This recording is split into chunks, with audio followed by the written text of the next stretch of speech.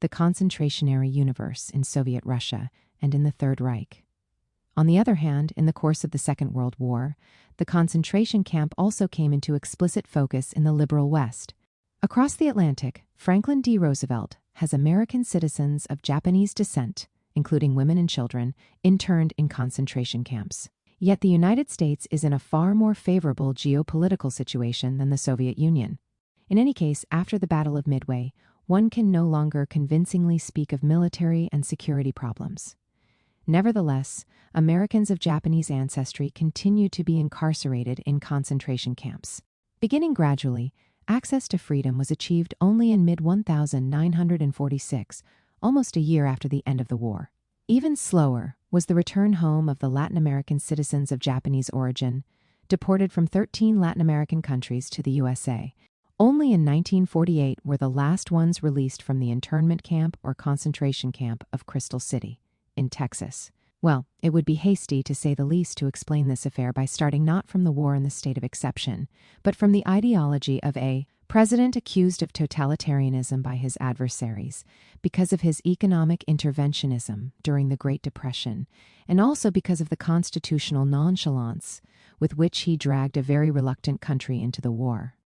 With this consideration, we come upon another omission found in the usual historic comparisons, namely in the concentrationary universes that developed in the course of the 20th century in the liberal West, sometimes assuming horrific forms.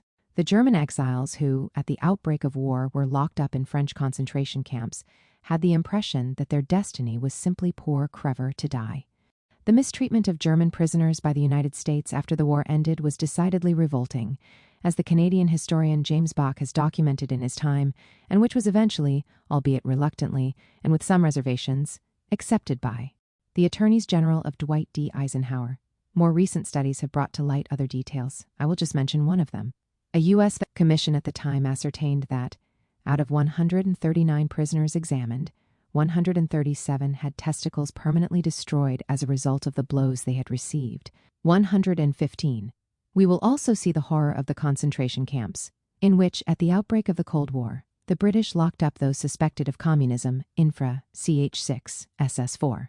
Finally, we should remember the Gulag, in which, from 1948 and following the break with the USSR, the communists loyal to Stalin were imprisoned in Yugoslavia. At least in this case, the Stalinists were not the creators, but the victims of the concentration camp, installed by a country that was certainly communist at the time, but an ally of the West.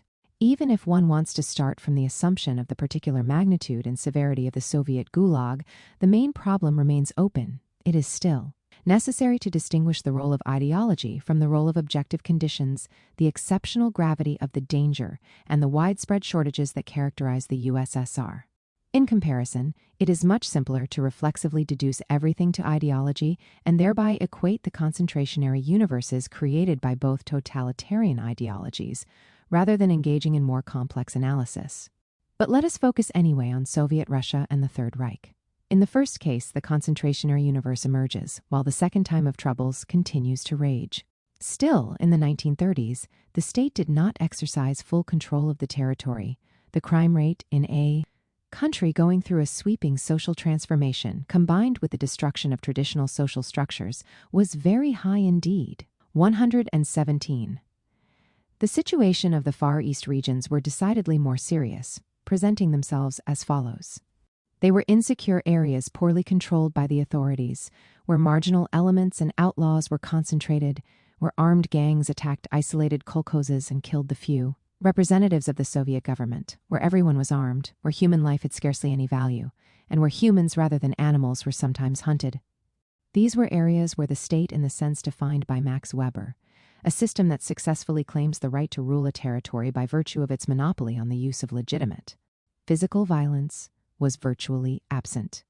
From the assassination on the German ambassador in Moscow, carried out in July 1918, during the session of the Fifth Pan to Russian Congress, of Soviets by the member of a party, the Socialist Revolutionaries, that was part of the government, at least up to the assassination of Kirov in front of his office door and at the hands of a young communist, Soviet power was grappling with terrorism, a phenomenon with a long history in Russia and feared infiltration at every level of the state apparatus by an opposition determined to overthrow the power of the usurpers and traitors.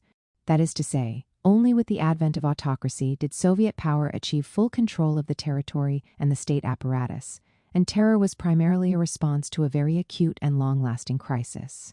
Even afterwards, the situation continued to be characterized by an interweaving of contradictions, the thickening storm of war at the international level, the latent civil war at the domestic level, the industrialization. Enforced stages which was considered necessary for the salvation of the country, but which at the same time provoked new conflicts and new tensions, which prolonged the state of exception in new forms. Precisely for this reason, as a recent study points out, the terror cannot be construed solely as a series of orders issued by Stalin and his accomplices. In reality, popular elements also played a part, and there was no lack of initiative from below. Often it was the workers, animated by the zealous faith pointed out above, who demanded the death sentence for traitors and even the renunciation of legal subtleties of long and costly judicial proceedings. And all this took place in the course of a process of limited but still real democratization, with the development of popular participation in the management of power in the workplace, with the substitution of the secret vote for the open vote, and with the possibility of choosing, in the election of union and factory leaders, from among several candidates. And the newly elected often made concrete commitments to improving working conditions and reducing accidents at work. Yes, there was no contradiction between repression and democracy in the political psychology of Stalin and his followers, and in this sense one can even speak of a democratization of repression. But it was precisely this democratization that stimulated an expansion of repression, taking advantage of the new possibility of questioning corrupt and inefficient officials in the factory, and in letters to the press, the tumultuous movement from below that thus developed tended to portray them as enemies of the people and to brand constant accidents at work as a form of sabotage of the new society it was engaged in building. The feeling of the growing threat of war and the obsessive hunt for a widespread but very well-concealed fifth column, the rampant fear and hysteria turned factory, trade union, and party assemblies into a free-for-all. At times it was Stalin and his closest collaborators who saw themselves forced to intervene to contain and channel this fury, warning against the tendency to dig up traitors and saboteurs everywhere and thus to destroy the party and trade union organizations. This brings to mind the great fear which raged in France in 1789 in the weeks and months immediately following the storming of the Bastille, when, blowing out of all proportion a danger which was not illusory, peasant imagination and rumor saw destructive brigands as the mercenaries of the enemies of the people and of that aristocratic conspiracy with another face, foreign invasion. In the USSR of the second half of the 1930s, the danger was real and of extreme gravity, but no less real was the hysteria.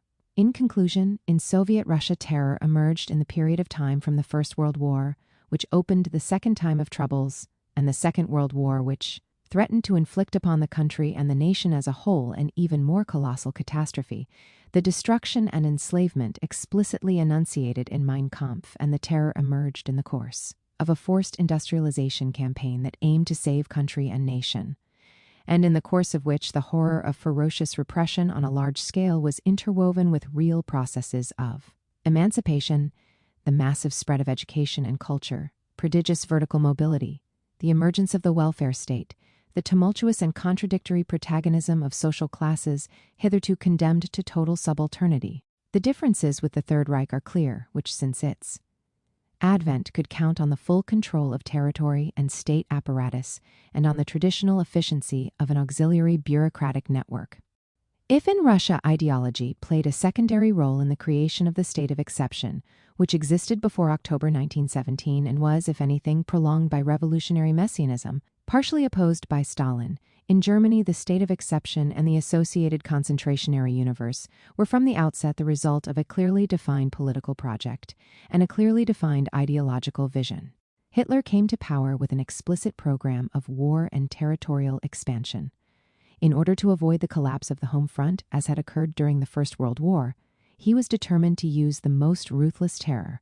The expansionism of Nazi Germany also aimed to reassert white and Aryan supremacy on a global scale, and to take up and radicalize the colonial tradition, enforcing it in Eastern Europe itself.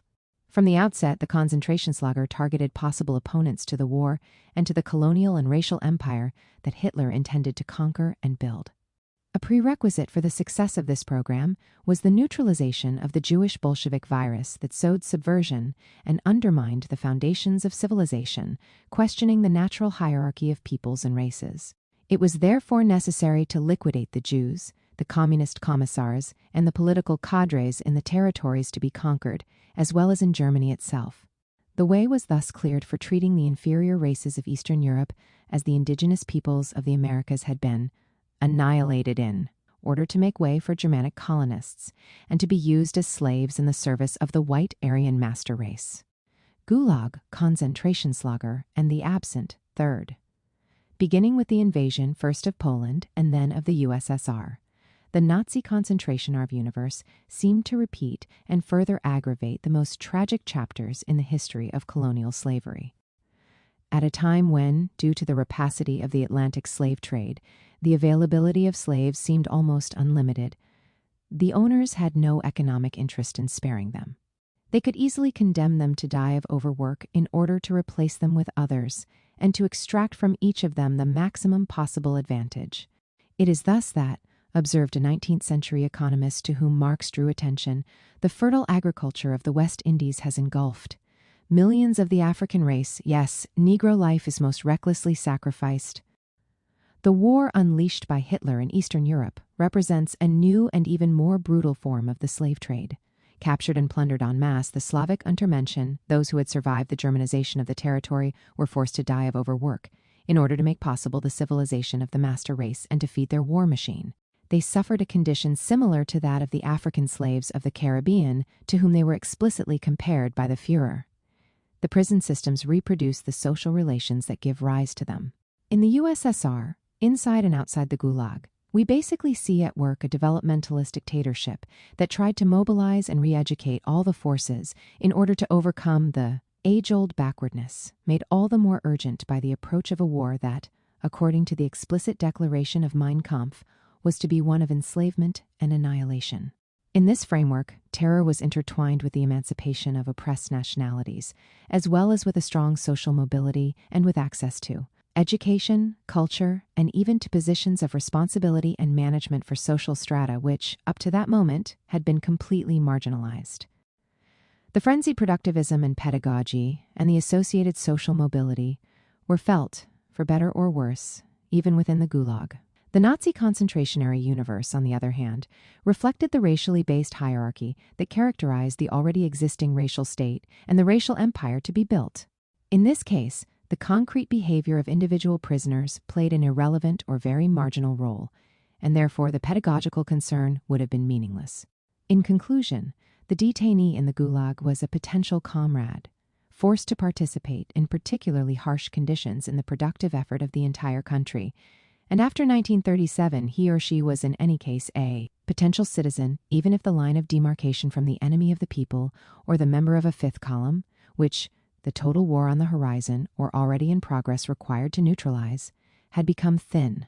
The detainee in the Nazi lager was primarily the Untermensch, marked forever by his or her racial designation or degeneration. If one really wants to find an analogy to the Konzentrationslager, it is necessary to bring in the concentrationary universe that runs deep through the colonial tradition where Hitler explicitly intended to place himself and that targeted colonized or colonized descendant peoples. Here is the central omission of the typical comparisons.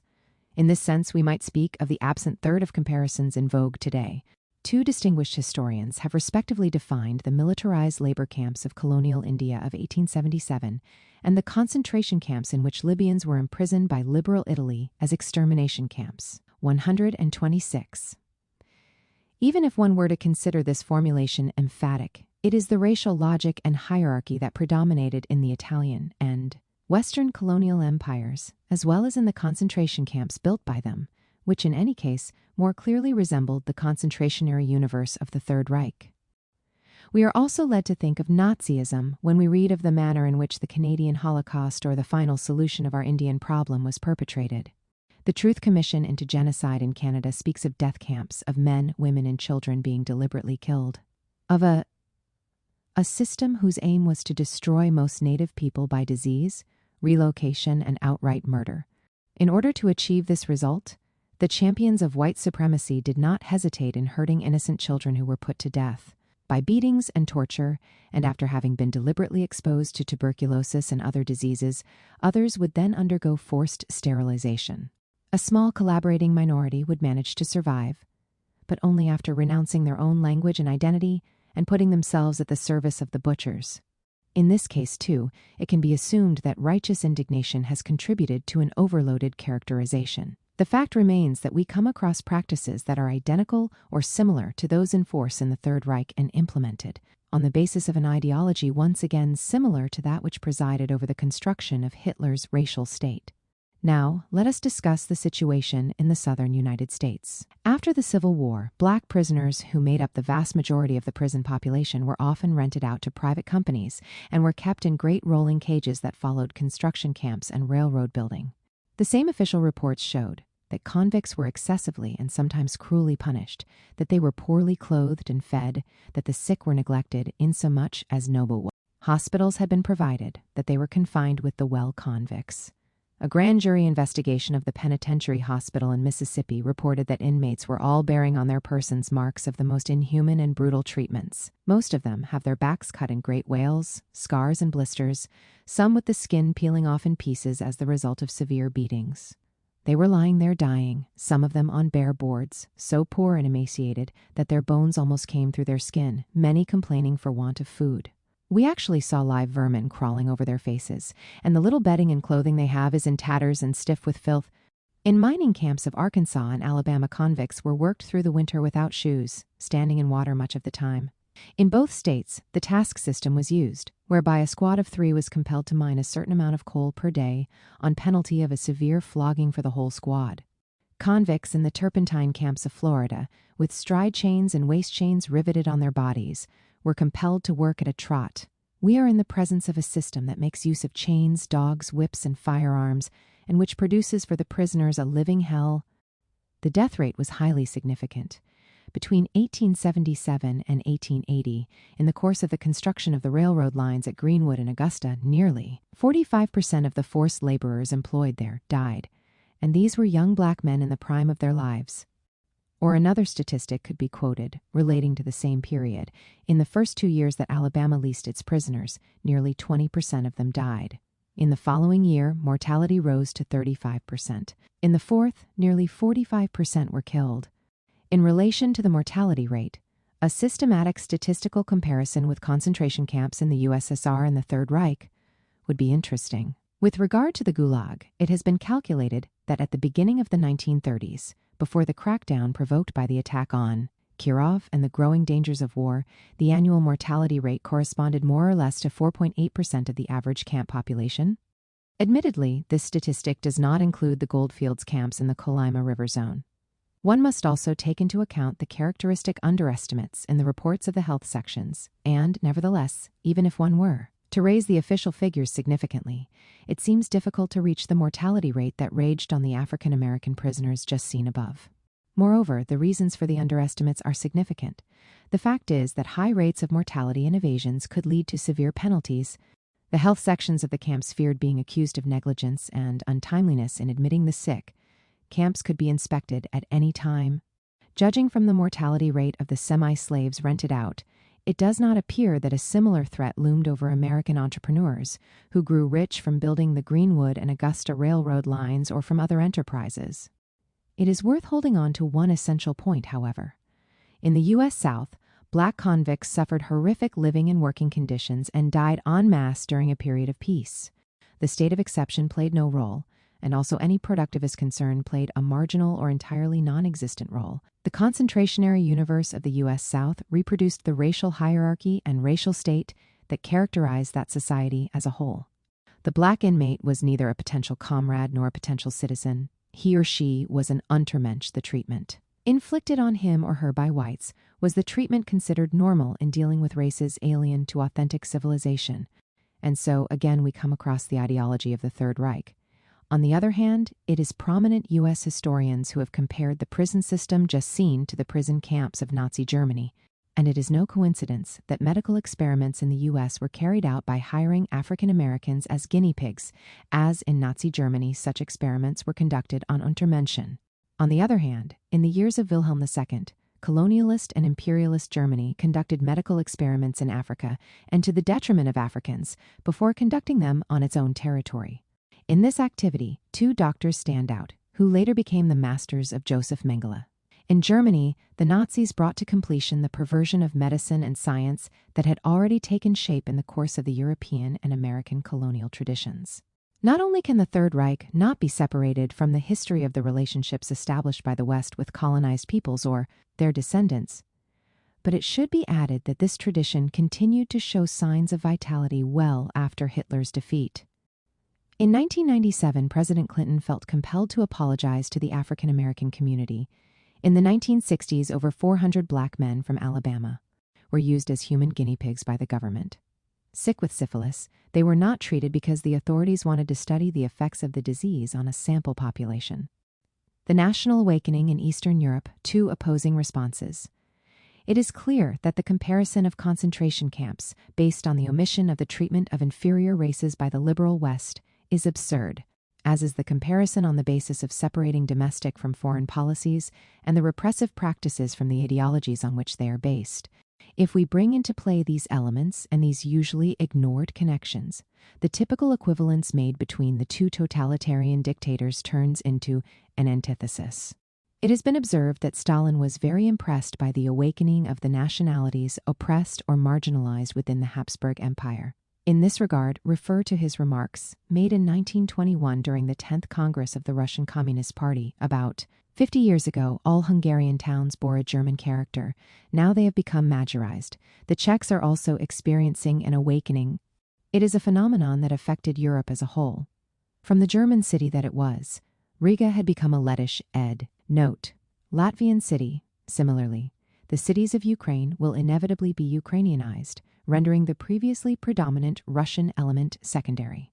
Starting from the realization of this process considered progressive and irreversible, the Bolshevik Party as a whole and particularly, Stalin engaged in a novel and fascinating experiment in governing a multi-ethnic state, which can be described as follows. The Soviet Union was the world's first affirmative action empire. Russia's new revolutionary government was the first of the old European multi-ethnic states to confront the rising tide of nationalism and respond by systematically promoting the national consciousness of its ethnic minorities and establishing for them many of the characteristic institutional forms of the nation-state. The Bolshevik strategy was to assume leadership over what now appeared to be the inevitable process of decolonization and carry it out in a manner that would preserve the territorial integrity of the old Russian Empire. To that end, the Soviet state created not just a dozen large national republics, but tens of thousands of national territories scattered across the entire expanse of the Soviet Union. New national elites were trained and promoted to leadership positions in the government, schools, and industrial enterprises of these newly formed territories. In each territory, the national language was declared the official language of government. In dozens of cases, this necessitated the creation of a written language where one did not yet exist. The Soviet state financed the mass production of books, journals, newspapers, movies, operas, museums, folk music ensembles, and other cultural output in the non-Russian languages. Nothing comparable to it had been attempted before. The novelty of this policy is all the stronger if one compares it with the obsession with homogenization that was still raging in the United States and Canada at the height of the 20th century. Forced to sever ties with their community of origin and with their families, Indigenous children also had to renounce their dances and their strange clothing. They were obliged to wear their hair short and, above all, to avoid using their tribal language like the plague. Breaking the rule that required the exclusive use of English resulted in harsh punishments, and in Canada even electric shock therapy. As far as the USSR is concerned, there is one essential point on which there is now some consensus. The republics thus received, sooner or later, a flag, an anthem, a language, a national academy, in some cases even a foreign commissioner's office, and they retained the right, later used in 1991, to secede from the Federation, although the procedure was not specified. In Mein Kampf, Hitler also took his cue from the Slavicization and erasure of the German element Entdeutschung, taking place in Eastern Europe. In his eyes, however, It is a process that is neither progressive nor irreversible, but only very radical measures can stop it and drive it back. It is not a question of conducting a policy of assimilation and of promoting a Germanization of the Slavic element in Austria. No, Germanization can be carried out only as regards human beings. It would be ridiculous to want to make a Negro or a Chinese a German just because he has learned German, is ready in the future to speak the German language, and give his vote to a German political party. Such a Germanization is in reality a degermanization. It would stand for the beginning of a bastardization, and thus for an annihilation of the Germanic element, and precisely those qualities would be destroyed which had enabled the conquering race Eroberervolk to achieve victory over an inferior people. Germanizing the land without ever Germanizing the people was only possible by following a very precise model. On the other side of the Atlantic, the white race had expanded westwards, Americanizing the land, certainly not the native population. In this way, the United States has remained a Nordic Germanic state, without degrading to an international mishmash of peoples. This same model was to be followed by Germany in Eastern Europe. If the Bolsheviks and Stalin were concerned to promote national elites and an indigenous political class in the Soviet republics that was as broad as possible, Hitler's program for the conquest of the East was exactly the opposite. All representatives of Polish intellectuality must be annihilated. It was necessary, by any means, to prevent the formation of a new intellectual class. Only in this way could the colonial tasks be fulfilled. The peoples destined to work like slaves in the service of the master race were not to lose sight of the fact that there can be only one master, the German. Speaking in 1921 at the 10th Congress of the Russian Communist Party, Stalin drew attention to a further element in the turning point that was taking place in world history. In the course of the imperialist war, the imperialist groups of the belligerent powers themselves were forced to appeal to the colonies, from which they drew the human material to build up their troops. And this could not fail to arouse in these peoples an inclination to freedom and struggle. The national awakening in Eastern Europe was in tune with the one taking place in the colonial world. The development of the national question into the general colonial question was not a historical accident. If national awakening in Europe commanded it to put an end to a policy of discrimination, denationalization, and oppression to the detriment of minorities, in the colonies, the national awakening was destined to radically challenge the concentrationary universe inflicted by the conquerors on the races they considered inferior. The novelty of the use of colonial troops did not escape Hitler, who had hastened to denounce the treason thus consummated against the white race. France was especially guilty of this, where a process of bastardization and negroization was quickly and ruinously put into practice, and where one even witnessed the creation of an African state on European soil. 145. We are not dealing here only with prejudices. We are in the presence of a precise political program, which looked with horror at the use of colonial troops and at racial mixing even on the level of sexual and marriage relations, because these practices, by breaking down the barrier between the race of masters and the race of servants, undermined the domination and the concentrationary universe which the former was called upon to impose upon the latter in the superior interests of civilization. From the Nazi leaders' point of view, the national awakening in Eastern Europe and the use of colonial troops in the internal conflicts of the West, with the associated emboldening of the colonial peoples, constituted a terrible overall threat to civilization and to the white race. The development of the racial state and empire and the unleashing of the war in the East, with the influx into the Nazi concentrationary universe of a mass of slaves recruited from the inferior races and destined to work and die in the service of the master race, also represented a response to this threat.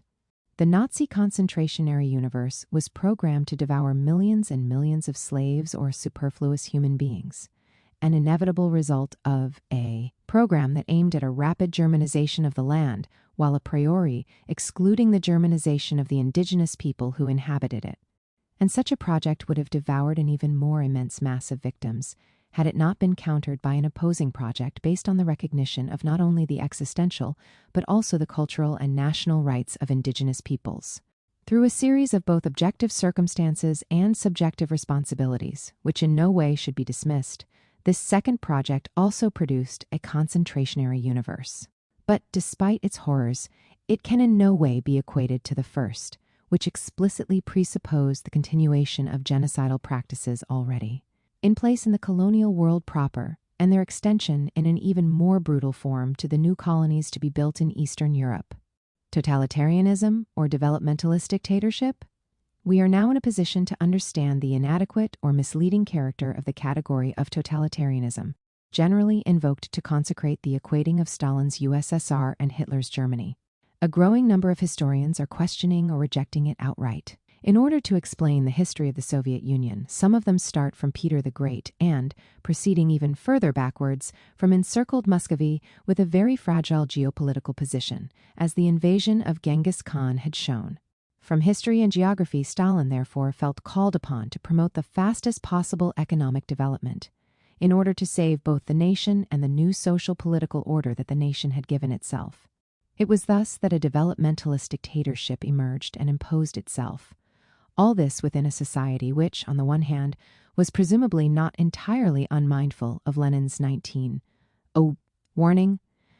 Whoever wants to reach socialism by a different road other than that of political democracy will inevitably arrive at conclusions that are absurd and reactionary both in the economic and the political sense, and on the other hand, due to both objective circumstances and inherent ideological weaknesses, was dragged from one state of exception to another, from one civil war to another. We are thus in the presence of a society characterized not by uniformity and totalitarian alignment, but by the permanence and omnipresence of civil war, which manifested itself even within families, torn apart as a result of the opposing attitudes of its members. Towards, for example, the process of the collectivization of the countryside, a peasant woman who belonged to the evangelical sect, and strongly opposed collectivization, murdered her activist husband with an axe while he slept, allegedly because he was a kolkhoz activist. Similar horrific acts of bloodshed also sometimes came to stain the relationship between parents and sons and daughters. The conflict took on the ferocity of religious war, and this applied not only to those who explicitly referred to motives derived from Christianity, but also to the fervent followers of the new society, themselves animated by zealous faith. Especially enlightening is the analysis of the reports on production. Let us try to imagine ourselves in a Soviet factory, or in one of the many construction sites that came into being in the wake of the gigantic modernization program promoted by Stalin. In the meantime, far from being uniformly decided from above, their location came at the end of a complex decision-making process made up of impassioned and often fiery discussions. Contrary to the strict centralization of the Tsarist era, the anti-colonialist rhetoric of the Soviet Union gave regional lobbies a power unthinkable under the Ancien regime. These regions were revealed to be particularly strong in that, precisely by virtue of their backwardness, they called upon the regime to fulfill its promises to do away with the inequalities and injustices of Tsarist imperialism in order to promote industrialization and modernization on a national scale. Once we enter the place of production and work, we see that there was no strict discipline and blind obedience. On the contrary, there was no shortage of disorder and bitter conflict. In the meantime, we see the strong fluctuations of the labor force. Stalin was forced to fight tenaciously against this phenomenon, and yet still in 1936, more than 87% of industrial workers leave their jobs. Stimulated also by the policy of full employment and the concrete possibilities of social ascendancy, this fluctuation nevertheless constituted a counterweight to the power exercised by authority in the factory or on the building site. But that is not all. On the whole, we are witnessing a kind of tug-of-war with three participants, the party and trade union leaders, committed to increasing labor productivity, the workers, often concerned primarily with raising wage levels, and the technicians caught in the middle and uncertain of what to do. Mostly it was the workers who had the upper hand, and often even the technicians disregarded orders from Moscow. It should be added that it was the working class itself that was divided. While it aroused the enthusiasm of some, the call to increase productivity and to engage fully in socialist competition in order to develop the productive forces and catch up with or surpass the more advanced countries of the West provoked discontent, quiet resistance, or open hostility in others. If the ideologues were branded by the discontents as the forces of the Antichrist, in return the former harbored a holy hatred for the enemies of a new socialist life, in language that leads us back once again to the zealous faith that inspired an entire generation. That which ultimately pitted followers and opponents of the new order against each other was certainly not the only conflict. We also see confrontation between technical cadres on the one hand and the mass of workers on the other. The former had often fought against the Bolsheviks and on the side of the whites. Appeal was therefore made to their competence, but at the same time, an attempt was made to subject them to some form of control. But even the newly educated technicians and specialists, or those who, although trained under the old regime, also from patriotic sentiments collaborated loyally with the Soviet power, nevertheless had to face the challenge coming from a new social stratum, the vanguard workers. And this side was all the more fearsome in a society in which workers are called upon to judge their leaders. It was well understood then that the engineers often strongly resisted workers' control. But this resistance was far from easy. Workers could make their voices heard and asserted themselves by displaying manifestos in the workplace and writing to the press and party leaders. It was often the technicians and production bosses in the factory and the workplace in general who felt intimidated. Stalin also mentioned these conflicts when he dealt with the Stakhanovite movement, which began spontaneously, almost of its own accord, from below, without any pressure of any kind from the administrations of our factories, and even in opposition against them. Yes, at least in the beginning, the Stakhanovites were forced to carry out their experiments in secret from the economic bodies, in secret from the controllers. A worker engaged in introducing innovations even risked dismissal, or was stopped by the intervention of the shop superintendent. In competition and often in conflict with each other, we see a plurality of industrial authorities, technical, administrative, political, and trade unions. There is also a distinction between party and trade union at work. In conclusion, a visit to a Soviet factory or building site, even from the Stalin years, certainly did not leave an impression of entering a totalitarian workplace. Totalitarianism was far more developed. In the factories of Tsarist Russia, where an unequivocal principle was in force, the factory owner is an absolute sovereign and legislator, whom no laws constrain. Indeed, he could even have recourse to the whip in the case of infractions of certain importance. Or take a country like the USA. Let us bring into the picture the treatment reserved for prisoners almost always African American, whose rental, as we know, was transferred between private companies. These companies could enjoy absolute control in exchange for wages. Company guards were empowered to chain prisoners, shoot those attempting to flee, torture any who wouldn't submit, and whip the disobedient, naked or clothed, almost without limit. Over 8 decades, from the 1870s until World War II, almost never were there penalties to any acquirer of these slaves for their mistreatment or deaths. Sure, these were convicts, but keep in mind that for African Americans in the South, the charge of vagrancy alone was enough to be arrested, convicted, and sold as rental labor to entrepreneurs determined to enrich themselves. Other times, African Americans were simply captured by landowners and forced to provide forced labor. Not by chance, already in the title and subtitle of his book, the author quoted here spoke of slavery by another name, of the re-enslavement of Black Americans from the Civil War to World War II. While even slaves or semi-slaves obviously constituted a small percentage of the overall labor force, it nonetheless gives one pause about the prolonged permanence of slave or semi-slave labor relations in the production sites of U.S. capitalist society. Beyond this, it is worth making a more general consideration on closer inspection. In the Soviet factory, we see dynamics and relations at work that would be considered intolerably undisciplined even in the capitalist factory of democratic countries. A well-known thesis of Marx, the poverty of philosophy, may serve to clarify this point. While inside the modern workshop the division of labor is meticulously regulated by the authority of the employer, modern society has no other rule, no other authority for the distribution of labor than free competition. It can even be laid down as a general rule that the less authority presides over the division of labor inside society, the more the division of labor develops inside the workshop, and the more it is subjected there to the authority of a single person. Thus, authority in the workshop and authority in society, in relation to the division of labor, are in inverse ratio to each other. It could be said that in Soviet society, there was at times a reversal of the dialectic of capitalist society described by Marx. The absence of rigid factory discipline with the disappearance of the traditional more or less accentuated despotism of the bosses was matched by the terror exercised by the state over civil society. But even in this regard, one must be on guard against simplifications. We are in the presence of a more confused and less organized state than one might think. The center rarely spoke with a single voice. The same ideological uniformity was often only a facade. 100. The usual analyses of totalitarianism are totally abstracted from the places of production and work, and for this reason they are one-sided and superficial. If we put an end to this total and undue abstraction, the category of totalitarianism appears to us in all its inadequacy. It does not help us in any way to understand a society that in its final phase, after the zealous faith that could not last forever, as Kennan had lucidly predicted, was undermined by a true and proper anarchy in the workplace, quietly deserted by their employees, who, even when present, nevertheless seemed to be engaged in a sort of work to rule slowdown, which was tolerated. This is the impression that the workers and trade union delegations visiting the USSR in later years got, with a mixture of bemusement and slight approval.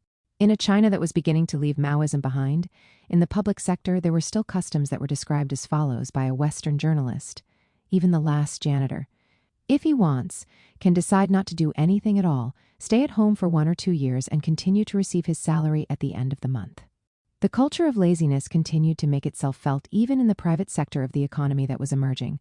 Former state employees arrive late, then read the newspaper, go to the canteen half an hour earlier, leave the office an hour early, and often leave for family reasons, for example, because their wives are sick.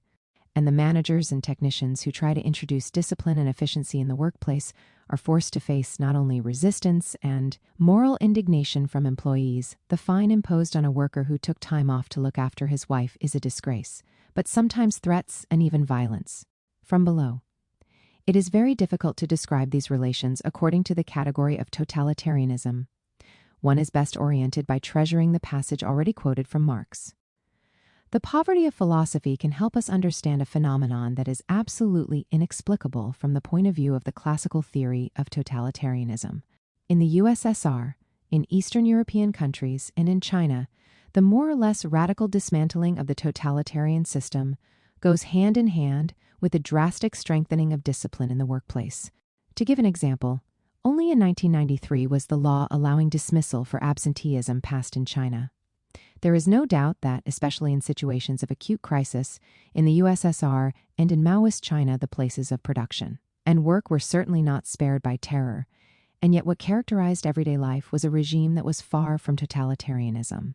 In short, one could say that the usual recourse to this category is persuasive only on the basis of a double arbitrary abstraction: the removal from the field of investigation of the relations in force in the places of production and work makes it possible to juxtapose communist dictatorship and Nazi dictatorship.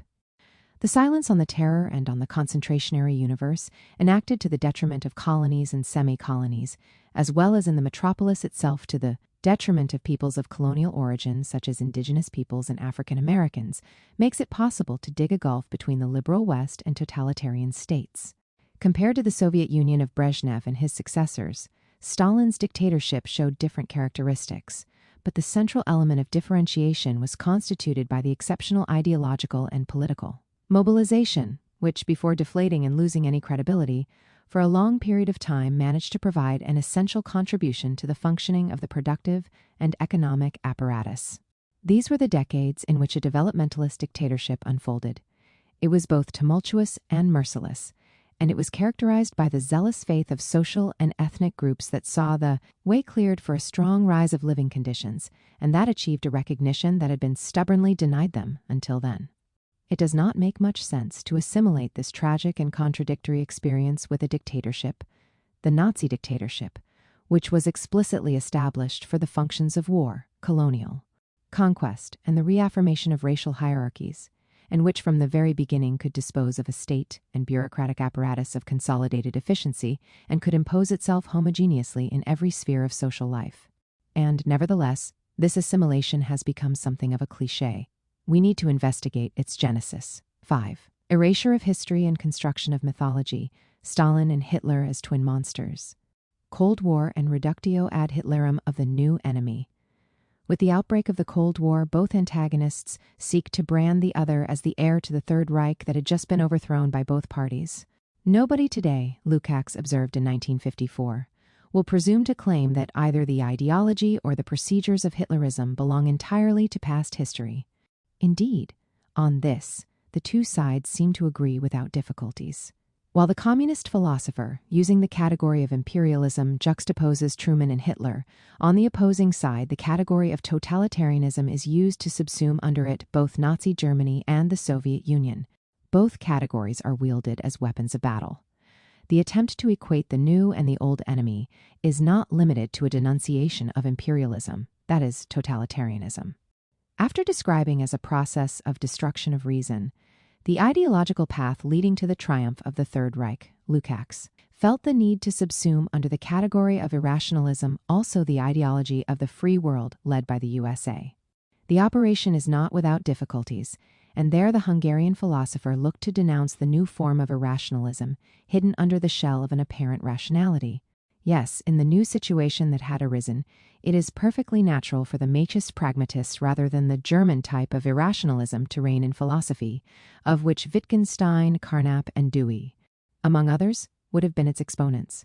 The difficulty of assimilating the new to the old enemy was also felt on the opposing side. In outlining the origins of totalitarianism, Ter having long insisted on the deadly role of imperialism, and having singled out Lord Cromer in particular, who was still after the Second World War counted by Churchill among the heroes of the British Empire, Arendt completed the comparison and equated Stalin's Soviet Union with Nazi Germany by referring not only to totalitarianism, but also to another category, that of pan-movements.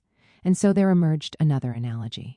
The pan-Germanism of the second of the two countries compared would be matched by the pan-Slavism of the first.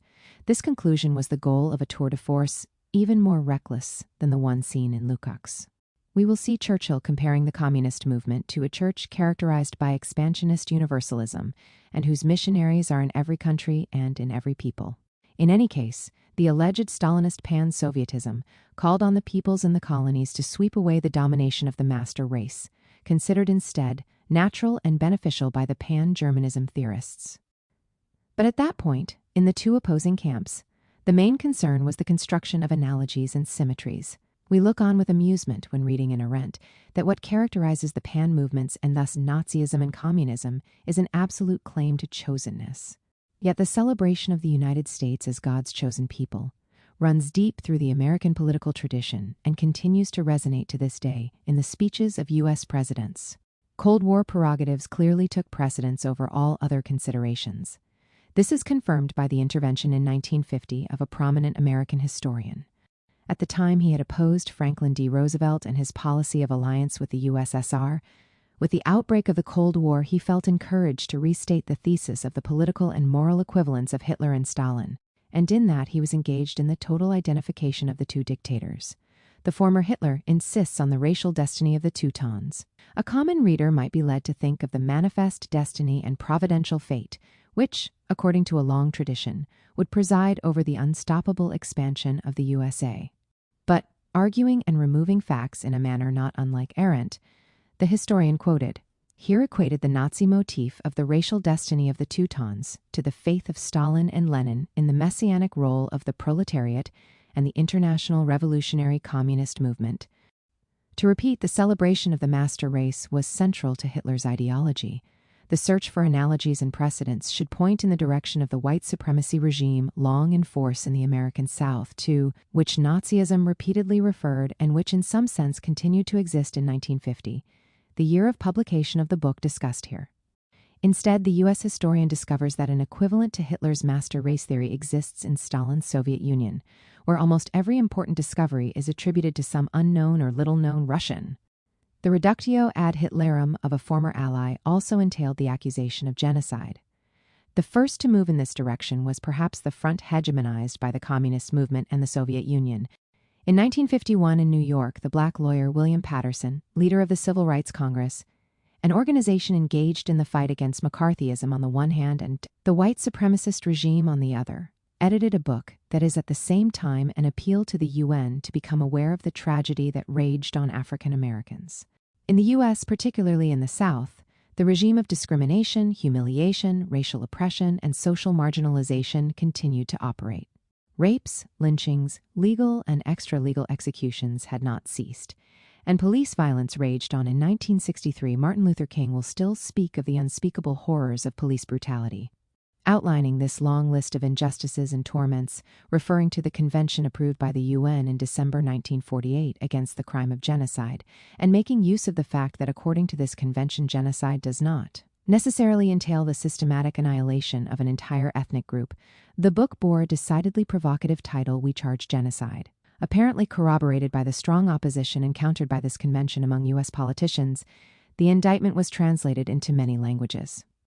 In the USSR, the work appeared with an introduction by the Jewish intellectual Ilya Ehrenberg, who compared the Third Reich and the USA as both suffering from a genocidal or potentially genocidal racist delusion. Of course, there were furious reactions to the book in the United States, and the accusation was reciprocated. A member of the committee calling for approval of the UN Convention declared, "In communist countries, it is official policy to wipe out entire groups on the basis of their racial and national origin." If the beginnings of the Cold War saw each of the two antagonists branding the other with a new version of Nazism and the crime of evincing its genocidal madness, as the triumph of the West progressed, the analogies game tended ever more exclusively in the direction favored by the victor. In particular, it has become an obsession in dominant ideology to equate Stalin and Hitler in the most complete way possible, to the point of presenting them as twin monsters. The negative cult of heroes. How was this achieved? While attention is focused exclusively on the Soviet Union and the Third Reich, Gandhi equated colonialist England and Hitler's Germany, British, and Nazi imperialism, and attacked both in his condemnatory judgment. Scholars not suspected of anti-Westernism have repeatedly compared and even explicitly theorized the treatment of colonial populations by the liberal West to the genocidal practices of the Third Reich. This comparison has been applied to the deportation of the Cherokee people, ordered by Andrew Jackson, the President of the United States, the country visited and celebrated by Tocqueville, to the attitude taken by Theodore Roosevelt towards the inferior races to be met with a war of extermination in the event of rebellion against the superior race, to the treatment inflicted by England on the Irish people treated. In the same way as indigenous peoples of the Americas, and still in the mid-19th century, condemned to die en masse of starvation. There is more. The key terms nowadays used to describe the horrors of the 20th century already emerged from studies investigating the liberal world of the 19th century. With reference in particular to the development of industrial capitalism in England, it has been argued that the Gulag is not an invention of the 20th century. A totalitarian society was founded in Australia as it swallowed up deportees from England, often wretches condemned for petty theft, to which they had been driven by hunger. With regard to the tragedy of the indigenous populations in America, Australia, or the English colonies in general, authoritative scholars have spoken respectively of American Holocaust, i.e., the final solution of the Amerindian question, the Australian Holocaust and late Victorian Holocausts, not to mention the Black Holocaust, the deportation and enslavement of the survivors, 1 in 3 or 4, to which African Americans seek to draw attention. Finally, as we have also seen, the Canadian Holocaust. Even when it comes to the events unfolding before our eyes, authoritative media outlets report that in Afghanistan, a country under U.S. protectorate status, captured Taliban are amassed in a place that resembles the Auschwitz Nazi concentration camp, and that in Guantanamo a sort of modern-day gulag is at work, according to Amnesty International's characterization. Finally, it is worth noting that the most unprejudiced American historiography has not hesitated to establish a comparison between Anglo-American annihilation from the air of entire cities, Dresden, Hiroshima, and Nagasaki, on the one hand, and the genocide of the Jews on the other. But all this vanishes, as if by magic, in dominant ideology and historiography, just as the reality of the concentrationary universe that in the course of the Second 30 Years' War emerged even in countries with a more consolidated liberal tradition, and, even after the defeat of the Third Reich, was kept up for some time as anti-Soviet and anti-communist measures, and that in any case were developed further in the colonies or semi-colonies.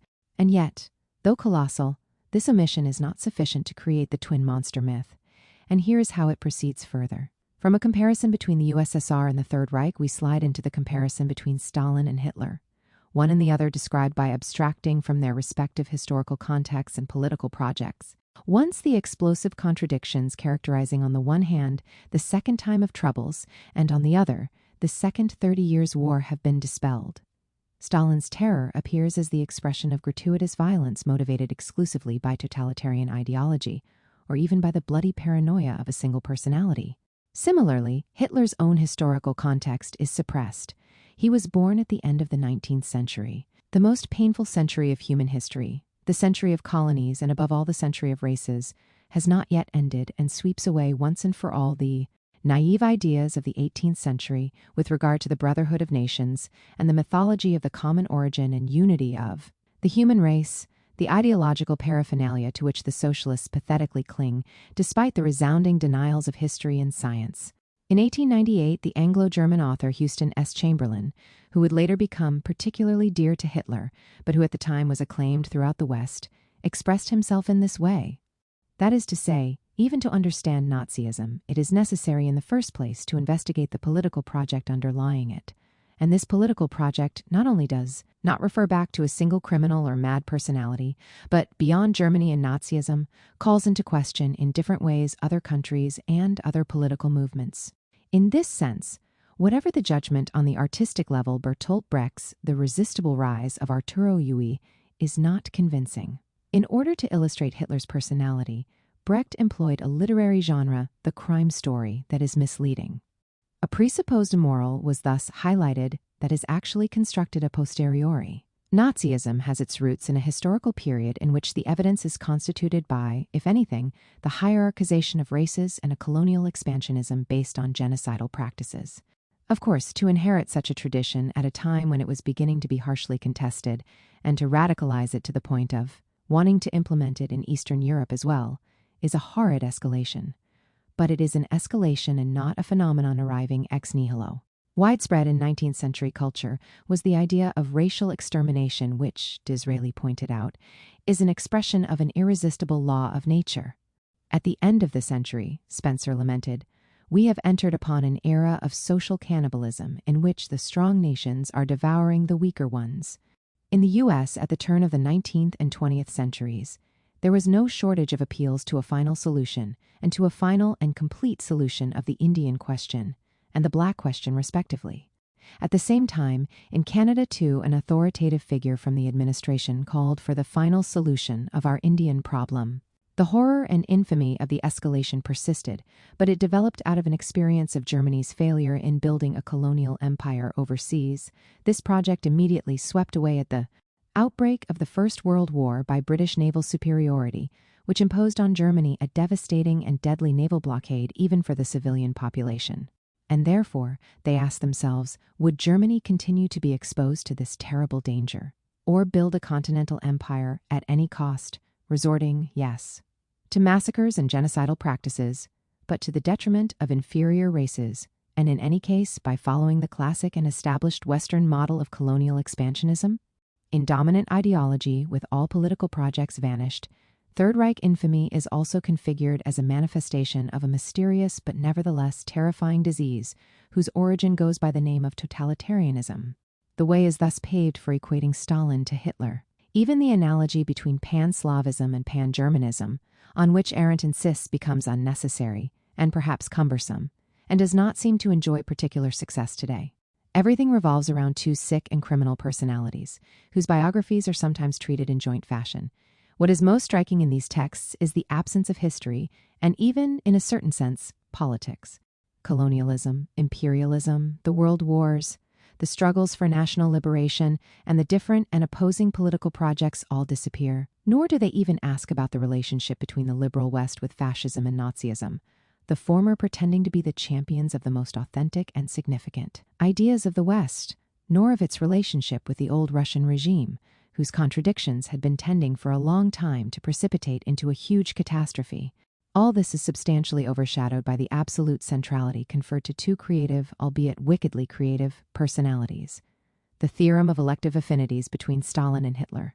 It is said that these two personalities are not only politically and morally equivalent, but are also linked by a sort of mutual attraction. As proof of this, one refers to the German-Soviet non-aggression pact and of the delimitation of the respective spheres of influence.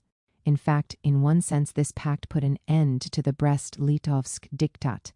In another, it was only a stage in a contradictory process of delimitation of spheres of influence by the great powers that began in Munich and ended provisionally in Yalta. A few months after the conclusion of the Second World War, in 1946, Ernest Bevin, a leading Labour Party figure and British Foreign Secretary, saw the world as tending to be divided into spheres of influence, or what can be described as the three great Monroe doctrines, claimed and asserted respectively by the USA, the USSR, and Great Britain.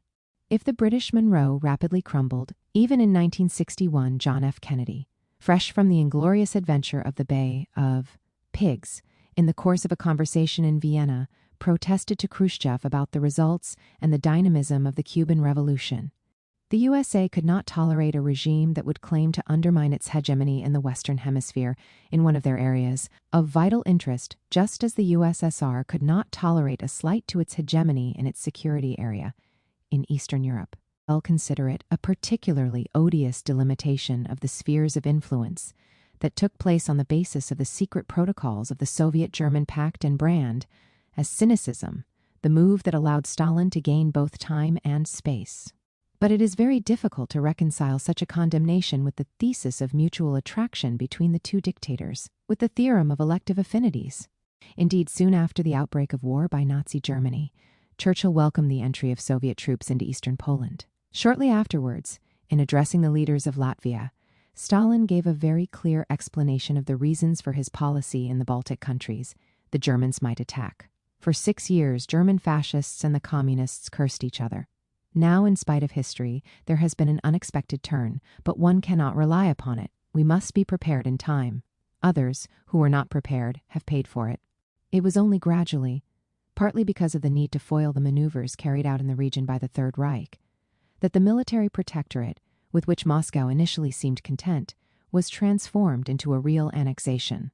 The amputations suffered by Soviet Russia in the period of its greatest weakness were thus radically called into question, while at the same time, the new ruling group's tendency to take on the legacy of the international policy of Tsarist Russia without excessive limitations was accentuated. In the usual assessment of the German-Soviet Pact, the questions that would seem preliminary to its understanding are completely absent. What agreements had been previously stipulated by the Third Reich? How can one explain the outbreak of war between Germany and the Soviet Union less than 2 years later, and what were the plans cultivated by the number 2 in the Nazi regime, Rudolf Hess, who on the eve of Operation Barbarossa adventurously landed in England? In the race to reach a compromise or an agreement with the new regime installed in Berlin, Stalin arrived decidedly last. On July 20th, 1933, the Concordat between Germany and the Holy See guaranteed the fidelity of German Catholics to the new government, established according to the Constitution, Verfassungsmäßige gebildete Regierung, acknowledgement that came shortly after the launching of exceptional laws, with recourse to terror, and the emergence of the racial state, with the first measures against officials of non-Aryan origin. 2 weeks earlier, the Catholic Zentrum dissolved itself, whose militants had pledged to provide positive collaboration to the National Front directed by the Reich Chancellor. As for the Protestant world, it must not be forgotten that the Deutsche Christen sided with Hitler immediately after his coming to power, and took up that position by adapting Christianity to the needs of the Third Reich, reinterpreting the Protestant Reformation in a nationalistic and even racist key, in order to theorize a church fused with the German popular community and founded on the recognition of the diversity of peoples and races as an order willed by God. 17. The Zionist movement also showed similar readiness to seek the favor of the new rulers. The organ of the former, the Jüdische Rundschau, which remained substantially immune from the wave of prohibitions and persecutions that hit the German press immediately after the Reichstag fire, a few weeks later on April 7, 1933, called Zionists and Nazis to be honest partners. It all culminates in the 1935 agreement to transfer 20,000 Jews to Palestine, authorized to take with them almost $30 million, with a strong impetus to colonization and to the process that would later lead to the formation of the State of Israel. Later, reacting to the transfer agreement, the Grand Mufti of Jerusalem also tried to ingratiate himself with Hitler. Let us now turn to the political parties aligned in opposition.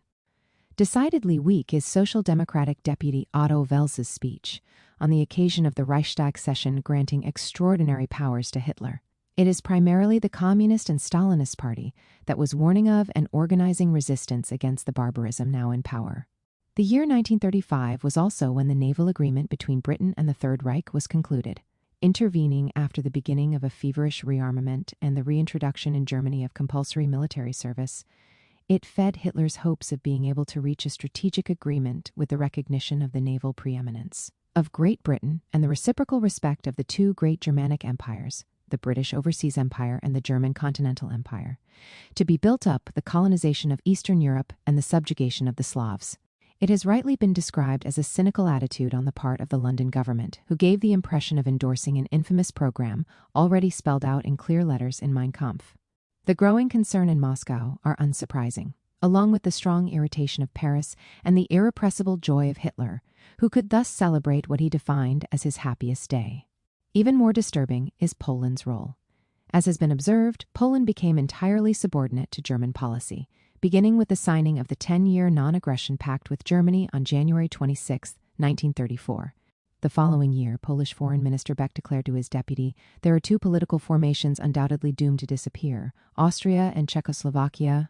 The consonance with Hitler's program was clear, and it was not only a matter of words. The Polish ultimatum to Czechoslovakia, demanding the return of Tesin, finally convinced Beneš, according to his own account, to abandon any idea of resisting the Munich settlement. Poland had been so far a more useful jackal to Germany in the East than Italy had been in the Mediterranean. The Munich Conference did not mark the end of the Warsaw government's collaboration with the Third Reich.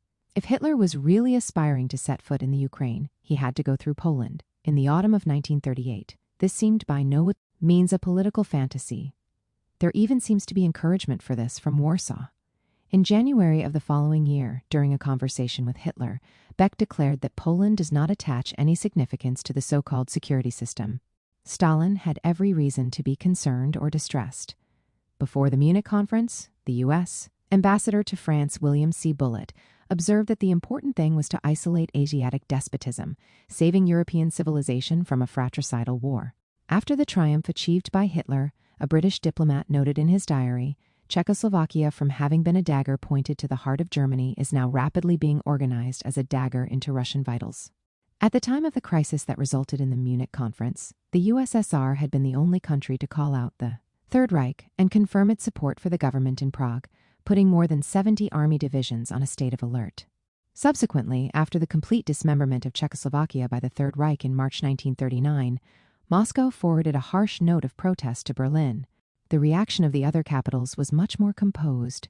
And so, the Nazi-fascist aggressors successively devoured Ethiopia, Spain, Czechoslovakia, Albania, and China in Asia, thanks to the direct complicity or passivity of the Western powers, who were inclined to direct the further ambitions and expansionist aims of the Third Reich toward the country that had emerged from the October Revolution. To the east, the Soviet Union felt the pressure exerted by Japan on those frontiers. The danger of invasion and war was thus arriving on two fronts. It was only at this point that Moscow began to move in the direction of the non-aggression pact with Germany, taking note of the failure of the Popular Front policy. Carried out by Stalin with conviction and decisiveness, the Popular Front policy had cost not a little. It had strengthened the Trotskyist opposition and agitation, especially in the colonies.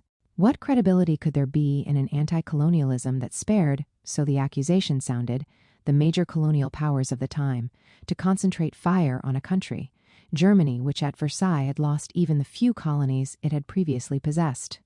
Above all, for colonial peoples themselves, it was difficult to accept the turn of events. England had been largely discredited.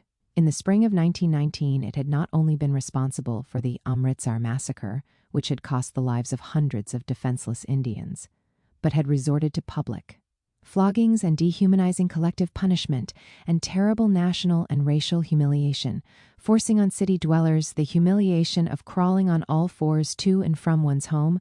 Later, as the Second World War flared up, the imperial government repressed pro-independence demonstrations by machine gunning them from above with the Air Force. These were the years when Gandhi stated that in India we have a Hitlerian government, albeit disguised in milder terms.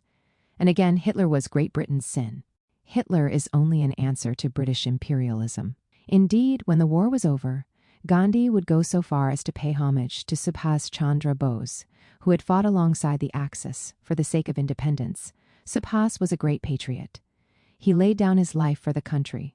In conclusion, it had not been easy for the USSR to get the idea accepted that, despite appearances, even for the people of the colonies, the main danger was still constituted by the Nazi-fascist coalition, by the Germany-Japan-Italy axis, and in particular by the Third Reich, which was determined to resume and radicalize the colonial tradition, even resorting to extreme means. For countries like England and France, the policy of the Popular Fronts entailed much lower costs, and yet they sabotaged it.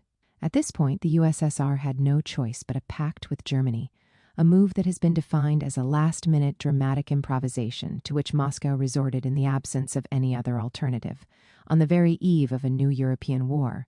This became a turning point that is usually assessed with an eye exclusively on Europe.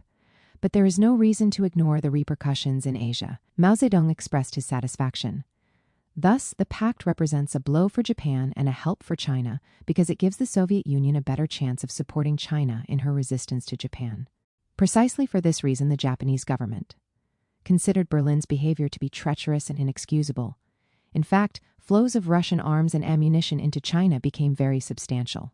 The attitude of the West was quite different. It is still a dark page in the book of history that neither Europe nor America, on their own initiative and through comprehension of what was at stake, put the slightest obstacle in the way of the fascist rulers in Tokyo, and, what was worse, almost right up to the day of Pearl Harbor, the Americans were sending oil and motor fuel to Japan.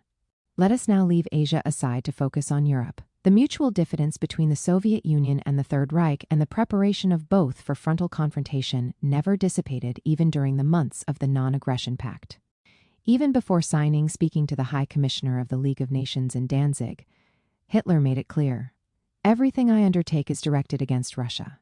If the West is too stupid and too blind to comprehend this, I will be forced to reach an understanding with the Russians, turn and strike the West, and then after their defeat turn back against the Soviet Union with all the forces united through me." Judging from this excerpt, the Führer's constant goal was the construction of a German-led Western alliance for the destruction of the Soviet Union. If this alliance could not be stipulated by means of a prior agreement, then all that remained was to impose it on the recalcitrant partners after defeating them. The transitional agreement with Moscow was merely a ploy to achieve victory, and thus bring about the Western alliance necessary for the final showdown with Bolshevism. The Non-Aggression Pact was instrumental to the achievement of the main and permanent objective of the Third Reich, who unleashed Operation Barbarossa, presenting it as a crusade for Europe, to which European countries and peoples were called upon to contribute, and in fact did contribute, to varying degrees and with human or material resources. Was Stalin counting on an eternal or lengthy duration of the pact? In fact, from the very beginning, he was aware of the inevitability of confrontation with Nazi Germany. We will be spared war a little longer. He took advantage of the time thus gained to consolidate his country's position. As early as November 1939, in Hitler's eyes, the communist-ruled country appeared committed to military strengthening and was willing to comply with the pact only according to circumstances and convenience. It was a point reiterated by the Führer 2 months later. Stalin is cautious. He is well aware of the balance of power, but he is clearly looking forward to a difficult situation for Germany. He does not even lose track of the weather either, and reveals himself to be more brazen than usual in the winter months, when he felt more sheltered from the formidable war machine of the Third Reich. The Führer's worries were anything but far-fetched.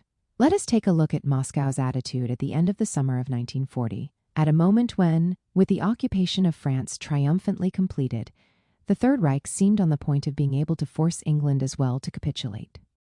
While to Hitler, Stalin was expressing confidence in a rapid conclusion to the war, his diplomatic envoys and agents abroad encouraged every sign of resistance to the new order.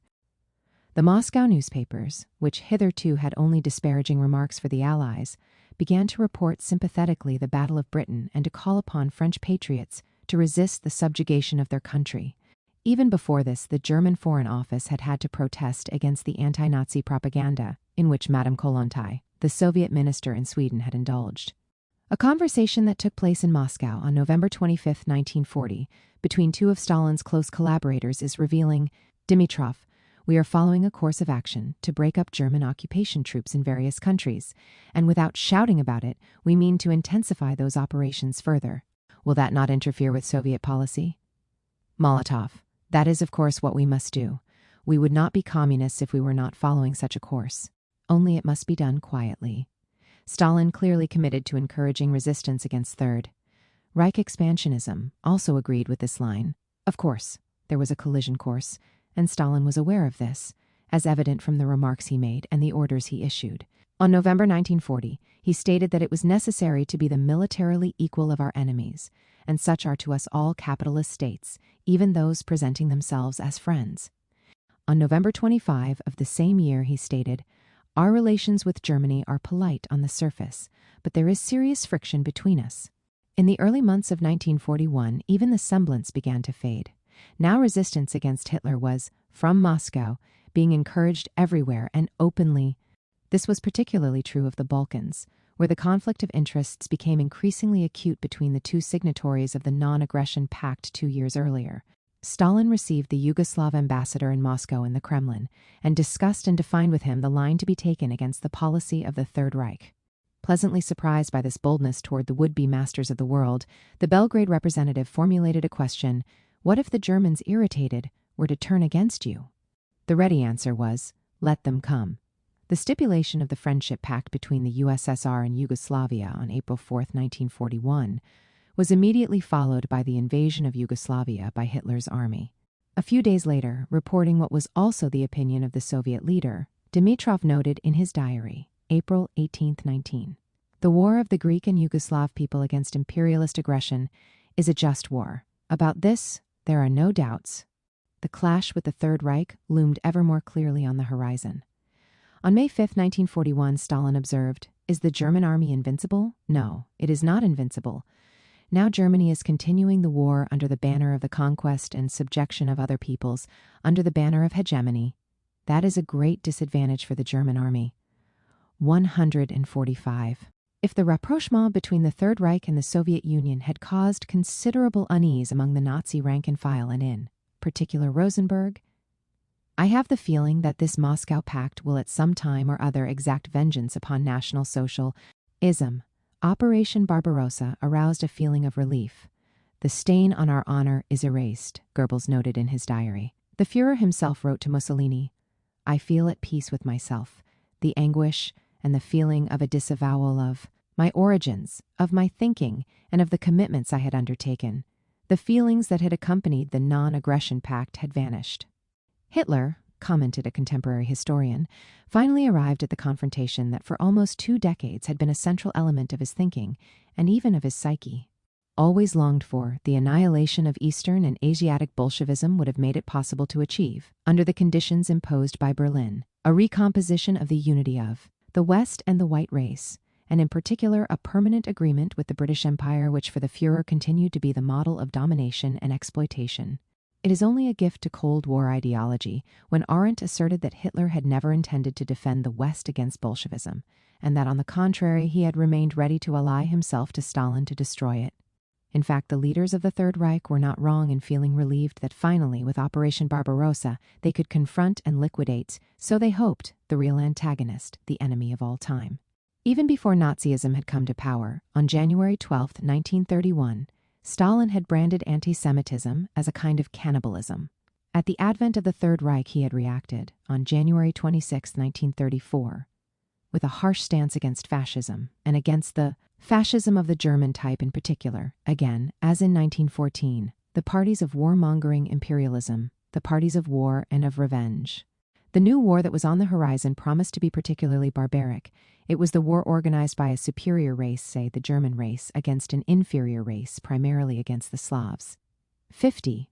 Stalin had then reiterated this notion on November 25, 1936, at the time of the presentation of the new Soviet constitution, which he contrasted because of its profoundly internationalist character with the bourgeois constitutions which tacitly assume that nations and races cannot have equal rights. It was true that in that instance that speech was of a general nature, as emerged from references made to the colonies and to discrimination based on the difference in skin color. But it is clear that the main target was Nazi Germany, which had raised racial ideology to the status of a state doctrine. It was no coincidence that Stalin insisted on the principle of equality between nations, irrespective of their strength or weakness. At that time, it was the Third Reich that was the champion of social Darwinism at the international level. Still, within months of the outbreak of war in Europe on March 10, 1939, in warning the Western powers that their great and dangerous political game of channeling towards the East against the Soviet Union, the Third Reich's expansionist policies would end. In serious failure, i.e., with a non-aggression pact between Moscow and Berlin, Stalin had appealed for an end to appeasement to the policy of making concession after concession to the aggressors, and instead to form a common front against the war provocateurs. Completely removing the historical framework sketched here, Arendt enunciated a theorem of elective affinities between Stalin and Hitler, the only man the former was ultimately fond of was the latter, and the only man admired by the latter was the former. After what we have seen, to speak of fondness between the two sounds unintentionally humorous, while Arendt's thesis of Stalin's deliberate pro-Hitler policy is a trivial nod to Cold War ideology. In the Moscow of 1937, Feuchtwanger observes, "Everyone takes account of the future war with absolute certainty and sees the German fascist as the enemy." The reason was clear. Our very existence, say the Soviet people, is so evident a refutation of all fascist theories that the fascist states, if they themselves would survive, must destroy us. The war of annihilation that would later be unleashed by the Third Reich was foreseen then with precision, and far from slowing down, preparations for it would further intensify until they became frenzied in the months of the Non-Aggression Pact. It is true, however, that starting with Operation Barbarossa, Hitler sometimes highlighted the political and military capabilities of his great antagonist. Would this be a confirmation of the theorem of elective affinities?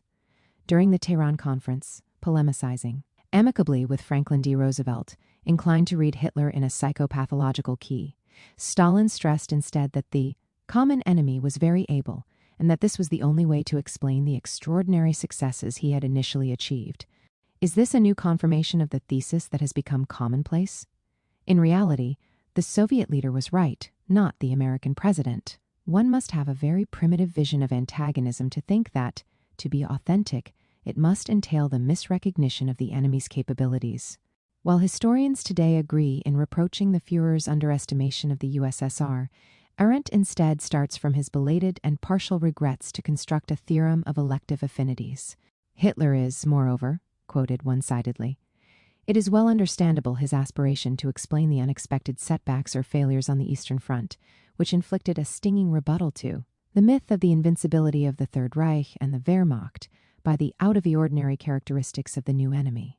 But such characteristics were by no means always defined in flattering terms. As early as July 14, 1941, commenting on the fierce resistance encountered to Operation Barbarossa, the Führer declared, "Our enemies are no longer human beings, but beasts." And, echoing the views of his leader, one of his secretaries wrote to a friend, "It can be said to be a fight against wild animals." These beasts and wild animals clearly included Stalin, who on another occasion was seen by Hitler as a being coming from the underworld, confirming the satanic character of Bolshevism. On the opposite side, we shall see that, both before and during the war, Stalin branded Hitler as the champion of anti-Semitic cannibalism, or cannibalistic politics, based on racial hatred. It should be added that other leading political personalities of the liberal West, including Churchill, expressed sympathy for the Soviet leader, supra inter. Wonderful progress made by the Russian people paid indirect homage to their leader. Finally, today, eminent historians emphasize the extraordinary military and political capabilities of Stalin without underestimating those of Hitler. Should we include all these diverse personalities in the elective affinities theorem? In reality, in expressing this theorem, Arendt and those who follow in her footsteps slip from the plane of historical and philosophical research into one of literary dilettantism. The Ukrainian Holocaust as an equivalent of the Jewish Holocaust. The two criminal personalities, reciprocally linked by elective affinities, produce two very similar concentrationary universes. This is how the construction of the political mythology that is raging today proceeds. Actually, while inaugurating this line of thought, Arendt makes a more problematic contribution to the discourse. On the one hand, she alludes, albeit very briefly, to the totalitarian methods heralded by the concentration camps in which liberal England imprisoned the Boers, or to the totalitarian elements present in the concentration camps that the France of the Third Republic established after the Spanish Civil War. On the other hand, in establishing the comparison between Stalin's USSR and Hitler's Germany, Arendt makes some important distinctions. Only with regard to the second of the two countries does she speak of extermination camps. There is more. In the USSR, the overseers were not, like the SS, a special elite trained to commit crimes. As confirmed by the analysis of a witness who had lived through the tragic experience of both concentration camps, the Russians never manifested the sadism of the Nazis. Our Russian guards were decent people, not sadists, but they scrupulously observed the rules of the inhuman system. In the present day, however, with the vanishing of even cursory reference to the liberal West and of any mention of the various configurations of the concentrationary universe, all rhetoric revolves around equating the Gulag with the Konzentrationslager. In order for such an argument to be persuasive, the figures for the Stalinist terror had first of all to be inflated. Recently, an American scholar has calculated that the executions that actually took place amounted to a tenth of current estimates. The horror of this repression remains, of course, and remains on a large scale, and nevertheless, the nonchalance of certain historians and ideologues is significant, nor do they merely inflate the numbers. In the vacuum of history and politics, the construction of the myth of the twin monsters can take a further step forward, the Holocaust inflicted by Nazi Germany on the Jews, starting above all with the bogging down of the war in the East, would correspond the Holocaust already inflicted at the beginning of the 1930s by the Stalinist USSR against the Ukrainians, the so-called Holodomor in the latter case. It would have been a planned terrorist famine, which eventually resulted in a huge Bergen-Belsen, that is a huge extermination camp. In agitating for this thesis, Robert Conquest has stood out in particular. His critics accuse him of having at one time worked as a disinformation agent in the British intelligence service and of having approached the Ukrainian dossier with this profession in mind. Even his admirers acknowledge a point that is not without significance. Conquest is a veteran of the Cold War and wrote his book as part of a politico-cultural operation that was ultimately directed by U.S. President Ronald Reagan, and that bore numerous fruits on the one hand, by making an important impact on the international debate about the value and limits of Gorbachev's reforms, and on the other, through the stance of the U.S. Congress by powerfully influencing the radicalization of Ukraine's independence. In other words, the book was published as part of a political and cultural operation, aimed at giving the last and decisive blow to the Soviet Union, discrediting it as responsible for infamies similar to those committed by the Third Reich and stimulating its disintegration thanks to the maturing of the victimized people's awareness of the Holocaust, making it then impossible for them to live in the company of their butchers. We should not lose sight of the fact that in the same period of time, together with the book on Ukraine, Conquest published another in collaboration with a certain J.M. White, in which he gives advice to his fellow citizens on how to survive the possible or impending invasion by the Soviet Union, what to do when the Russians come, a survivalist's handbook. Of course, independently of political motivations at its root, a thesis must nevertheless be analyzed on the basis of the arguments it makes. That of the terrorist famine planned by Stalin in order to exterminate the Ukrainian people could prove to be more reliable than the thesis of the danger of Reagan's USA being invaded by Gorbachev's USSR. And so let us focus our attention on the Ukraine of the early 1930s.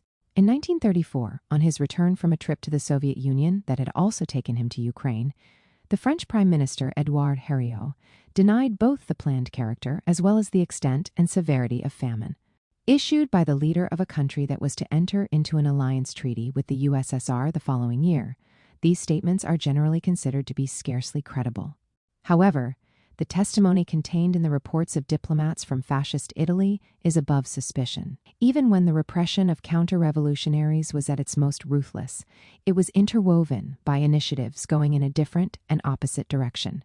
There are the soldiers sent to the countryside to collaborate on rural works, or the workers who rush to repair machinery.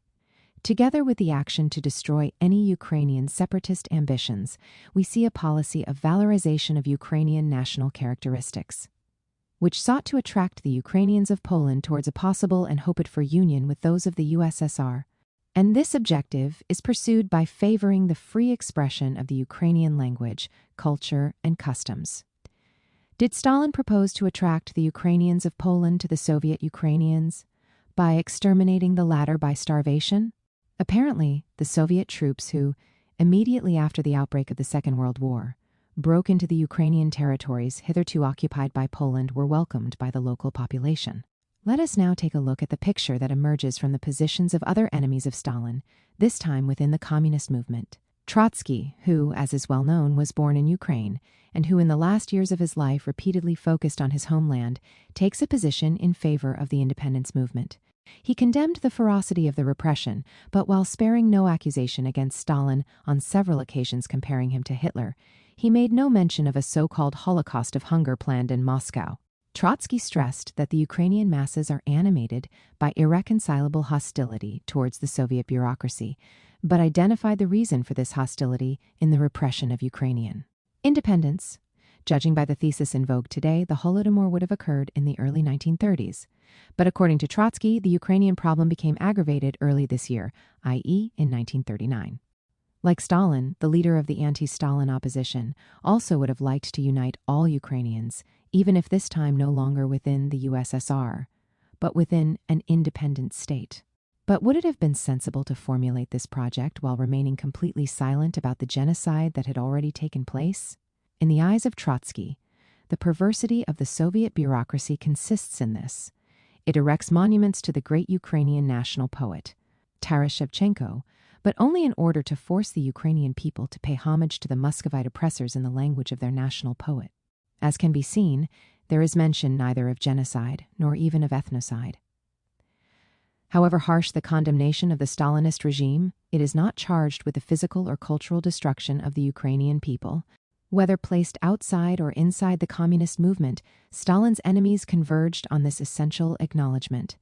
The fragility and instrumentality of the correspondence established between Holodomor and Final Solution begins to become clear. Hitler and the other Nazi leaders explicitly and repeatedly proclaimed that it was necessary to proceed with the annihilation of the Jews, comparing them to a bacillus, to a virus, to a pathogen, whose extermination would allow society to recover its health. It would be in vain to search for similar statements from the Soviet leaders about the Ukrainian or Jewish peoples. It might be more interesting to compare the policies of the Stalinist USSR and that of Hitler's Germany in relation to Ukraine. Hitler proclaimed on several occasions that the Ukrainians, like all subjugated peoples, would have to be kept at an appropriate distance from culture and education. Their historical memory would also have to be destroyed, arguing that it was good that they did not even know how to read and write. And that is not all. 80 to 90% of the local population could have been dispensed with. Above all, one could and would have had to do emphatically without the intellectual classes. Their liquidation was the condition for being able to transform the subjugated people into a hereditary caste of slaves or semi-slaves, destined to work and die through forced labor in the service of the master race. The Nazi program was further clarified by Himmler. It was to eliminate the Jews immediately, who had significant representation within intellectual circles, and to reduce to a minimum the total Ukrainian population so as to pave the way for the future Germanic colonization. This was how, the historian quoted here comments, Nazi empire building and Holocaust go hand in hand in the Ukraine as well. The Ukrainian nationalists contributed to that and constituted the main source of and main propagandists for Conquest's book. Compared to the Third Reich, Soviet power moved in exactly the opposite direction. We are familiar with the policy of affirmative action promoted by the Soviet power towards national minorities and the Ukrainian brothers and comrades, to borrow the words used by Stalin immediately after the October Revolution.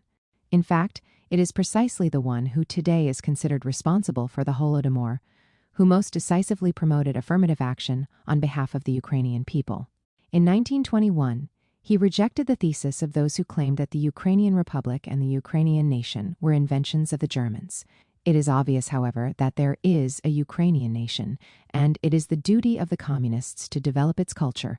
Starting from these assumptions, the Ukrainization of culture, schools, the press, publishing, party cadres, and the state apparatus was developed. The implementation of this policy was given particular impetus by Lazar Kaganovich, who was a trusted collaborator of Stalin's, and who in March 1925 became party secretary in Ukraine. The results were not long in coming. In 1931, the publication of books in Ukrainian reached its peak with 6,218 titles out of 8,086, almost 77%, while the percentage of Russians in the party, equal to 72% in 1922, had fallen to 52%. It must also be borne in mind the development of the Ukrainian industrial infrastructure, on whose necessity Stalin once again insisted. One can try to minimize this by referring to the persistent monopoly of power exercised in Moscow by the CPSU. And yet, this policy of Ukrainization had such a strong impact that it faced resistance from Russians. The latter were, however, disappointed by the solution given to the national question in the USSR. They resented Russia's equalizing with the other federal republics. They resented the rights granted to minorities within the Russian Republic. They resented the regime's anti-Russian rhetoric, and they resented the fact that the Russians were the only nationality in the Federation that had neither their own party nor their own Academy of Sciences. Not only does it make no sense to compare the Soviet policy to the Nazi one, but the former actually turns out to be clearly superior even to the policy of the White Army, supported by the liberal West. Conquest himself ends up recognizing this in spite of himself. Placing himself on a line of continuity with respect to the Tsarist autocracy, Denikin refused to admit the existence of Ukrainians. Exactly opposite is the attitude of Stalin, who hailed the Ukrainization of Ukrainian cities. As a result of the success of this policy, a new and highly positive page is opened.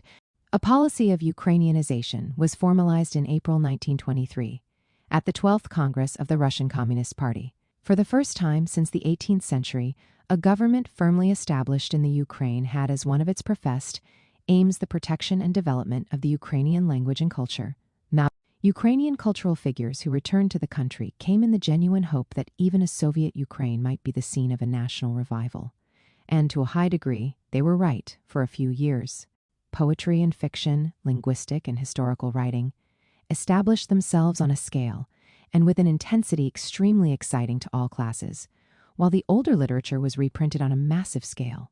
We have seen that this policy was in force, indeed was in full swing in the Ukraine even in the early 1930s.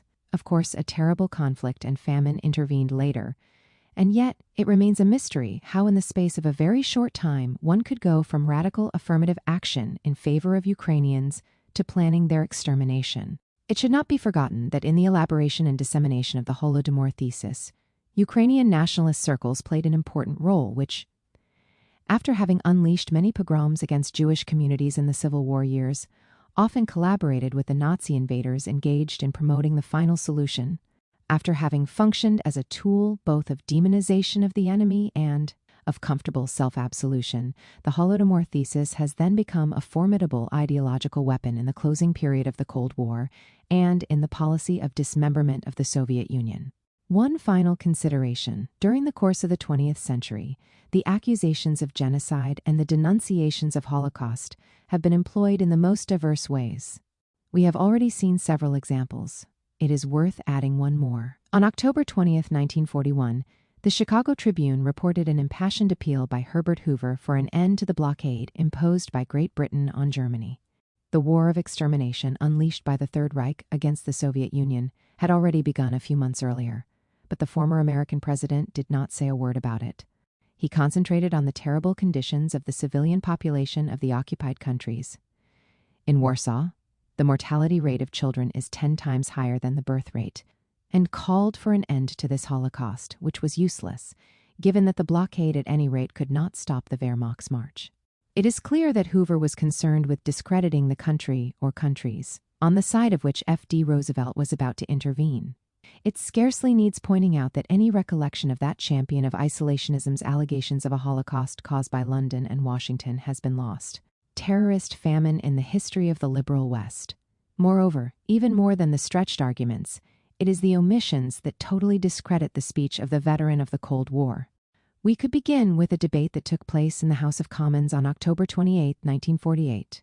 Churchill denounced the spread of conflict between Hindus and Muslims and the horrible Holocaust that was taking place in India following the independence granted by the Labour government and the dismantling of the British Empire. And here a Labour MP interrupted the speaker. "Why don't you talk about hunger in India?" The former Prime Minister tried to evade, but the MP pressed on. What about the Indian famine for which the previous Tory government were responsible? The reference was to the famine, obstinately denied by Churchill, which in 1943-44 caused 3 million deaths in Bengal. Neither side of the House of Commons, however, evoked the famine that had occurred a few decades earlier, again in colonial India. In that case, 20 to 30 million Indians had lost their lives, often forced to dispense hard labor on a diet inferior to that guaranteed to the inmates of the infamous Buchenwald lager on that occasion.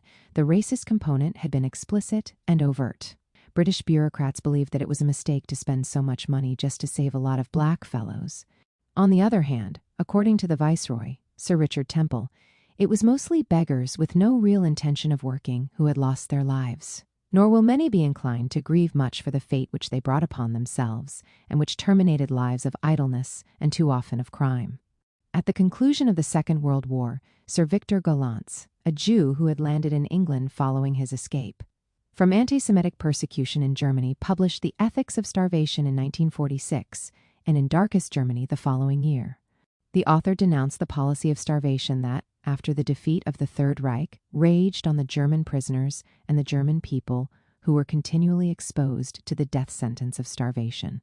Yes, the infant mortality rate was 10 times higher than in 1944, a year that had also been particularly tragic.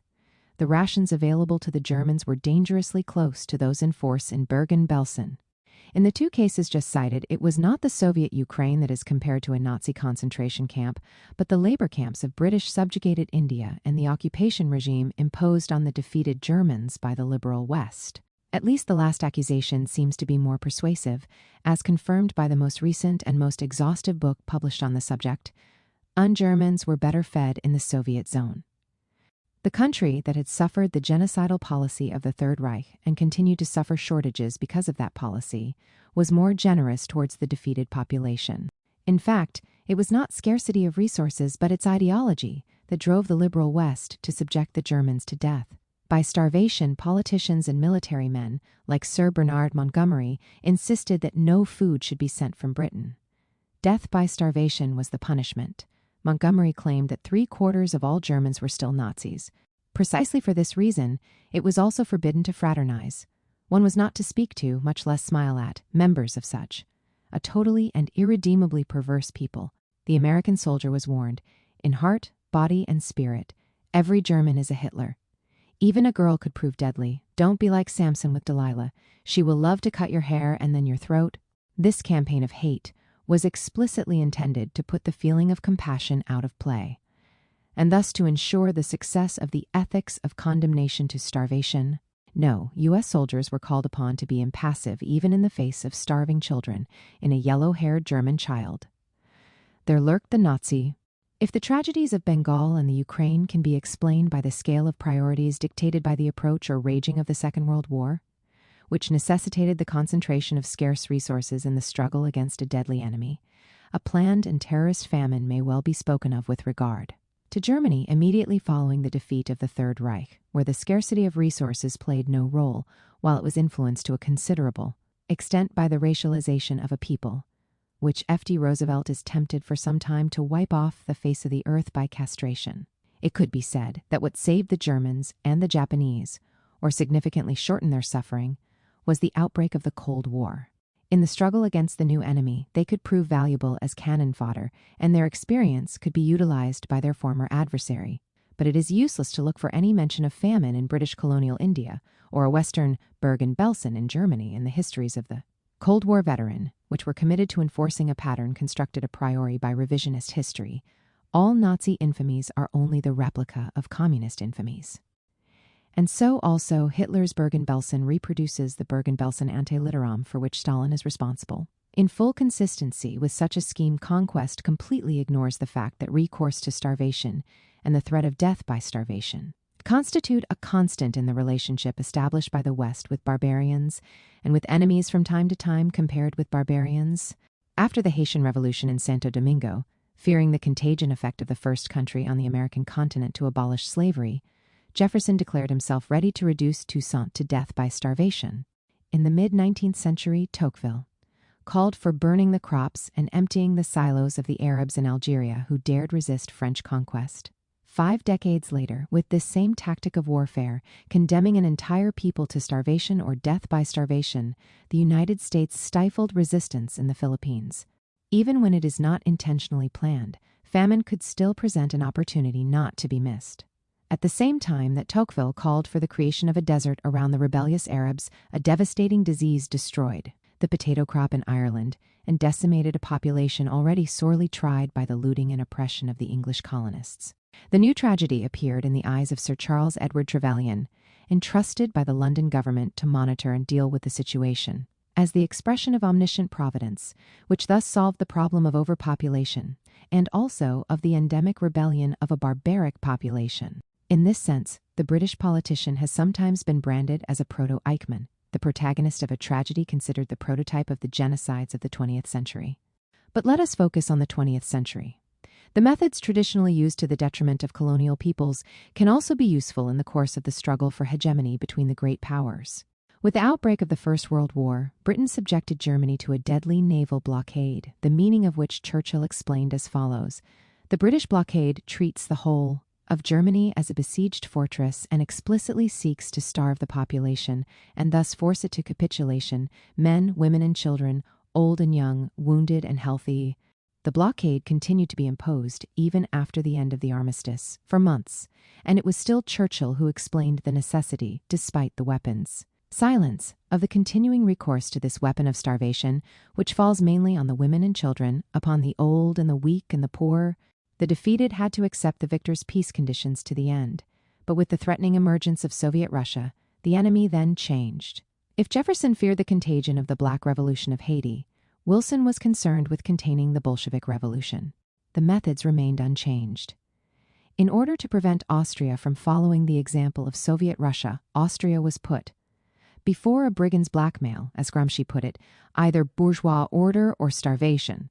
In fact, sometime later it was Herbert Hoover, a senior member of the Wilson administration and future president of the United States, who warned the Austrian authorities that any disturbance of public order will make the supply of foodstuffs impossible and will bring Vienna face to face with absolute hunger. And, later, it was again the same American politician who drew this balance, of which he explicitly boasted.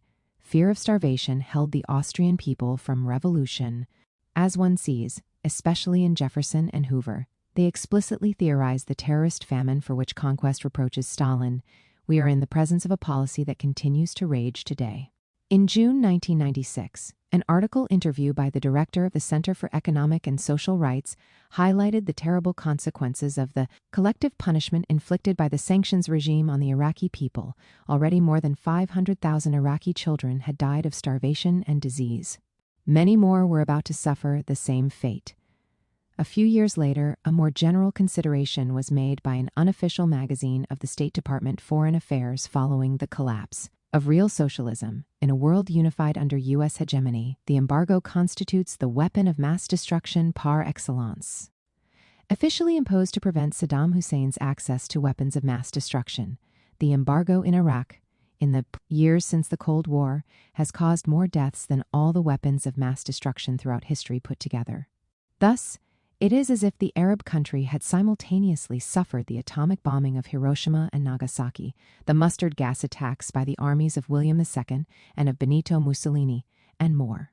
In conclusion, the policy of terrorist famine with which Stalin is accused runs deep through the history of the West and was implemented first in the 20th century against the country that emerged from the October Revolution and sees its triumph after the collapse of the Soviet Union.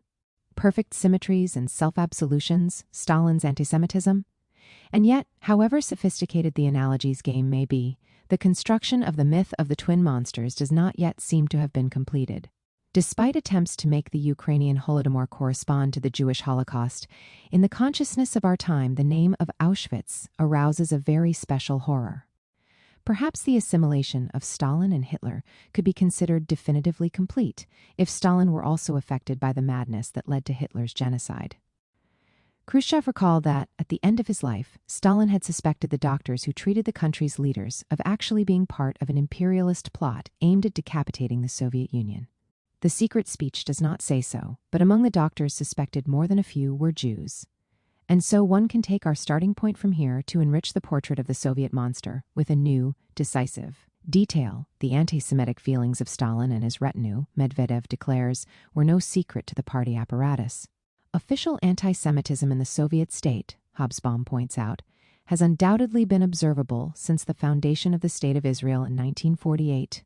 The American historian of ethnic cleansing and racial hatred that we already know goes slightly further back. By the end of the war, Stalin shared many aspects of Hitler's anti-Semitism. Adding insult to injury, Furet remarks that after the advent of Nazism, Stalin had never shown the least compassion for the Jews. 93. The most radical of all is naturally Conquest, who states that, always latent in Stalin's mind, anti-Semitism began to manifest itself forcefully in him in 1942 to 3 only to become all-pervasive by 1948.94. At this point, the construction of the myth of the twin monsters can be considered completed. Before analyzing the extreme fragility of this construction, it is worth noting that it serves at the same time to remove the grave responsibilities of the West in the tragedy that befell the Jews in the 20th century. It is a tragedy in 3 acts and with a prologue. In 1911, Chamberlain's book was translated into English, The Foundations of the 19th Century, entirely dedicated to reading world history. In a racial, Aryan, and anti-Semitic key, one can well understand the leading role played by the Anglo-German author as maître à penser of Nazism. Goebbels expressed himself in a particularly exalting way when, upon seeing him in bed and ill, he dissolved into a sort of prayer. Hail to you, Father of our spirit, forerunner, pioneer.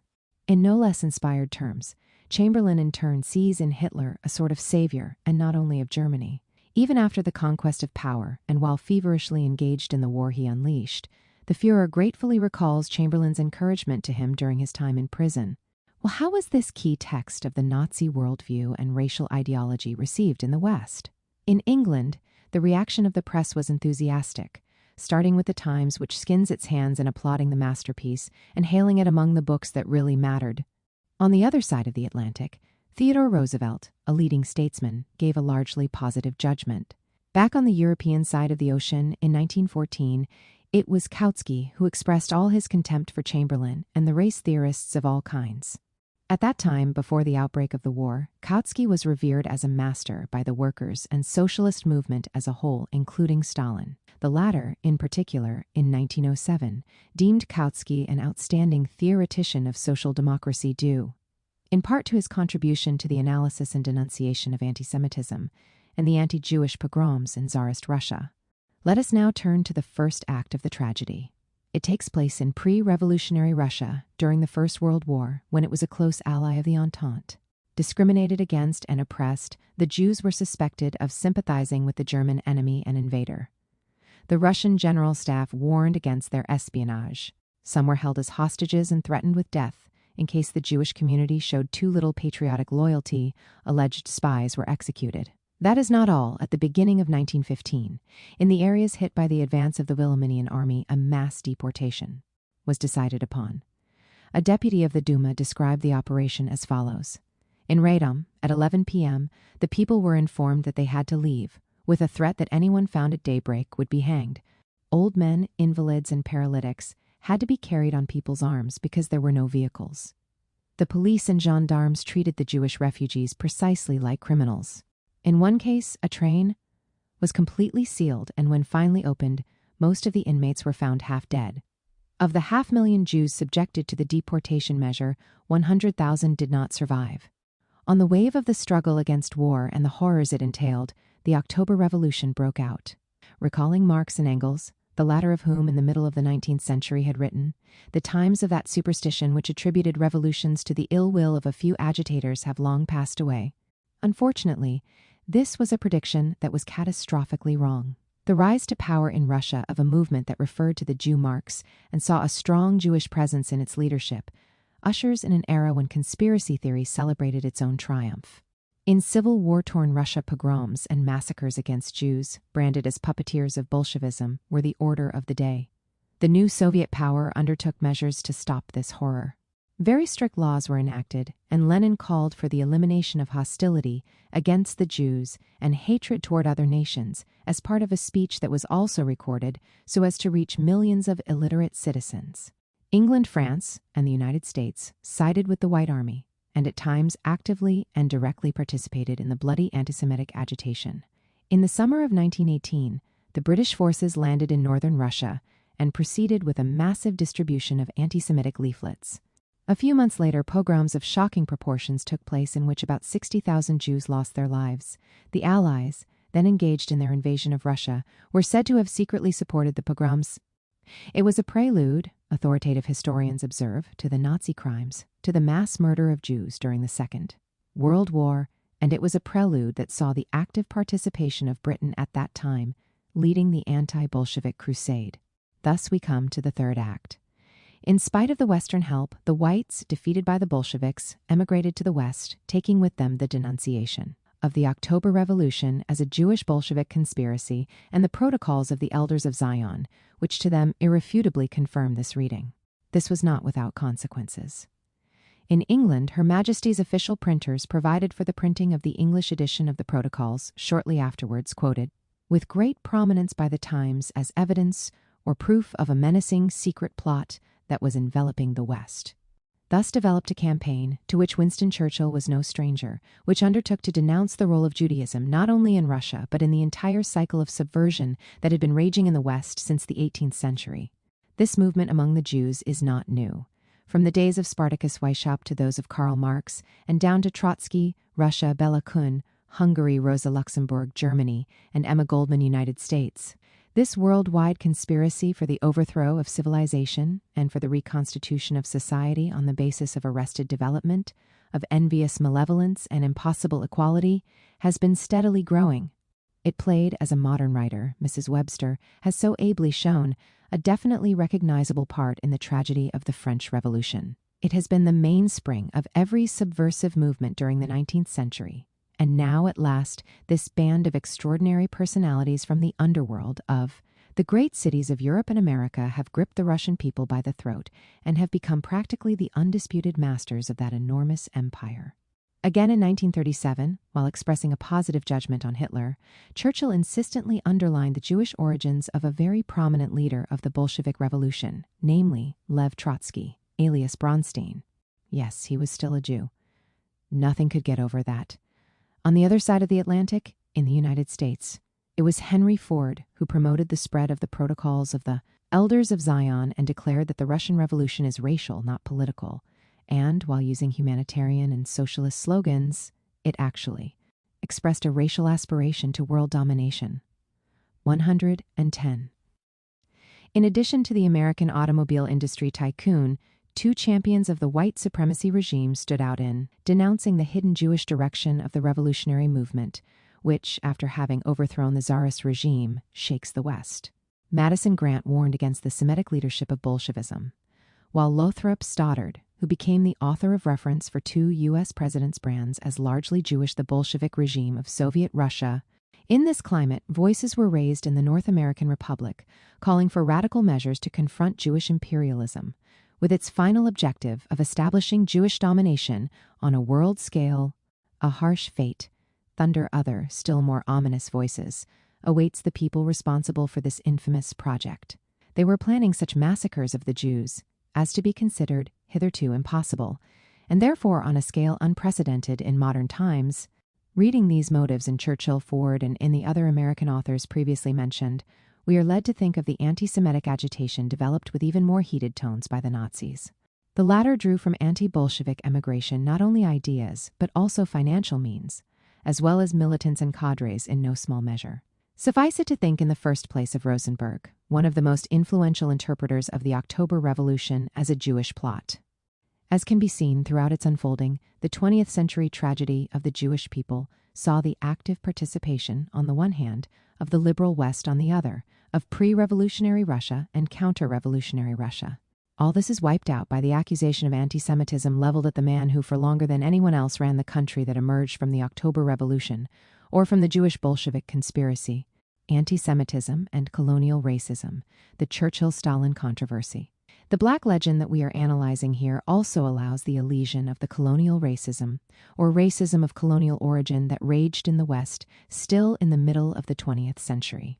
In this regard, the epochal significance of the rupture represented by Leninism was summarized by Stalin as follows. Formerly, the national question was usually confined to a narrow circle of questions concerning primarily civilized nationalities. The Irish, the Hungarians, the Poles, the Finns, the Serbs, and several other European nationalities that was the circle of unequal peoples in whose destinies the leaders of the Second International were interested. The scores and hundreds of millions of Asiatic and African peoples who were suffering national oppression in its most savage and cruel form usually remained outside of their field of vision. They hesitated to put white and black, civilized and uncivilized on the same plane. Leninism laid bare this crying incongruity, broke down the wall between whites and blacks, between European and Asiatics, between the civilized and uncivilized slaves of imperialism, and thus linked the national question with the question of the colonies. The year is 1924. These are the years in which an author such as the American Stoddard, who is committed to denouncing the mortal danger for the West and the white race represented by the growing agitation of the colonial peoples, stimulated or encouraged by the Bolsheviks, or the rising tide of the colored peoples, enjoys great success on both sides of the Atlantic. This tendency toward the celebration of white supremacy continues to show itself well into the following decades. If Stalin condemned the racialization processes put in place by the West to the detriment also of Asians, it is interesting to analyze the ideology manifested in the USA on the occasion of the war against Japan. The press and widespread current affairs journalism warned against the racial threat. We are in the presence of a holy war, a racial war of perpetual war between Oriental ideals and Occidental. There was a recurrent dehumanization of enemies, reduced to subhumans or even beasts. And it is an ideology that was not foreign even among the administrative circles in Franklin D. Roosevelt's government. On the other hand, colonial racism continued in some ways to manifest itself in Western capitals even after the collapse of the empire of the Rising Sun and the Third Reich. At Fulton, in March 1946, Churchill kicked off the Cold War on a propaganda level, condemning not only the Iron Curtain and the totalitarian control imposed by the Soviet Union in Eastern Europe, but also celebrating in opposition to all this, as champions of freedom and of Christian civilization, and as leaders of the world, the English-speaking peoples and the English-speaking world. One can then understand Stalin's irate reply, where he accused the English statesman of having formulated a racist theory not dissimilar to that dear to Hitler. Only English-speaking nations are superior nations, who are called upon to decide the destinies of the entire world. Cold War simplifications were evident in this response, and yet there is no shortage of analogies between the celebration of English-speaking peoples and Aryan mythology. The unity of the underlying race is inferred from the linguistic community, and the cultural products of the Aryan languages or of the English language are adduced as evidence of the excellence of that race. In his correspondence with Eisenhower, Churchill's language was even more disturbing. The English-speaking world is synonymous with white English-speaking people. This unity was absolutely necessary. The quarrels among Europe's closely related races that had caused the two world wars must be ended once and for all. Only in this way could the threat from the colonial and non-Western world be dealt with. One understands then Churchill's appeal in 1953 primarily to the United States. England must be supported in its conflict with Egypt in order to prevent a massacre of white people. Arabs were not the only ones made foreign to the West and the white race. The communist world, which fueled the revolt of colonial peoples against the white man, was an expression of an aggressive, semi-Asiatic totalitarianism. Clearly, the Cold War tended to be interpreted as a clash between, on one side, the West Christian civilization and the white race, led by the English-speaking world, i.e., by the white English-speaking people, and, on the other side, the barbarity of the colonial and communist world. In this context, the celebration of both the British Empire and the British race fit well. And just as there was no mention of the fact that the extermination of the Jews had taken place in the heart of the West and the white world, and had been perpetrated by one of the most closely related races to Europe, so there was no mention of the persistent oppression suffered by African Americans in the United States under white supremacy. Eisenhower's celebration of the Western world and Western morality also tended to take on racial connotations at times. Speaking with Hoover and Dulles, in July 1956, he observed that, with the nationalization of the Suez Canal, Nasser had aimed to unseat the white man in Washington. There was still fresh memory of the Korean War, which was, American historiography acknowledges, conducted with an attitude of contempt towards an inferior nation, the Chinese. Trotsky and the accusation of anti-Semitism against Stalin. But let us return to the accusation of anti-Semitism leveled at Stalin. Endorsed as it is by quite a few historians, it would seem incontrovertible. However, the condemnations, sometimes authoritative but always pronounced in unappealable tone, are difficult to reconcile since they proceed from a different and discordant reconstruction of the crime, the beginnings of which are sometimes placed in 1948, 1945, or 1933, or even in the years preceding the October Revolution. To try to orient ourselves, we pose a different and somewhat preliminary question: when was Stalin first accused or suspected of anti-Semitism? In this case, more than to Khrushchev, it is necessary to go back to Trotsky, who in 1937, along with the betrayal of the revolution, denounced the possible reemergence in the Soviet Union itself of the barbarity of anti-Semitism. History has never yet seen an example when the reaction following the revolutionary upsurge was not accompanied by the most unbridled chauvinistic passions, anti-Semitism among them. Rather than an empirical investigation, we are in the presence of a syllogism, constructed a priori reaction. A necessary product of which is anti-Semitism, has unfortunately triumphed in the country dominated by Stalin, and therefore, By liquidating the Bolshevik achievements, Thermidor was reopening the doors to the horrors of the Ancien regime. Along with religious superstition, the fetishistic cult of private property, inheritance, and the family could not fail to make inroads, and likewise the hostility between nations and even anti-Jewish hatred. It is no accident that the denunciation is contained in an essay that already in the title inextricably links Thermidor and anti-Semitism. It is true. The October Revolution abolished the outlawed status of the Jews. That, however, does not at all mean that with one blow it swept anti-Semitism away. A long and persistent struggle against religion has failed to prevent thousands and thousands of believers even today from crowding churches, mosques, and synagogues. The same situation prevails in the sphere of national prejudices. Legislation alone does not change people. Their thoughts, emotions, outlook depend upon tradition, material conditions of life, cultural level, etc. The Soviet regime is not yet 20 years old. The older half of the population was educated under Tsarism. The younger half has inherited a great deal from the older. These general historical conditions in themselves should make any thinking person realize that, despite the model legislation of the October Revolution, it is impossible that national and chauvinist prejudices, particularly anti-Semitism, should not have persisted strongly among the backward layers of the population. In arguing in this way, Trotsky was in fact shifting the focus from the state to civil society, from the subjective to the objective, from the precise nature of political action to the long duration of historical processes. By definition, the weight of a centuries-old tradition could not miraculously disappear in strata that had not yet been fully invested by modern and revolutionary culture. But what sense did it make then to put under indictment a regime and a ruling group that had not altered in any way the exemplary legislation launched by the Bolsheviks, and that, engaging in a colossal process of industrialization, literacy, and dissemination of culture, were shrinking at a relentless pace the geographic and social area in which national and chauvinistic prejudices, especially anti-Semitism, were most deeply rooted? Was it not Trotsky himself who spoke of the unprecedented rapidity with which in the USSR the economy, industry, urbanization, and culture were developing, and to note the emergence of a new Soviet patriotism, a feeling certainly very deep, sincere, and dynamic, shared by the different nationalities formerly oppressed or pitted against each other? In the same year that Trotsky published his essay on Thermidor and anti-Semitism, a travel report from Moscow was published, written by a German writer fleeing, as a Jew, the Third Reich.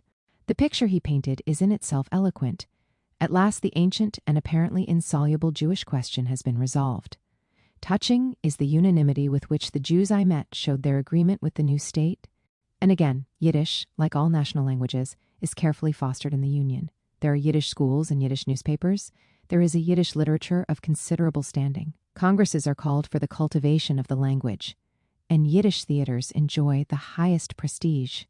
Even more significant is the reaction of the American Jewish community. One of its influential exponents thus polemicized against Trotsky if his other accusations are equally unfounded regarding his complaint about anti-Semitism, then he really has nothing to say. Another leader declares, "We are accustomed to look to the Soviet Union as our sole consolation as far as anti-Semitism is concerned. It is therefore unforgivable that Trotsky should raise such groundless accusations against Stalin." In this reaction, disappointment and annoyance are clear regarding what is perceived as a clumsy attempt to involve the international Jewish community in a power struggle taking place in the CPSU. While in Germany, the denunciation of the Judeo-Bolshevik barbarism raging in the Soviet Union resounded more loudly than ever. And that process would rapidly lead to the final solution.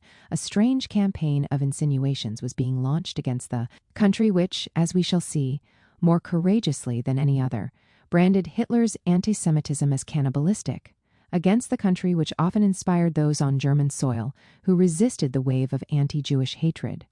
Victor Klemperer described in touching terms the insults and humiliations involved in wearing the Star of David. And yet, a porter who has been fond of me finally from the first two removals, suddenly plants himself in front of me in Freiberger Strasse, clasps me between his big paws and murmurs, but in such a way that he can be heard even on the other side of the street, "Well then, Professor, don't let yourself be put underfoot. Before long, the damned brothers will be finished." The Jewish philologist commented with affectionate irony that those who defied the regime in this way were good people with more than a whiff of the KPD, the German Communist Party. They were militants or sympathizers of a party which internationally had in Stalin an essential point of reference. On the other hand, if we move from Germany to the United States, we see that in the South, the communists are sometimes branded and persecuted by both state authorities and civil society as Jews who exploit the ignorance of the African Americans in order to incite them against the white supremacy regime, who besmirch the idea of hierarchy and racial purity, and who promote the insanity of race equality and race mixing. And therefore, even in the American Republic on the other side of the ocean, anti-communism is intertwined with anti-Semitism as well as colonial racism, and this link is all the closer because of the strong Jewish presence in the Communist and pro-Stalinist Party of the USA. But beyond the disappointment and annoyance, there is also an element of deep concern. To understand this, let us see how Trotsky's argument develops. The Soviet, more than any other regime in the world, needs a very great number of civil servants. Civil servants are recruited from the more cultured city population. Naturally, Jews occupied a disproportionately large place among the bureaucracy, and particularly so in the lower and middle levels. Even by a priori reasoning, it is impossible not to conclude that the hatred for the bureaucracy would assume an anti-Semitic color, at least. In those places where the Jewish functionaries compose a significant percentage of the population and are thrown into relief against a broad background of the peasant masses. In 1923, I proposed to the party conference of the Bolsheviks of the Ukraine that the functionaries should be able to speak and write in the idiom of the surrounding population.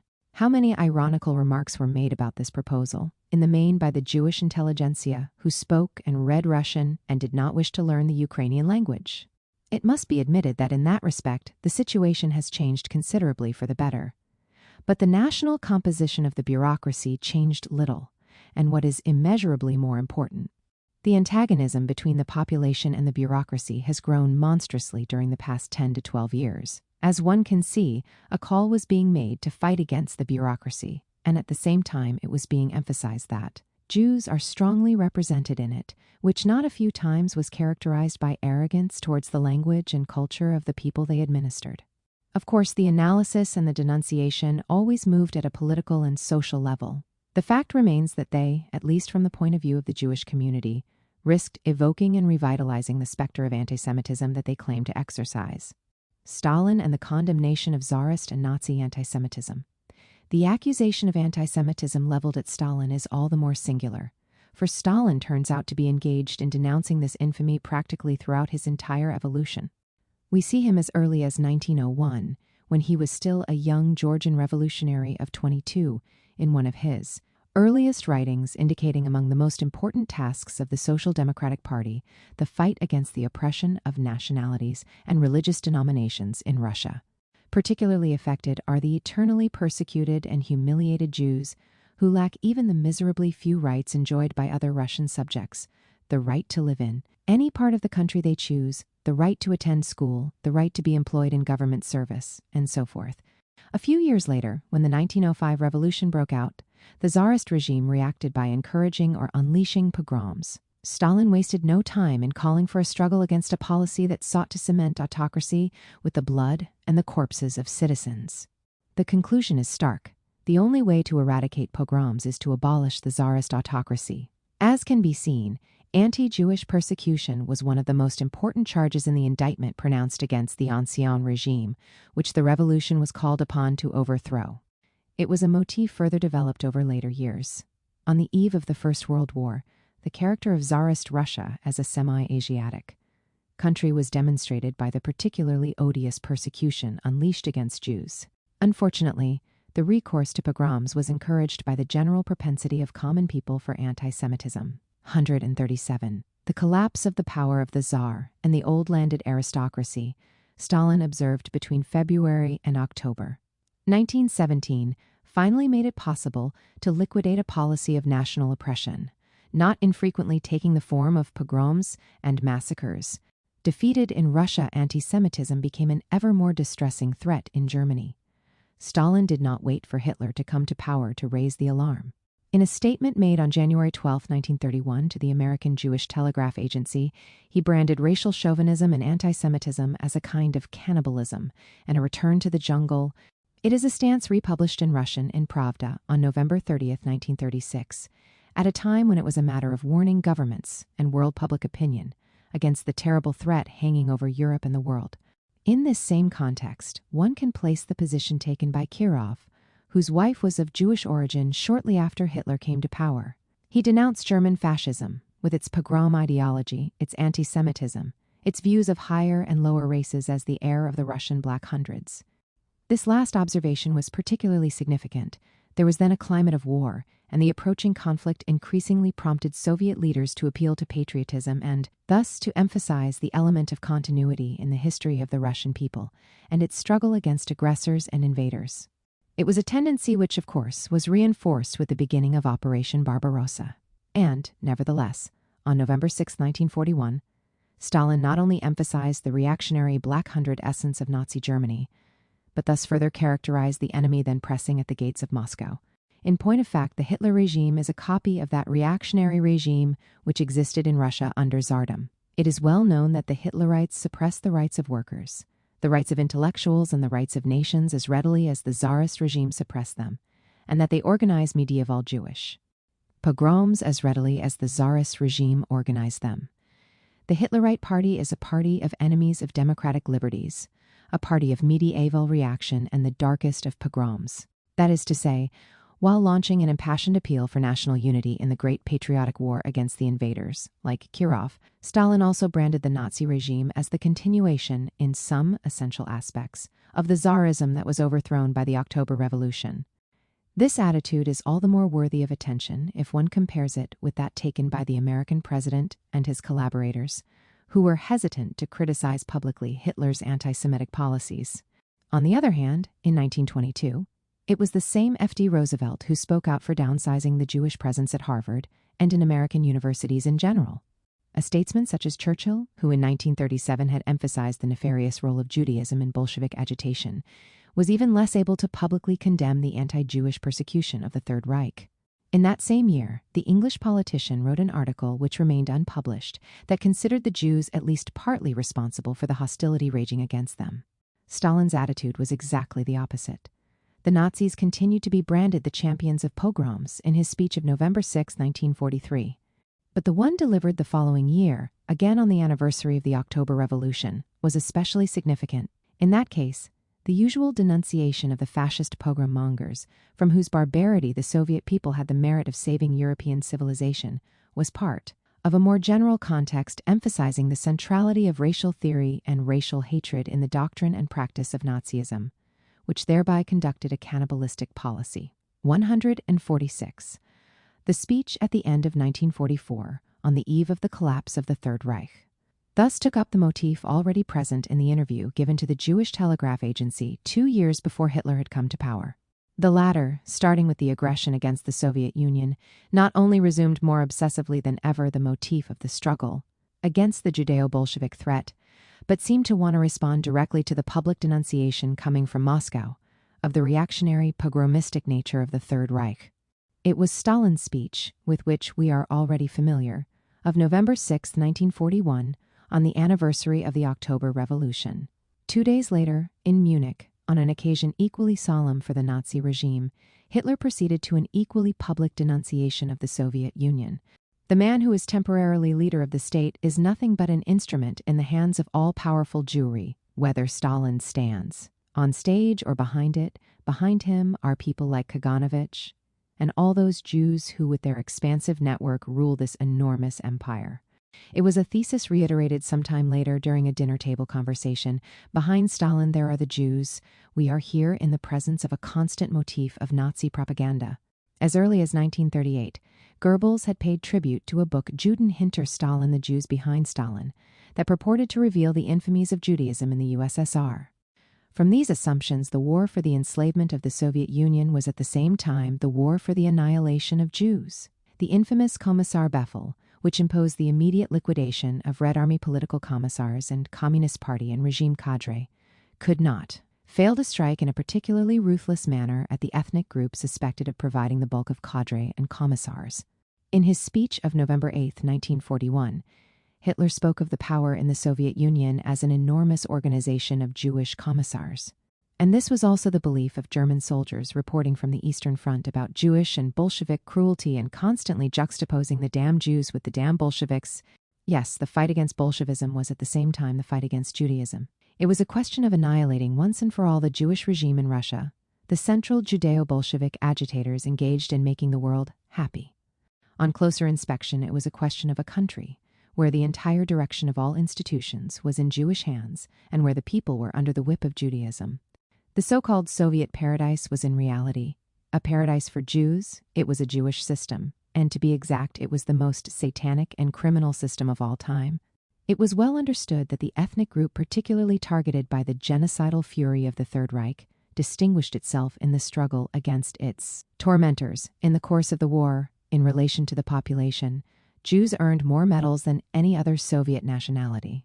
But is this solemn official recognition reconcilable with the thesis of Stalin's anti-Semitism? We saw the American Jewish community take a clear stand against this myth in 1937. 5 years later, Arendt went even further. She credits the Soviet Union with having simply quashed anti-Semitism as part of an entirely new and an entirely just way to deal with nationality or minorities. This positive judgment is all the more significant because it is precisely the exemplary solution of the Jewish and national question in general that took place in the country ruled by Stalin, that Arendt invoked to refute the thesis of Jewish circles inclined to raise the specter of an eternal anti-Semitism. 3 years later, the eminent Jewish thinker reiterated that it is to the credit of the Soviet Union that it has been able to organize different peoples, including the Jewish people, on the basis of national equality.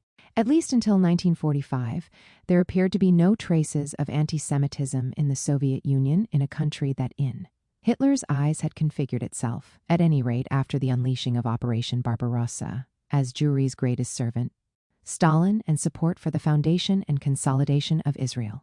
If Furet's peremptory assertion, according to which Stalin showed indifference to the Jewish tragedy or outright anti-Semitism from at least 1933 onwards, is clearly unfounded. Is the date proposed by the American historian already mentioned, who sees the onset of this madness in Stalin after the Second World War, any more reliable? We are already familiar with the annoyed reaction of the American Jew-ish community to Trotsky's accusation of anti-Semitism against Stalin in 1937. The picture had not changed 8 years later. If anything, it was circles and personalities within the U.S. military hierarchy that were cause for concern. Take General George S. Patton. He dreamed of immediate war against the Soviets. We are going to have to fight them sooner or later. Why not do it now while our army is still intact and could kick the damn Russians back to Moscow in 3 months? We can easily do it ourselves with the help of the German troops we have if we just arm them and take them with us. They hate the bastards. Unfortunately, according to the American general, thwarting these plans were the Jews. Loaded with resentment against Germany, they harbored sympathy for the USSR. The evident Semitic influence on the press aims to promote communism. The line of continuity with the Nazi reading of communism as Judeo-Bolshevik subversion and conspiracy emerged clearly. The enemies continue to be the communists, the Soviets, and the Jews, the latter of whom are lower than animals. As a result of particularly imprudent statements, General Patton found himself relieved of command. But his is not the orientation of an isolated character. Put under indictment, also because of its links with Judaism, the Soviet Union in fact followed a deeply sympathetic policy towards a people that had just come back from horrible persecution.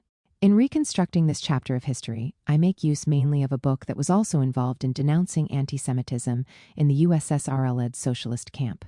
Let us begin with Hungary.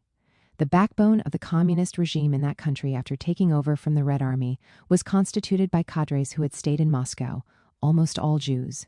The fact was that Stalin had no other choice, since he only trusted them.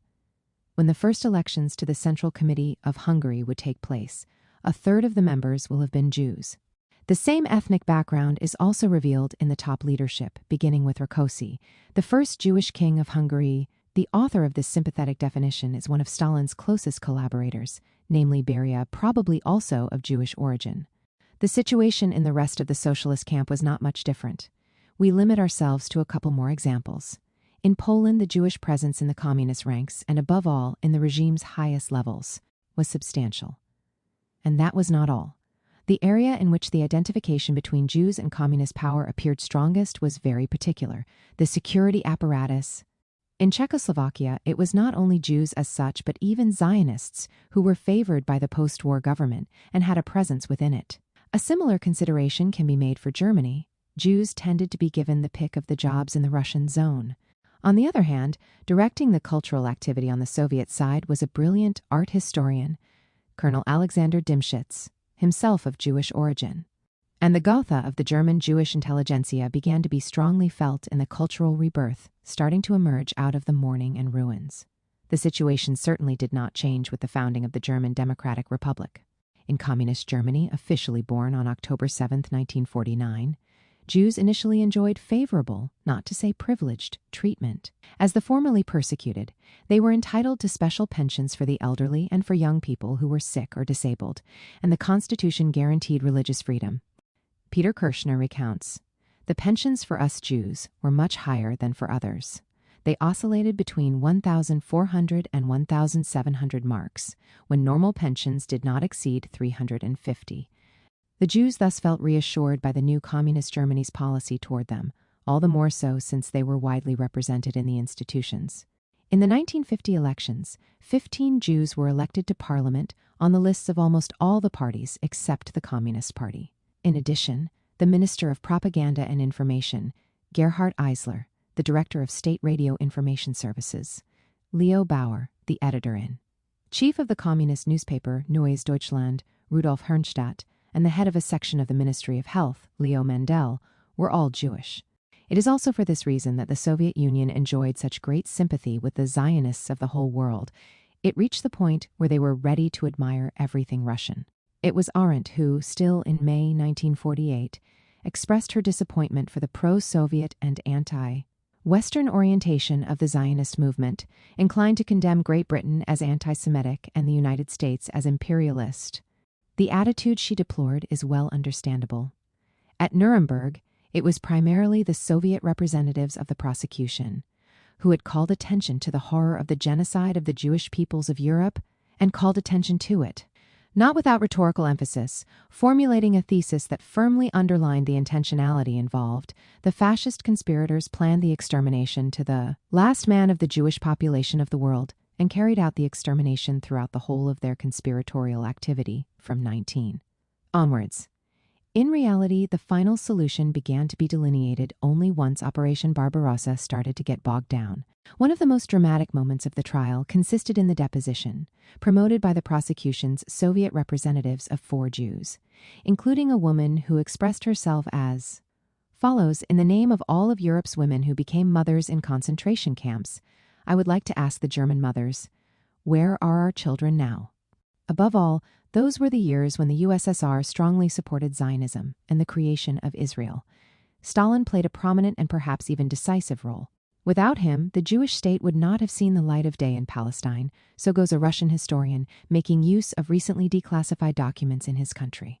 In any case, as another, this time a Western author has observed, the speech in May 1948 of Soviet Foreign Minister Andrei Gromyko, delivered at the UN, appeared to be almost textbook Zionist propaganda.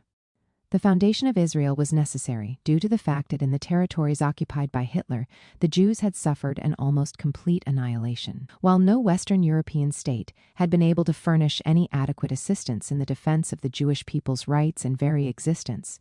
What is more, in supporting Zionism, Stalin sometimes clashed with Great Britain. The latter used the military corps of the former Salo Republic and the 10th Mass Flotilla's pigs to blow up a ship, but perhaps there were 2, which, when the war was over, was transporting weapons from Yugoslavia for Jews in Palestine. At that time, it was the government in London that was perceived as the principal enemy of the Jews.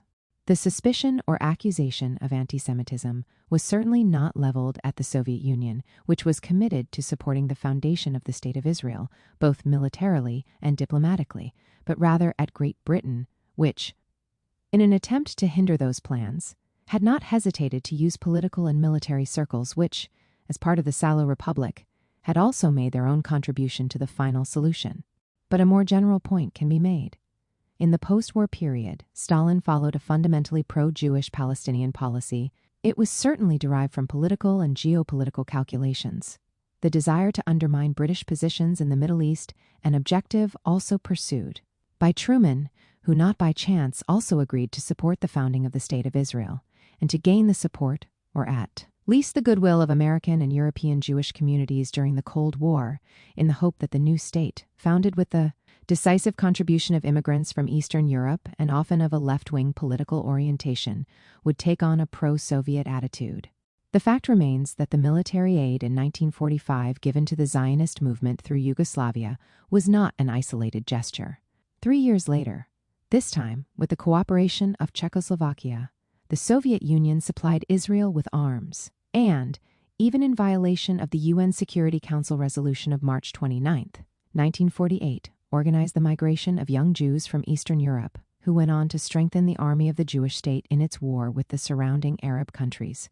What has been defined as the Prague-Jerusalem axis came into operation thanks also to Moscow. Yes, the weapons the nascent state of Israel's soldiers wield to fight their war of independence are of Czechoslovakian manufacture.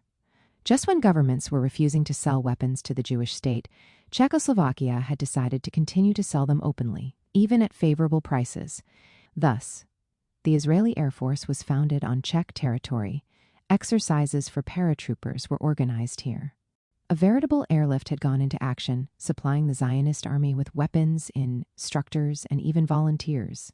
In the autumn of the same year, the Israeli Minister of Foreign Affairs reported from Paris to Prime Minister Ben-Gurion with satisfaction that the Soviet delegates at the UN Conference on the Palestinian question were acting as Israel's lawyers. The least that can be said is that Stalin's Soviet Union made an essential contribution to the founding and consolidation of the Jewish state. Interesting elements also emerged about the relationship to Judaism and Jewish culture in general. Still in the midst of the alleged anti-Semitic campaign, a residential suburb of Moscow bore the name New Jerusalem. It was the home of Ilya Ehrenberg, a Jewish intellectual who in the Soviet Union of the time was playing a leading cultural and political role and who, not by chance, was awarded the Stalin Prize, a recognition also received by other Jewish writers and by some Jewish musicians of international fame. What sense then does it make to speak of anti-Semitism with regards to Stalin? The support he gave to the foundation and consolidation of the Jewish state is at the same time the contribution he made to the Nakba, that is, to the national catastrophe of the Palestinian people, who have for decades continued to languish in refugee camps and in territories subjected to a ruthless military occupation and a galloping process of colonization. If, for the sake of absurdity, anti-Semitism were to be attributed to Stalin, it would be anti-Arab anti-Semitism. It should, however, be pointed out in this regard that the Soviet Union's preferred option was that of an independent multinational state that would respect the interests of both Jews and Arabs. The turning point of the Cold War and blackmail against the Rosenbergs. In a conversation with an Israeli historian, Kerensky, who in the meantime was in the USA, noted even on the eve of Stalin's death that the accusation of anti-Semitism in those years, leveled at the Soviet Union, was merely an invention of the Cold War. Yes, this is the turning point, and to understand it, one must go back to the context of those years. A Cold War that at any moment was ready to turn into a nuclear holocaust certainly knew no limits on the ideological level. On both sides, there were accusations of anti-Semitism raging in the enemy camp. The trial and condemnation to death in the United States of the Rosenbergs, who were communists and Jews and were accused of treason and espionage in favor of Moscow, were almost contemporaneous with the trials and death sentences in the socialist camp of Zionist personalities accused of treason and espionage in favor of Tel Aviv and Washington, suspected of a lack of loyalty and called upon to provide unequivocal proof of patriotism. The Jewish community was in both cases subjected to more or less explicit pressure and blackmail. The climate of suspicion was no less oppressive in the USA than in the USSR. It is not easy to relive that historical moment in our time, when the special relationship between Washington and Tel Aviv is there for all to see. But when the Cold War broke out, the situation was quite different. Often the whites-only or Caucasians-only urban centers in the United States also excluded Jewish citizens, who were considered stupid in much the same way as African Americans were. Still in 1959, the Anti-Defamation League felt the need to denounce the harassment suffered by Jews because of the persistence of this practice.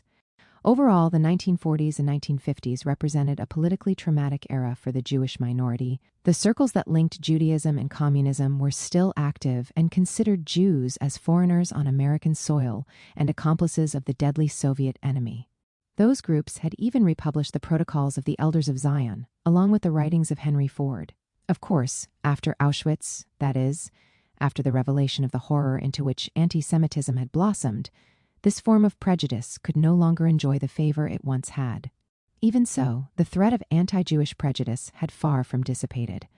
In 1953, Jews comprised most of the employees suspended or reclassified at the radar laboratories in Fort Monmouth, New Jersey. According to French communist leader Jacques Duclos, who was actively involved in denouncing the persecution of the Rosenbergs in the United States, anti-Semitism had played no part in the trials that in Czechoslovakia rightly struck down the Zionist traitors in the service of Washington's war policy. The mirror opposite view is that which the enemies of the Soviet Union set about spreading. In rejecting the charge of anti-Semitism launched by Duclos at the United States, the American Jewish Committee unhesitatingly pronounced itself in favor of the execution of the Rosenbergs and opposed any measure of clemency. Everyone in the U.S. had to be dispelled of the illusion that the rank and file of American Jews regarded communist spies and agitators, whether Gentile or Jewish, with anything but abhorrence. Not by chance, McCarthy's collaborators also included 2 Jews, who were committed, yes, to fighting communism, but also to demonstrating the patriotic loyalty of their community. It was not just about defending the United States against the charge of anti-Semitism. The FBI had devised a plan involving a Jewish lawyer who was entrusted with a specific task: to win the Rosenbergs' confidence in prison and try to persuade them that the USSR, in fact, was an anti-Semitic power intent on exterminating the Jews. Once their illusions about the Soviet Union were shattered, the Rosenbergs might then receive clemency in exchange for an appeal to Jews in all countries to get out of the communist movement and seek to destroy it. The plan proved ineffective in the case of the 2 militant communists, who bravely faced the electric chair on June 19, 1953. Blackmail achieved the desired result in another respect. In the intimidating atmosphere of the Cold War era, it was hardly surprising that several of the nation's most respected Jewish intellectuals, among whom were many former leftists, felt obliged to take cover, even to become turncoats. Not a few engaged in denouncing the anti-Semitism of Stalin and of the Soviet Union. And, nevertheless, before asserting itself, this black legend encountered serious difficulties. Still in 1949, we see one of the champions. Ons of the Cold War, that is, Churchill, repeatedly making a remarkable comparison between Nazism and communism. The former was less dangerous, since it could only rely on Herrenvolk pride and anti-Semitic hatred, not so the latter, which could count on a church of communist adepts, whose missionaries are in every country and in every people. And so, on the one hand, we have the stirring up of national and racial hatreds, starting with that which targets the Jewish people. On the other, a universalist charge, albeit instrumentally subservient to a design of imperialist expansion. 184, perhaps even more significant, was Adorno's intervention in 1950. In publishing his studies on the authoritarian personality, he emphasized the correlation between anti-Semitism and anti-communism, and then added that during the last several years, all the propaganda machinery of the country has been devoted to promoting anti-communist feeling in the sense of an irrational scare, and there are probably not many people except followers of the party line who have been able to resist the incessant ideological pressure. At this time, far from being aimed at Stalin and his followers, the charge of anti-Semitism continued to target anti-communists. Unbalanced from the start, the balance of power between the 2 opponents of the Cold War saw the West prevailing more and more decisively, both in military terms and in terms of ideological offensive capacity and multimedia firepower. Of the 2 opposing reciprocal accusations of anti-Semitism, only one has remained standing today. The other has even been lost to memory. It should be added that, apart from Stalin, this accusation affected even his successors, beginning with Khrushchev. He too is said to have shown signs of, one is not sure why, being strongly anti-Semitic. However, in 1973, Jews, who constituted 0.9% of the Soviet population, represented 1.9% of all university students in the country, 6.1% of all scientific personnel, 8.8% of all scientists. On the other hand, an English historian also committed to branding Stalin as an anti-Semite from at least the 1930s onwards.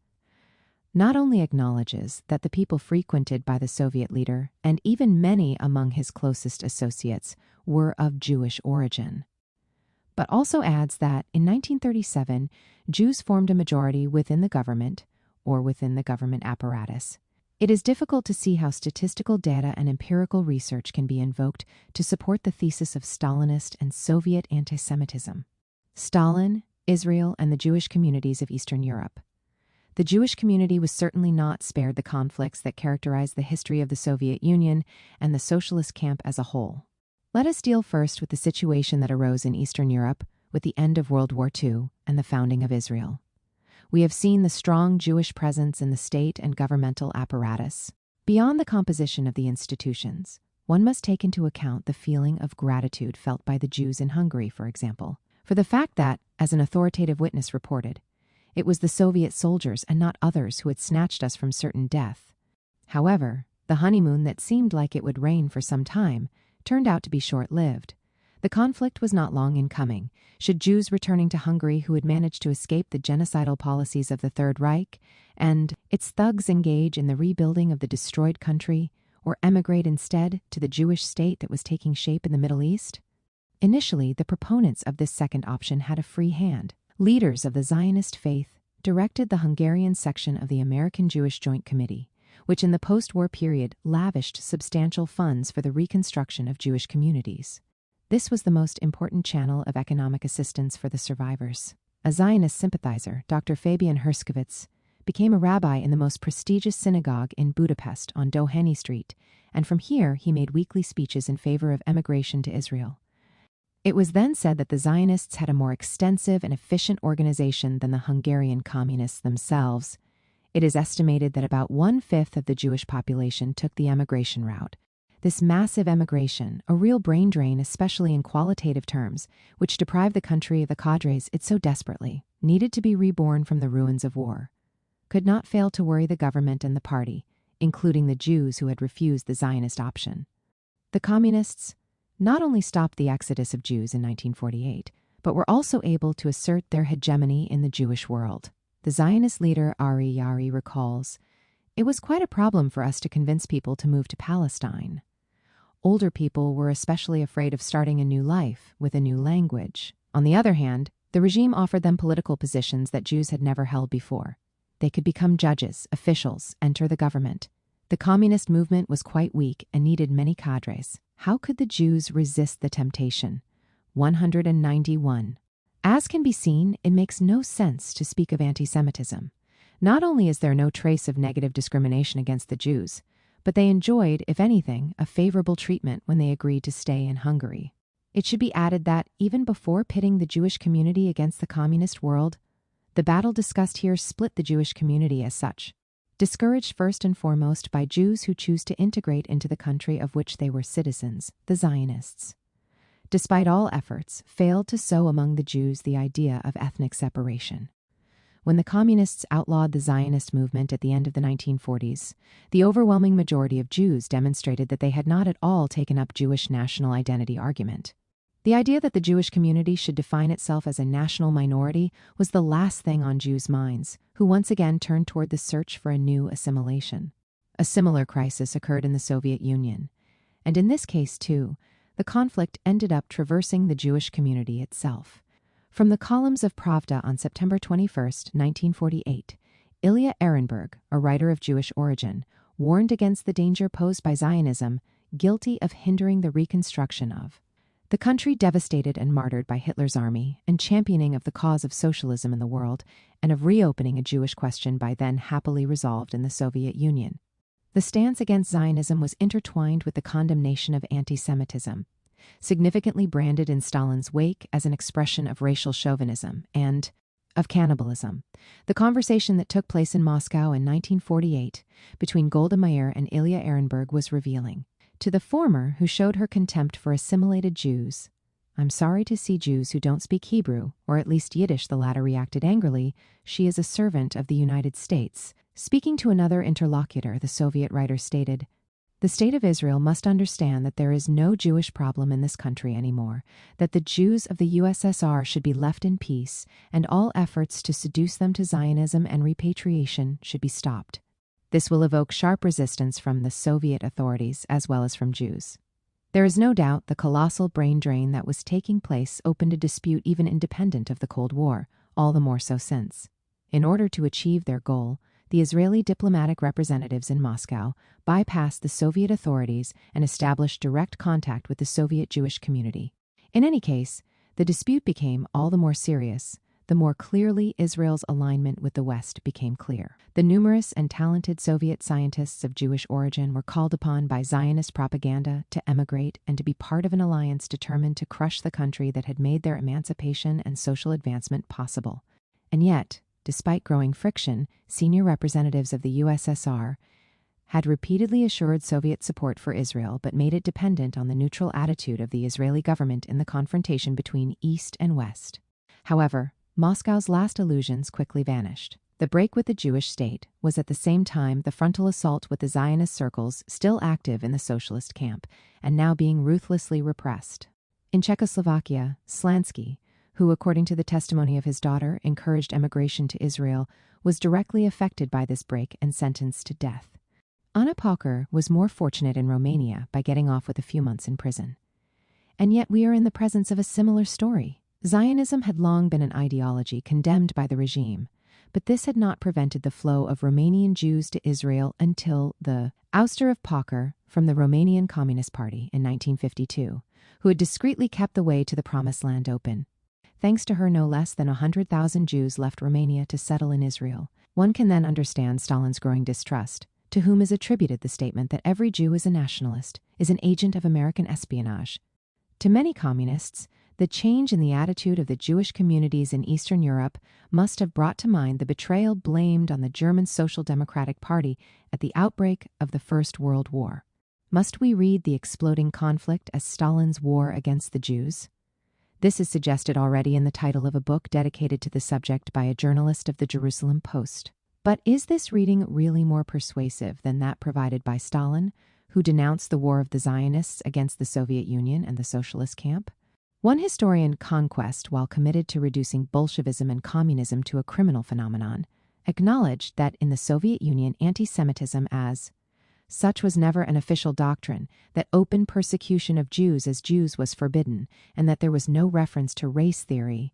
What sense then does it make to compare Stalin to Hitler? The historian already cited added that the former hoped to use Israel against the West and continued to accuse the West of anti-Semitism.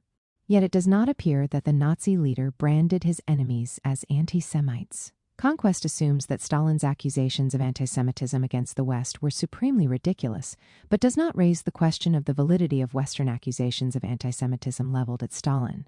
Why should instrumentalism be only coming from one side? And why should the country that Hitler, but also important sectors of Western public opinion, long branded as the embodiment of the Judeo-Bolshevik conspiracy and as the definitive confirmation of the reliability and gravity of the conspiracy revealed by the publication of the Protocols of the Elders of Zion, be taken as the heir of the anti-Semitism of the Third Reich?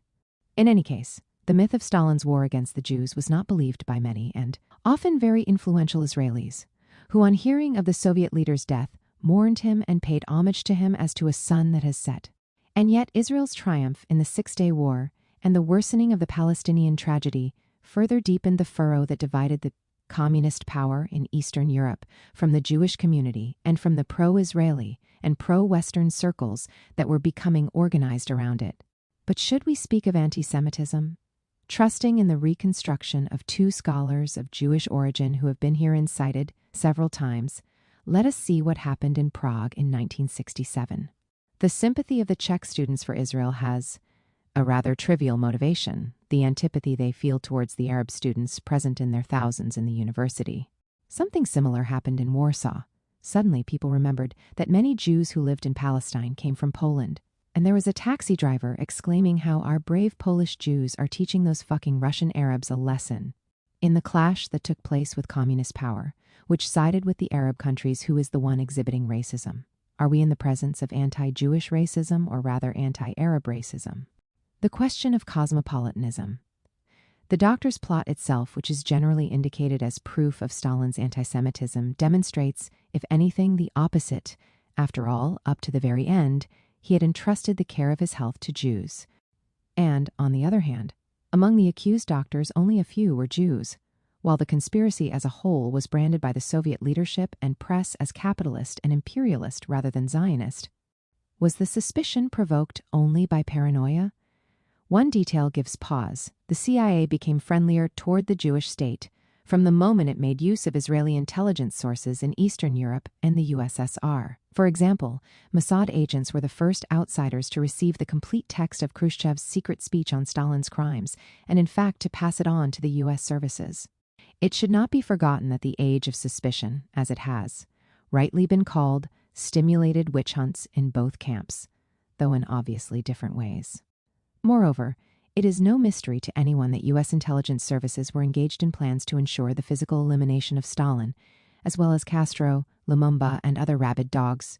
How to get at the undisputed leader of the international communist movement, if not by leveraging people close to him and likely to be recruited by Western intelligence services. In the wake of a recent conflict, such as the one that erupted following the founding of the Jewish state and the Jewish immigration policy that state pursued, at the time that the plot was revealed, at least one prominent Western diplomat present in Moscow, the English Sir Joe Gascoigne, thought it probable that the Kremlin doctors were really guilty of political treason.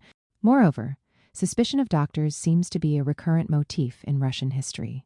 An Israeli historian of Russian origin puts the death of Tsar Alexander III on the account of the German doctors who treated him.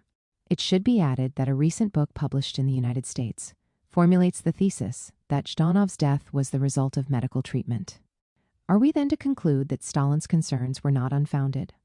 Without providing any evidence, and indeed acknowledging that there is no document to support their thesis, the authors of the book hasten to point out that it was not the enemies of the Soviet Union but the Kremlin dictator himself who had manipulated the murderous doctors. On the other hand, apart from a radiation technician, none of Zhdanov's attending physicians was Jewish. By now it is clear that we are in the realm of mythology, and a mythology with disturbing overtones. One can only be suspicious of physicians if they are German or Gentile Russians. But let us return to the terrain of historical research. It should be borne in mind that it may have been Stalin himself who had suspended the investigation, perhaps realizing the blunder into which he had fallen. In the absence of further arguments, Stalin's condemnation of cosmopolitanism is cited just to cling to the anti-Semitism thesis. Who would be cosmopolitans, if not Jews? In reality, the cosmopolitanism accusation must be placed in the context of a very bitter debate on both sides. Those determined to commit themselves in the first place to building socialism in the country that emerged from October 1917, renouncing the messianic expectation of the advent or exportation of the revolution all over the world, are accused of national pettiness and being nationally narrow, as well as of parochialism. If Stalin was a minor provincial with peasant coarseness, Molotov fared no better in Trotsky's eyes because he did not know any foreign country or any foreign language. Both the one and the other were, however, wrong to cling provincially and in an obscurantist way to the reactionary role of the national state. Those who were thus attacked reacted by branding their accusers as abstract cosmopolitans, incapable of actually building a new social order. To read the condemnation of cosmopolitanism in an anti-Semitic light is to impoverish a question that lies at the heart of all great revolutions animated by a universalistic charge. Rejecting the export of revolution thesis dear to advocates of the one and universal republic or the republic, or rather universal conflagration, Robespierre had made clear that the new France would not contribute to the cause of the revolution in the world by posing as the capital of the globe from which to send armed missionaries for the conversion and the conquest of the world. 216. No, it was not the exploits of warriors that will undermine the ancien regime in Europe, but rather the wisdom of our laws. In other words, revolutionary power will play a real internationalist function to the extent that it will be able to fulfill its national task of developing a new order in France. It is an issue on which German idealism was committed to reflecting on in depth.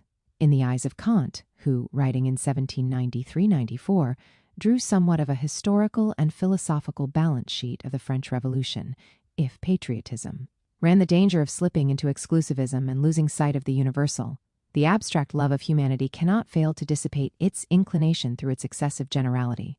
It was then a matter of reconciling world patriotism Weltpatriotismus. With local patriotismus, or rather with love of country, those authentically universalist in fealty to their country must have an inclination to promote the well-being of the entire world. This is a line of thought further developed by Hegel. After celebrating as a great historical achievement the elaboration of the universal concept of man, the holder of rights in virtue of his manhood alone, not because he is a Jew, Catholic, Protestant, German, Italian, ANC, the philosophy of right added, however, that the achievement must not result in cosmopolitanism and in indifference or opposition to the concrete life of the state of the country of which one is a citizen. The universal love of mankind risked configuring itself as an empty universality devoid of content. The individual contributes to the universal in the first place by committing oneself concretely to the immediate social context where one lives, the family, society, nation. Otherwise, the proclaimed universal love of men is at best a declaration of noble intentions, at worst a technique of evasion from the field of concrete responsibilities. It is a problem that, with its even more emphatic universalism, the October Revolution had inherited in a more acute form from the French Revolution. Well before Stalin, it was already Herzen, though exiled in Paris, who had shown himself dubious and critical of a form of cosmopolitanism, unaware of the idea of nation and of national responsibility. It is a polemic that transcends the confines of the Soviet Union. Rejecting the accusations of nationalism aimed at the majority of the CPSU and in the first place at Stalin, Gramsci took a clear stand against a so-called internationalism that is actually synonymous with vague cosmopolitanism. The main target there was Trotsky, criticized for being a cosmopolitan, for being superficially national and therefore incapable of purging internationalism of every vague and purely ideological, in a pejorative sense, element, and contrasted to Stalin and before him and above all Lenin, who had given proof of a mature internationalism precisely by revealing himself at the same time as profoundly national. In the USSR, the critique of cosmopolitanism became more pronounced as the threat posed by fascism and Nazism worsened. We are familiar with Dimitrov's impassioned appeal to revolutionaries, 2 years after Hitler's rise to power, to reject national nihilism, an internationalism that flows out into national nihilism, that is cosmopolitanism. We also saw Stalin on the eve of Operation Barbarossa point out that, contrary to a cosmopolitanism incapable of taking on its national responsibilities, internationalism must be combined with patriotism. That is, far from being synonymous with anti-Semitism, the critique of cosmopolitanism was an essential element in the struggle against Nazi fascism and anti-Semitism. This critique became urgent again with the outbreak of the Cold War, when a terrible new threat hung over the USSR.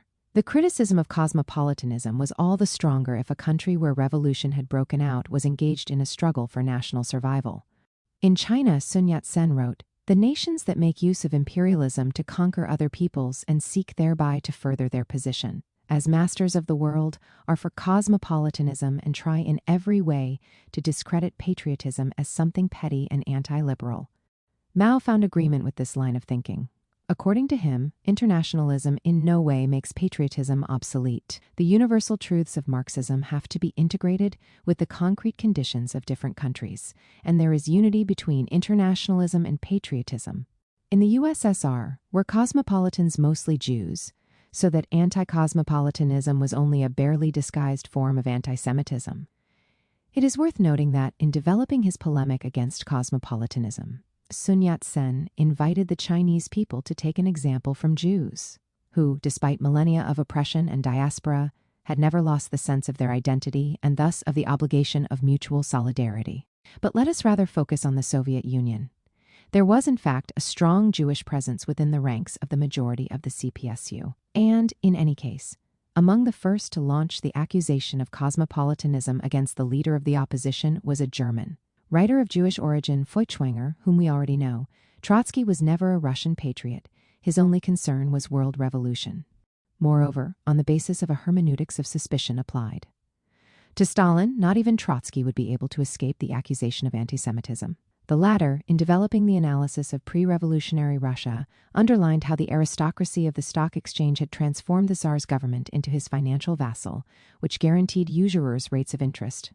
It should be added that the domain of the stock exchange was represented by Rothschilds and by Mendelssohns, indeed by the Mendelssohn International, and in any case by individuals committed to respecting the laws of Moses like those of the stock exchange. As can be seen, in this case the reference to the Jewish world is explicit. Must we therefore conclude that the polemic against the aristocracy of the market actually targeted Jews as Jews, so that we would find ourselves before yet another manifestation of anti-Semitism? Such a way of arguing would be absurd, and not only because of Trotsky's Jewish origins. More significant is the fact that in the same text, Trotsky dedicated moving pages to the description of the bleak bacchanal of bloodshed staged by anti-Semitic gangs, tolerated or encouraged by the authorities and by Nicholas Romanov, the pogromists' most august patron, bravely and decisively opposed by the revolutionary and socialist movement.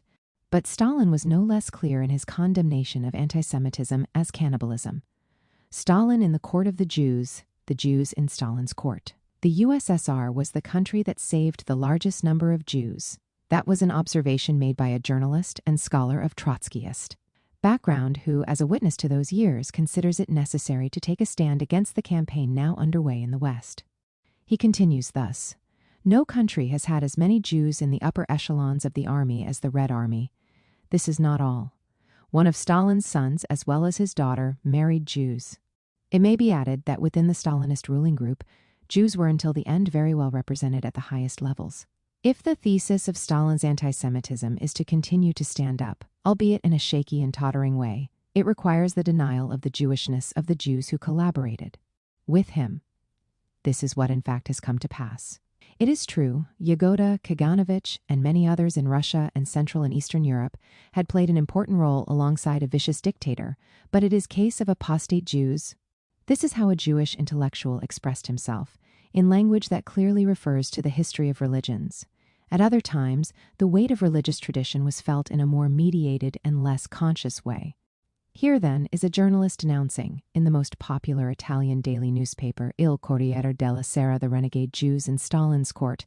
In fact, the argument concerning apostates, the renegades, that is, the Jews in Stalin's court, constitutes an implicit refutation of the charge of anti-Semitism, which, as racism, targets an ethnic group regardless of the religious and political behavior of its individual members. Acknowledging the presence of Jews in leadership positions in Stalin's USSR and in the socialist camp directed by him means admitting that in those countries access to power and social and political position were determined not by immutable racial affiliation, but by changing political behavior. However, denying the Jewishness of Jews today considered cumbersome as apostates, inauthentic renegades, and court Jews allows anti-Semitism to be transformed into a category capable of resisting any debunking by means of empirical analysis, and thereby susceptible of application not only to Stalin but also to the entire history of the Soviet Union. Immediately after the October Revolution, the campaign against the obscurantism reproached against various religions, including Judaism, unfolds with the participation in leadership positions of important Jewish circles. And here is the comment of the aforementioned journalist of Il Corriere della Sera. It was the Yevsektsiya, the Jewish section of the CPSU, that fomented the new anti-Semitism. A professor at the Hebrew University of Jerusalem argues similarly. During the Bolshevik Revolution, many Jewish Bolsheviks devoted themselves to the cause of Russian revolutionary nationalism with such vigor that they became anti-Semites. Already branded as apostates and renegades, communist-oriented Jews now became anti-Semites tout court. At this point, in addition to Stalin, the accusation of anti-Semitism accuses Lenin himself of being the supreme leader of these anti-Semitic campaigns. Yet it is the same Israeli historian already quoted who wrote that it was likely Lenin was always very skeptical about the organizational talents of the Russians. In a private conversation with Gorky, he remarked that there was no intelligent Russian who was not Jewish, or at least had Jews among his ancestors, and some Jewish blood in his veins. The opinion of the Soviet leader was also that of his interlocutor. Gorky, however, would have liked to see Jews as administrators of the Russian economy, and in 1916 wrote that Jewish organizational talent, their flexibility and relentless energy, must be duly valued in a country as badly organized as our Russia. Thus, according to this text, Lenin and Gorky, who had also joined the Communist Party, could, if anything, be accused of anti-Russian racism, certainly not of anti-Semitism. The prominent role played by Jews was not limited to the overthrow of the Ancien regime in Russia. The Jewish historian continues, To the omnipresent Jewish minority, Lenin had assigned the role of being communism's forerunners. And so, not the Slavs, but the Jews, became the main international outlet of the Russian advance against Europe and the rest of the world. It was Lenin's genial intuition to rely on them and on other ethno-national minorities for the revolution's success. As you can see, the anti-Semitic Jews contributed in a notable and perhaps decisive way to the expansion of communism. The Judeo-Bolshevik conspiracy of which the Nazis spoke is here reread as an agitation or conspiracy orchestrated, yes, by Jews, but by anti-Semitic Jews. It is an agitation and a conspiracy with a long, very long history behind it. Again, according to the above-mentioned historian, Lenin had made use of Jews who had broken with their community of origin in the same way as early Christianity had. And again, analogies emerge with a reading of history dear to Nazism, which denounced the Jews' role in the ruinous cycle that led from Christianity to Bolshevism. The only novelty now is the emphasis on the fact that it is Jews who, having adhered first to Christianity and then to Bolshevism, are to be considered apostates, renegades, and in the final analysis, anti-Semites. In the effort to strike Stalin and the entire Soviet experience together with the charge of anti-Semitism, ends up reproducing, with some modest revisions, the Nazi philosophy of history. From Trotsky to Stalin, from the Semitic monster to the anti-Semitic monster. In light of historical and conceptual examination, the thesis of Stalin's anti-Semitism turns out to be untenable, whatever the chronological starting point for the emergence of this disease. Whether placed in 1948 or 1945 or 1933 or 1879, the year of Stalin's, the diagnosis proves to be not only unfounded, but also highly insulting to Jews, who would have apparently continued to the very end to pay homage in large numbers to their butcher. How then to explain the origin of this black legend? Let us go back to the years immediately following the October Revolution. On October 4th, 1919, the Völkischer Beobachter, which at that time was not yet the organ of the National Socialist Party, which had not yet been founded, puts the Bolshevik horror on the account of a Jewish terrorist horde of circumcised Asiatics, and in this connection underlines the Jewish blood running in Lenin's veins as well. Similar denunciations resound in England and in the West as a whole. Given these presuppositions, one understands that, even more than Lenin, it is Trotsky who is the main subject, the Mephistopheles of anti-Bolshevik propaganda posters. He was branded as the Jewish exterminator of the Russian people. An anti-communist propaganda poster circulated during the 1920 Russo to Polish War depicted him with not quite human features as, with the Star of David around his neck, as he gazes at a mountain of skulls from above. Trotsky, that is, Bronstein, the Judeo-Bolshevik par excellence, in 1929 is in Goebbels' eyes, is the one who may have on his conscience the greatest number of crimes that ever weighed on a man. On the other hand, still in the midst of the invasion of the Soviet Union, propagandized as a crusade for the salvation of European and Western civilization from Bolshevik, Asiatic, and Jewish barbarism, Hitler could be seen portraying Stalin as a puppet of a national Judaism, as a Jew, if not in blood, then in spirit. In the years when anti-Semitism raged or found wide credence in the West, the monster par excellence could only assume the features of the Jew. The situation changed after the collapse of the Third Reich and the revelation of the infamy of the final solution. Now the monster capable more than any other of arousing horror tends to be the anti-Semitic monster.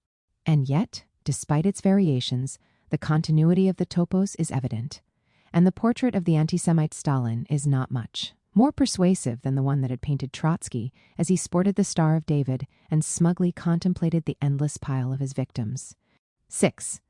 Psychopathology, morality, and history in the reading of the Stalin era. Geopolitics, terror, and Stalin's paranoia. Which approach allows us to better understand the genesis, the characteristics, and the meaning of Stalinism? According to Arendt, the obsession with the objective enemy drove Stalin's totalitarianism, as well as Hitler's, to seek out ever newer targets for its repressive machine. After the descendants of the former ruling classes, it was the turn of the kulaks traitors within the party, the Volga Germans, etc. To realize the futility of this scheme, one need only reflect on the fact that it could be applied without difficulties to the history of the United States. At the end of the 19th century, it participates in the celebration of the community of Germanic nations or races USA, Great Britain, and Germany that are in the vanguard of civilization. Beginning with the intervention in World War I and continuing for decades, the Germans and Americans of German descent become the enemy par excellence.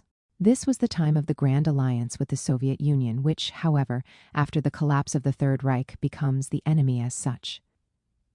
So that the target of persecution is no longer Americans of German or Japanese origin, but rather Americans suspected of sympathizing with communism. At least in the last phase of the Cold War, Washington can avail itself of the collaboration of China on the one hand, and of the Islamic freedom fighters who feed the anti-Soviet resistance in Afghanistan on the other. But with the defeat of the evil empire, it is the former allies who represent the new incarnation of evil, the freedom fighters and their sympathizers on U.S. soil and in every corner of the world take the road to Guantanamo. It is especially one detail that reveals the poverty of Arendt's scheme, which places on the account of the obsession with the objective enemy the deportation of the Volga Germans during the Second World Conflict. In fact, similar measures had been taken in 1915 by Tsarist Russia, at that time an ally of the liberal West. Above all, immediately after Pearl Harbor, F.D. Roosevelt behaved similarly towards the objective enemy represented that time by American citizens of Japanese origin. To take the geographical and military situation of the respective times into consideration, the Soviet dictator's concern seems more justified than that of the American president. At times, Arendt seems to notice the problematic character of the category she used. The first edition of The Origins of Totalitarianism denounces the obsession with the potential enemy. But as the Second 30 Years' War rages on and the Soviet people are threatened by mortal danger, only with difficulty can it be considered an expression of paranoia to be on guard against a potential enemy. Later editions of the work instead feature reference to the objective enemy so as to accentuate the psychopathological character of a behavior that continues to be exclusively attributed to totalitarian dictators. But this linguistic adjustment in no way modifies the terms of the problem.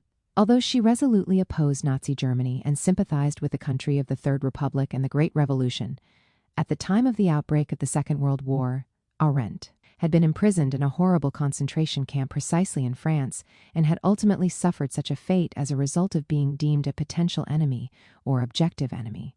We shall soon see that this category was also operational in Churchill's England or in F.D. Roosevelt's USA. Unfortunately, Arendt moved at a purely ideological level, without even posing the problem of a comparative analysis of the politics being followed by the ruling groups of different countries in a situation of acute crisis. It is worth attempting to fill this gap. After the conclusion of the Second World War, Churchill drew up this balance sheet of the situation in his country on the eve of the gigantic clash.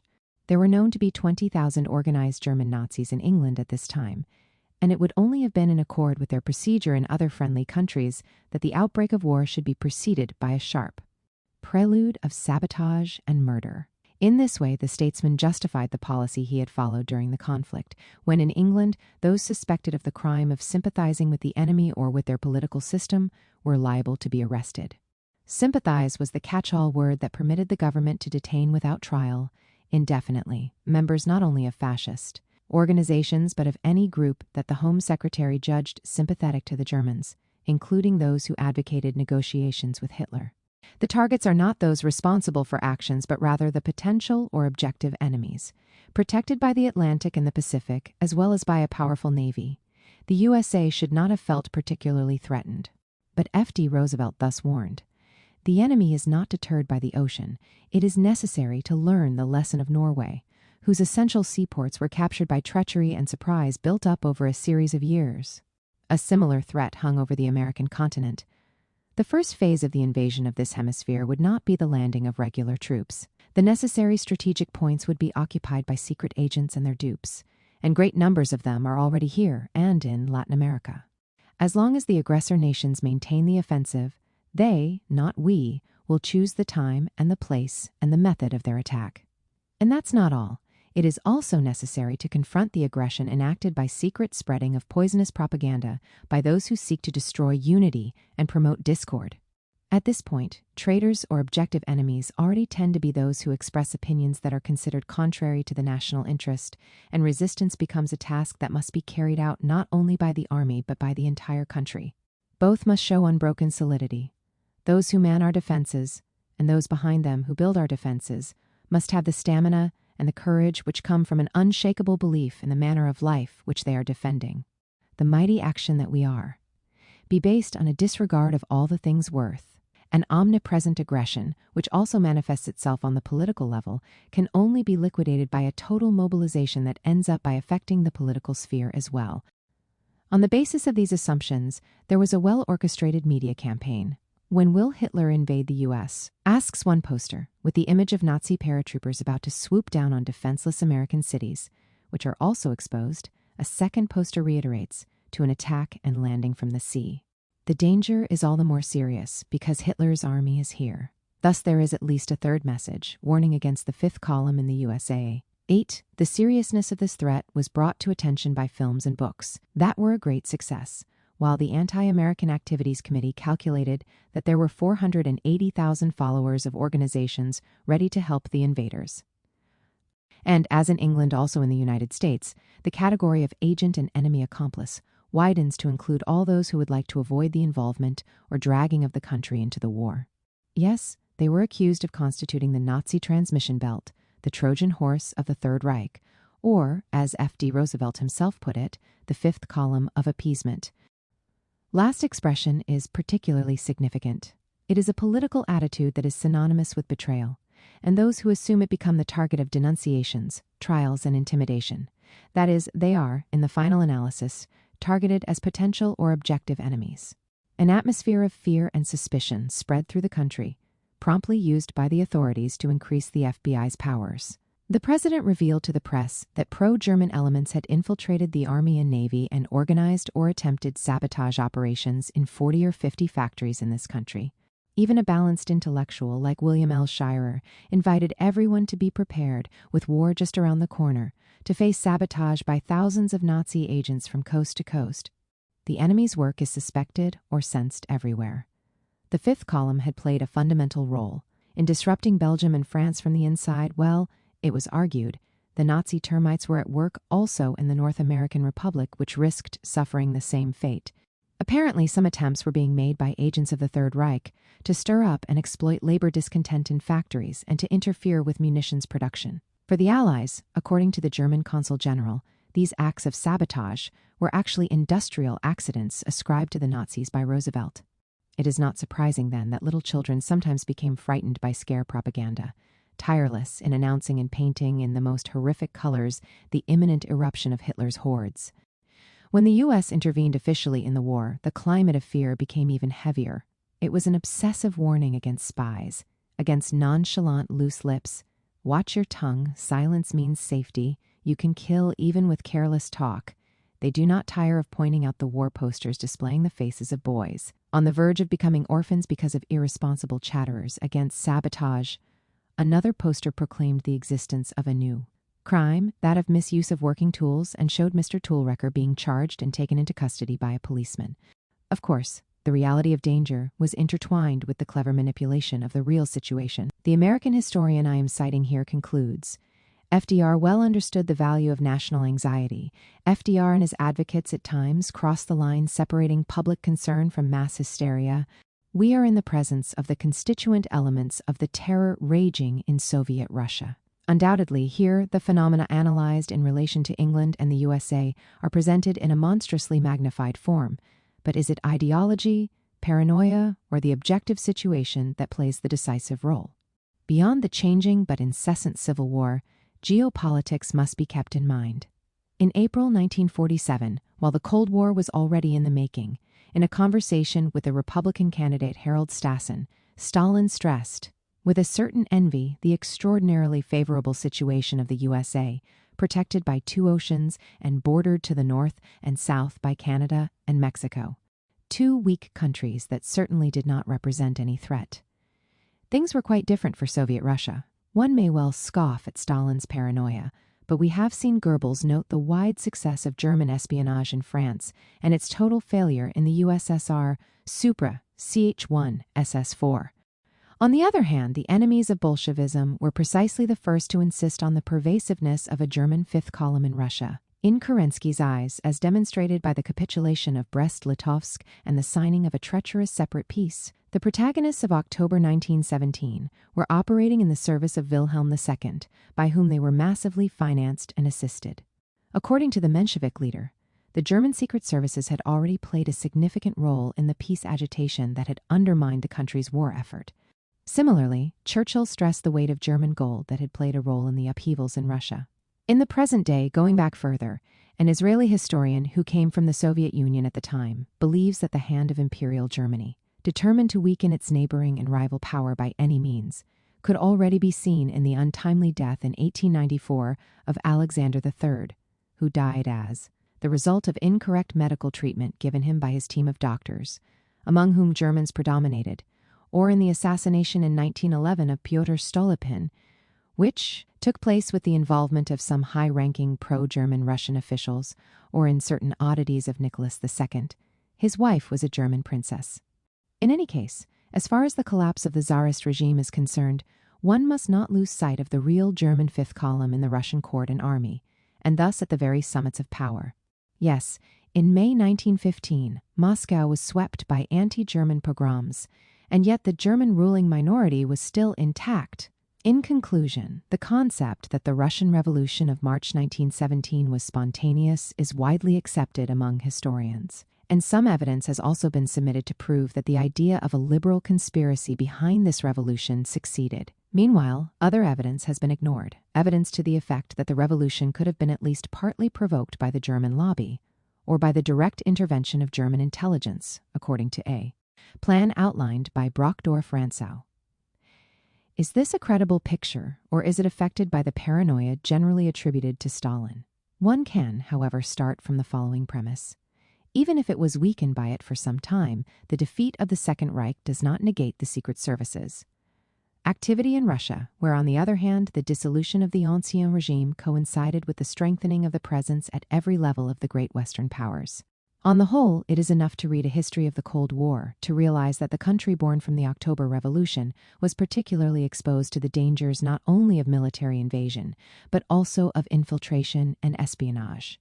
In the 1920s, thanks to Russian exiles' collaboration, Britain was able to decrypt coded messages from the Soviet Union, which continued to be the main target of British intelligence services even in the middle of the 1930s. In the meantime, there was the advent of the Third Reich, which, when preparing its aggression, could avail itself of the consummate skills of Colonel Reinhard Gehlen, a master of intelligence, subversion, and deception. Later, immediately after the defeat of Hitler's Germany, Allen Dulles revealed himself to be far-sighted in putting at the service of a nascent CIA, a person who had played a major role in the German attack on Russia in 1941. During the Cold War, in addition to espionage, Western intelligence activity included sabotage operations and sometimes support for insurgent movements. More than 20 years after Stalin's death, the picture does not change. This can be deduced from the article in a prestigious U.S. newspaper. The author smugly reports how a CIA campaign of computer sabotage, culminating in 1974 in a huge explosion in Siberia, all organized by a mild-mannered economist named Gus Weiss, helped the United States win the Cold War. If we then keep in mind that the practice of sabotage also has a peculiar Russian tradition behind it, we can come to a conclusion in order to understand what was happening in the Stalin years rather than resorting to a single paranoid personality as a deus ex machina. It is better to follow the approach suggested by a distinguished witness who in the Moscow of 1937 spoke of unquestionable acts of sabotage and at the same time of a sabotage psychosis that arose from that reality, the liberal West's paranoia. And yet, if Arendt limits herself to referring to the madness inherent in totalitarianism, whether Stalinist or Hitlerian, Franco-Furet goes even further. Revolutionaries must have something to hate. This is true for the Jacobins, but even more so for the Bolsheviks, and in an altogether special way, for Stalin the latter, of whom felt it necessary to invoke the fight against saboteurs, enemies, imperialists, and their agents in order to support his fantastic goals. The French historian speaks of the revolutionary in general, but in reality, he only targets Russia and France, and thus forgets to add that, in addition to the Bolsheviks and Jacobins and Rousseau, the protagonists of the Puritan Revolution, as well as the abolitionist revolution that swept away the institution of slavery first in England and then in the USA, were also often subjected to similar psychoanalytic treatment. And Furet does not even take into account the fact that, in the eyes of an eminent American historian, the paranoid style profoundly characterizes the history of his country. The belief, well alive even in George Washington, in London's intention to enslave the colonists settled on the other side of the Atlantic, is a central element of the American Revolution. This is when, at the end of the 18th century, acute contradictions arise in the new ruling group, with Jefferson suspected of being an agent of France and Hamilton branded as a British agent. A similar dialectic manifests itself a few decades later, on the occasion of the crisis leading to the American Civil War, when the two opposing parties exchanged the accusation of having betrayed the legacy of the Founding Fathers. Not to mention the fact that, in Nietzsche's eyes, a disturbed relationship with reality characterizes the revolutionary tradition as a whole, beginning with those Christian agitators who are the Church Fathers, and even earlier with the Jewish prophets. Is Stalin's personality characterized by particularly morbid traits? If we start from this assumption, the fascination he exercised on leading personalities of the West would be inexplicable. One fact, however, gives one pause for thought. Freud, who died in 1939, thought it opportune to make a psychoanalytic study not on Stalin, and indeed not even on Hitler, but on Wilson, who was included in the list of those dangerous fanatics who are convinced that they have a special and personal relationship with divinity, and who, starting from that, believe themselves invested with the providential mission of guiding and transforming the world.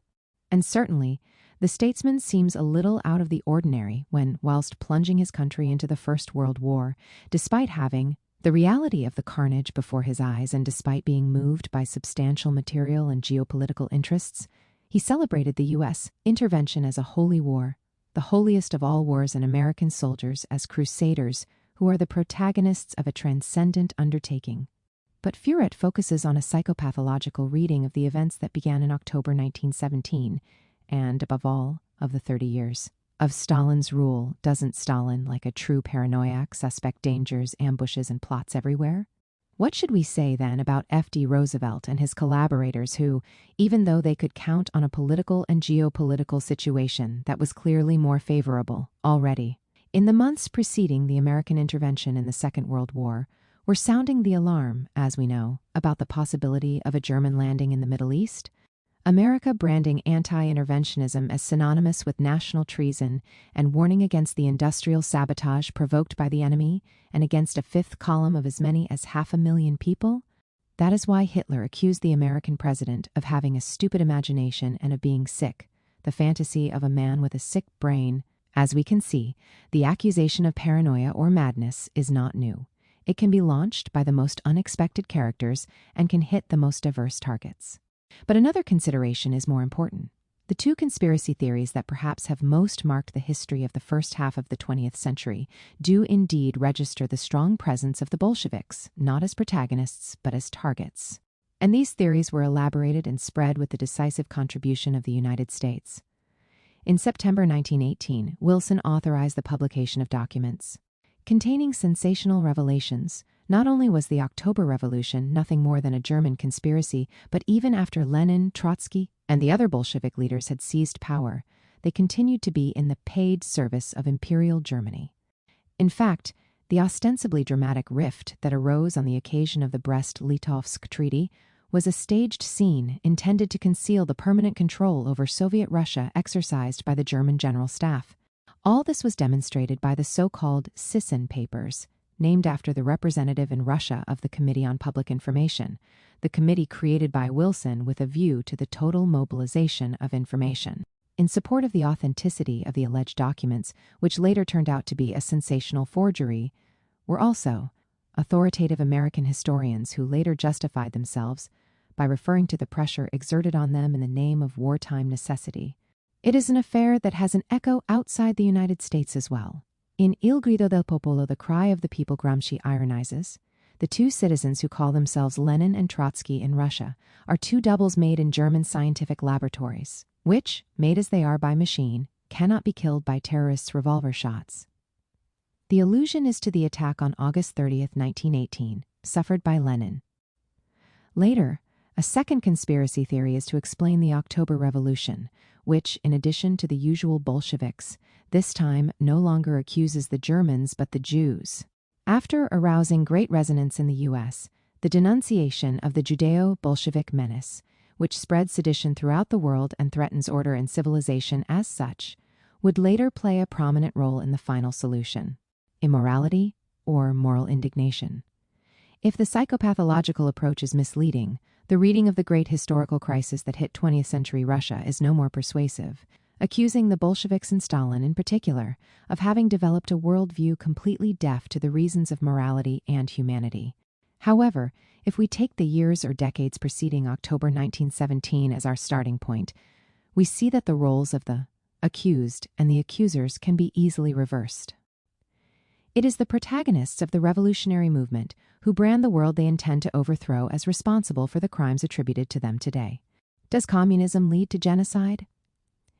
In the years of the First World War, genocide was synonymous with the liberal bourgeois society that was to be overthrown. As Stalin spoke of a terrible slaughter and of a mass extermination of the vital forces of the people, Bukharin spoke of a horrible corpse factory. Terrible and yet precise was Rosa Luxemburg's description of the mass extermination and genocide Völkermord on the battlefields. That became the tiresome and monotonous business of the day, while in the rear, an atmosphere of ritual murder spreads. The fight against genocide, or rather against the triumph of genocide, is also called for by Karl Liebknecht, who also condemns the worship of brutal violence, the wreckage of all that is noble in man, and the spreading moral barbarization.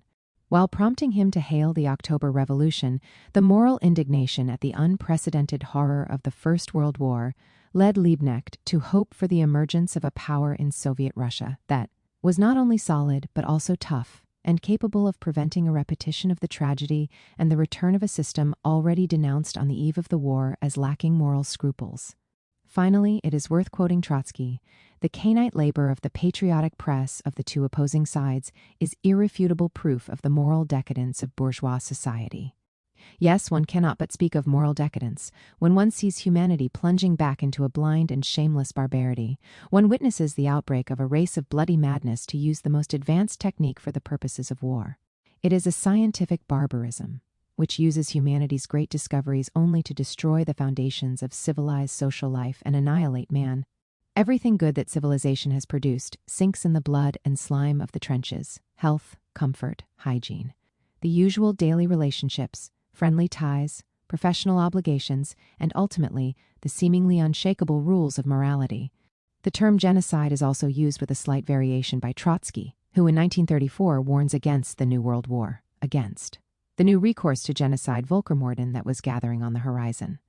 Again, on August 31, 1939, Molotov accused France and England of rejecting the Soviet policy of collective security in the hope of unleashing the Third Reich against the USSR, thus not hesitating to provoke a brand new slaughter, a new Holocaust of nations. This denunciation of the horrors of war was clearly inspired by moral indignation. A leading American statesman, Theodore Roosevelt, took a very different attitude to this. At the turn of the 19th and 20th centuries, he proceeded to celebrate war as such in a vitalistic way, starting from a point of view that in some way wanted to be, one might say with Nietzsche, beyond good and evil.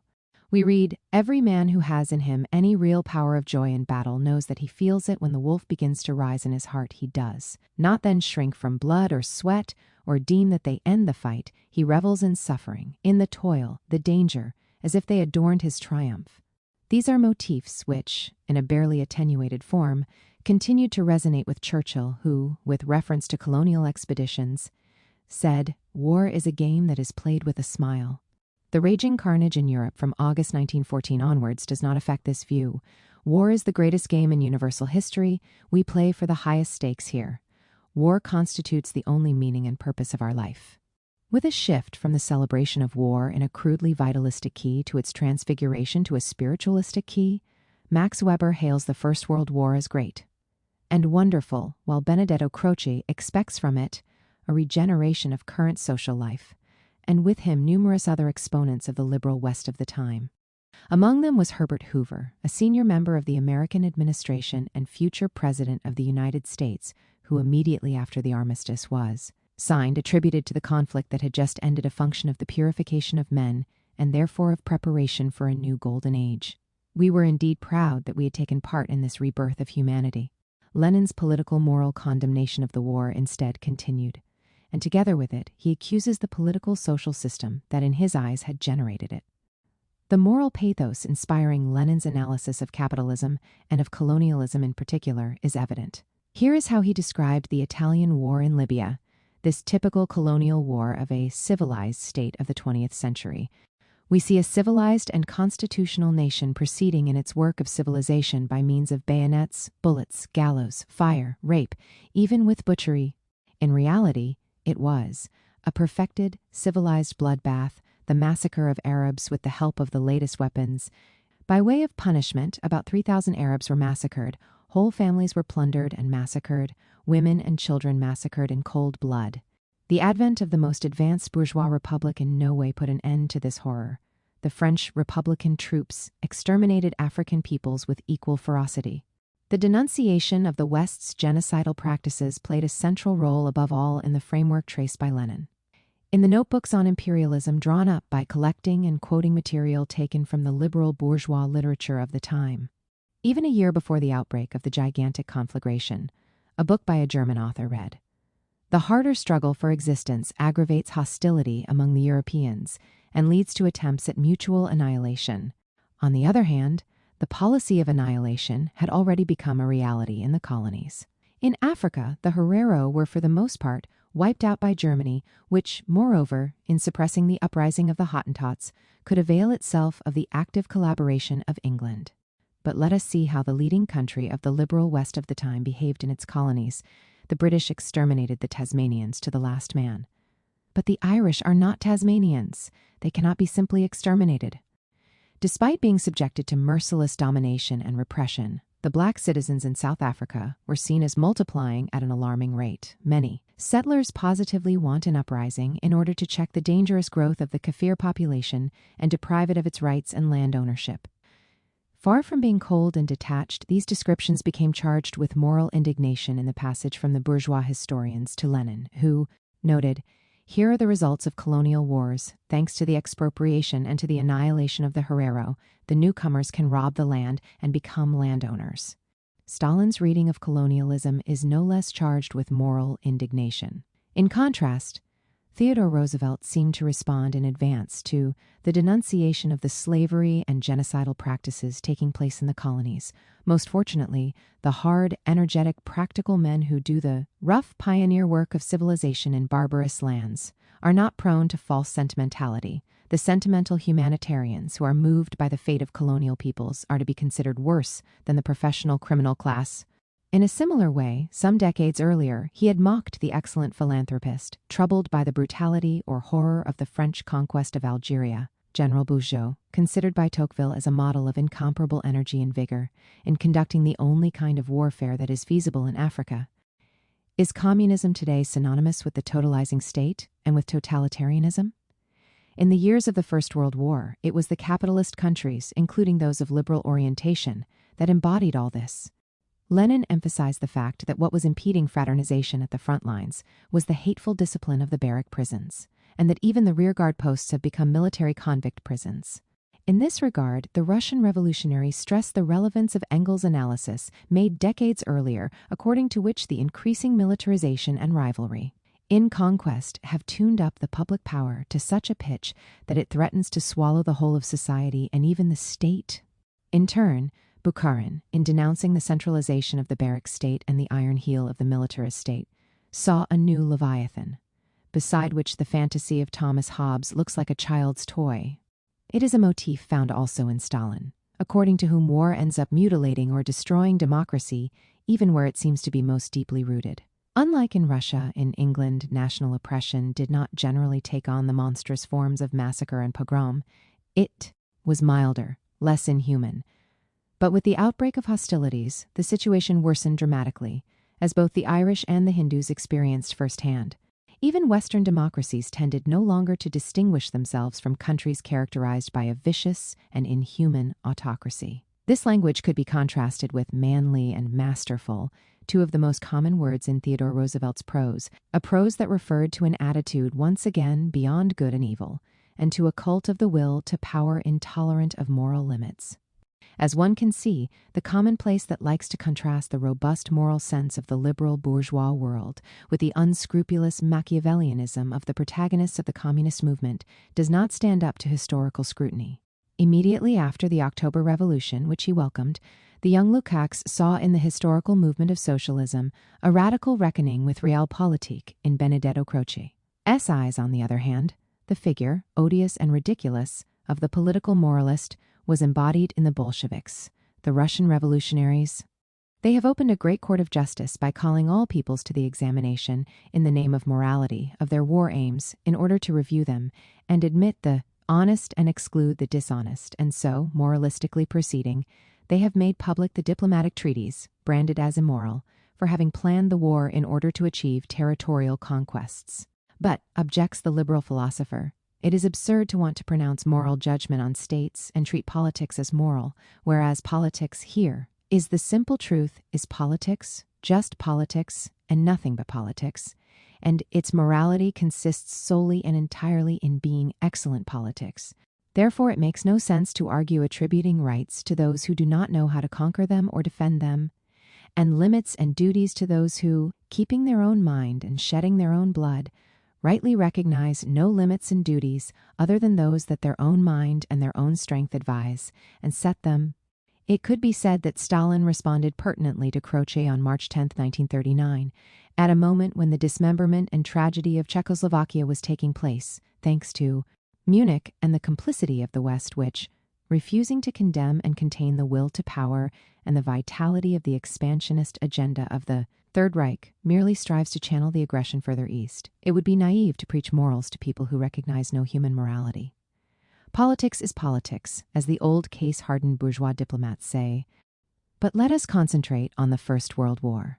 It is worth rereading what Vilfredo Pareto wrote in 1920, before the conflagration workers and especially socialists said they were ready to prevent war with a general strike or even more radical means. Following such nice speeches came World War I. The general strike was nowhere to be seen. On the contrary, in the various parliaments, socialists approved war credits, or did not oppose them too much, so that the precept of the master Marx, "Workers of the world, unite," was implicitly transformed into the other, "Workers of all countries, kill one another." Pareto, at least at this moment, a typical representative of the liberal bourgeois world, who does not hide his cynicism and his satisfaction at the bloody refutation suffered by socialist internationalism, seemed to have been answered in advance by Stalin, whose words resounded instead with moral indignation and at the same time with hope when the February Revolution had broken out. For nearly 3 years now, the workers of all countries, who were yesterday kin brothers and are now clad in soldiers' uniform, have stood confronting one another as enemies, and are crippling and murdering one another to the joy of the enemies of the proletariat. The Russian Revolution is the first to be forcing a breach in the wall that divides the workers from one another. The Russian workers, at this time of universal patriotic frenzy, are the first to proclaim the forgotten slogan, "Workers of all countries, unite!" In the new situation that had arisen in Russia and the world, it was possible to relaunch the struggle to put an end to the massacre and to promote mass fraternization on the fronts and the new ties of fraternity among the peoples. In order to achieve this result, however, it was necessary to go beyond the February Revolution. Life in the trenches, the real life of the soldiers, had developed a new means of struggle, mass fraternization, which was, however, opposed by the provisional government, which called for an offensive, and new bloodbaths, and threatened to refer to military tribunals those culprits of precisely this fraternization.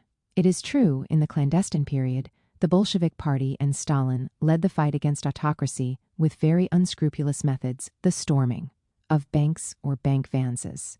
And this is the starting point for the historians who denounce Stalin as a gangster already in his youth. What about this approach? Let us make a comparison with Churchill, 5 years older than Stalin. The future British statesman began his career fighting and sympathetically describing the wars of the British Empire, even the less glorious ones.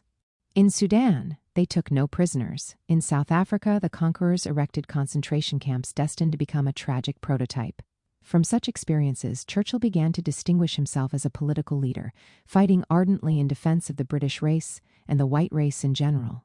To achieve this result, it was not enough to strengthen control over the colonial peoples. It was necessary to intervene in the metropolis as well. It was necessary to proceed with the forced sterilization of the weak-minded, of the maladjusted, of presumed habitual criminals. In turn, idle vagabonds should be locked up in work camps. Only in this way can a national and racial danger, which it is impossible to exaggerate, be properly dealt with. The author quoting these excerpts comments thus: as Home Secretary, in 1911, Churchill was the advocate of draconian measures that would give him personally almost unlimited power on the lives of individuals. Are Churchill's beginnings really more edifying than Stalin's? A few years later, from the prison in which he was imprisoned by the Tsarist regime allied with England, Stalin was dreaming of the fraternization of soldiers and peoples, while the former was committed to conducting to the end a war which in his eyes was called upon to strengthen the hegemony of the empire and of the British race. Ultimately, for a historian who interrupts their narrative with October 1917, it would be very difficult to identify in the Bolshevik Party and in Stalin the warring faction that ignores the reasons of morality. Reductio ad Hitlerum and its variants. The psychopathological and moral approaches are all the more inconclusive because the tragedy that took place in 20th century Russia was foreseen decades or centuries in advance by very different personalities. It cannot therefore be so easily explained by the psychological abnormality or moral depravity of single individuals. On the other hand, like the former method, the latter approach could also be used to indict the leaders of the liberal West. One may take as its starting point the support given in particular by Great Britain to Kornilov's attempted coup d'etat, and subsequently to the White Army. Still at a time when the latter were unleashing a bloody hunt against Jews and staining themselves with massacres, which were in some ways a prelude to the final solution. In order to impose on Russia permanent participation in what the communists denounced as the genocide of the First World War, the liberal West turned a blind eye to other monstrous crimes. After the military triumph, the time came to divide up the colonial spoils. Among other things, it was England's turn to take over Iraq, which, however, rebelled in 1920. And here is how one of the leading countries of the liberal West dealt with the situation. The British troops unleashed cruel reprisals. They set fire to their villages and committed other actions that today we would judge excessively repressive, if not downright barbaric. It was certainly not Churchill who put the brakes on such measures, who, on the contrary, invited the Air Force to teach the recalcitrant natives a harsh lesson, hitting them with experimental methods based on gas bombs, especially mustard gas. In this case, we are led to think not of the final solution, but of the colonial war unleashed by fascist Italy against Ethiopia and conducted in a particularly barbaric way, using weapons prohibited by international conventions. Churchill appears here as Mussolini's forerunner. On the other hand, when it came to safeguarding or expanding the empire, the British statesman's crude methods were a constant. In 1942, pro-independence demonstrations in India were repressed by resorting to extreme means, such as the use of the Air Force to machine gun the crowds of demonstrators. Over the next 2 years, Churchill stubbornly denied and neglected the reality of famine decimating the people of Indian Bengal. Finally, to remain on the topic of colonies and peoples of colonial origin, to what extent should the final solution of our Indian question in Canada, which until 1931 was part of the British Commonwealth, cast a shadow also on an influential member of the British political class? Churchill? The man who, as Prime Minister from 1951 to 1955, is in any case to be held responsible for the genocidal practices resorted to by the London government in the attempt to crush the Mau Mau revolt, Infra Ch8 SS4. But let us return to pre-war Europe. After Hitler came to power, the government in London tried in every way to divert to the east the expansionistic fury of the Third Reich. In this connection, 2 Canadian historians arrived at a thought-provoking conclusion: blame for the tragedy of World War II, including the Holocaust, must rest partly with Stanley Baldwin, Neville Chamberlain, Lord Halifax, and their close associates. 65. And yet, Britain could not avoid confrontation with Nazi Germany and faced it by resorting at first to the indiscriminate and terrorist bombing of German cities, with the consequent massacre of the civilian population. This has led 2 American historians to make a comparison with the treatment inflicted by the Nazis on the Jewish people, Supra Ch5 SS2. It was the Soviet leadership who were trying to contain the bombing, as is clear from a Dimitrov's diary note of March 17, 1945. Audience with Stalin tonight together with Molotov discussed issues pertaining to Germany. The British want to dismember Germany, Bavaria, and Austria, the Rhine region, etc. They are using every means available to destroy their competitor, viciously bombing German factories and plants. We are keeping their air forces out of our zone of Germany, but they are doing everything they can to bomb there as well. What is needed is for some Germans to appear who are capable of salvaging what can still be salvaged for the survival of the German people. Organize the municipalities, local city councils, fix economic life, etc. on German territory taken and occupied by the Red Army. Create local government agencies from which will come out a German government as well. The fiery hell unleashed by the British Air Force is all the more odious because 2 weeks after the outbreak of the war, the British Prime Minister Chamberlain had declared, "Whatever be the lengths to which others may go, His Majesty's government will never resort to the deliberate attack on women and children and other civilians for purposes of mere terrorism." In fact, plans for indiscriminate and terrorist bombing had begun to take shape during the First World War. As it dragged on without reaching a conclusion, Churchill had planned a 1,000-bomber attack on Berlin for 1919. Such plans continued to be developed after victory. That is, one could say, to imitate the cursory way of arguing of today's fashionable ideologists. The then leading country of the liberal West was planning a new genocide while completing the one begun in 1914. In any case, it was precisely England that became the protagonist of the systematic destruction inflicted on German cities towards the end of the Second World War. As well, one thinks in particular of Dresden, a destruction planned and carried out with the declared intention of leaving no way out for the civilian population, chased and engulfed by fire, impeded by delayed fire bombs from attempts to escape, and often machine-gunned from above. These practices appear all the more sinister. When one considers the statement made by Churchill in April 1941, there are less than 70 million malignant Huns, some of whom are curable and others killable. If not outright genocide, as Nolte believes, it is clear that there was a massive thinning out of the German population being considered. It is in this perspective that we can place the strategic bombing campaign. From 1940 to 1945, Churchill eliminated the people of Cologne, Berlin, and Dresden as Huns.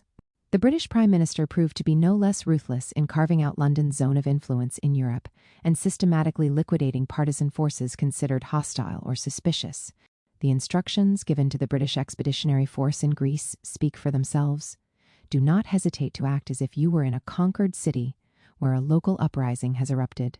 And again, some things should not be done halfway.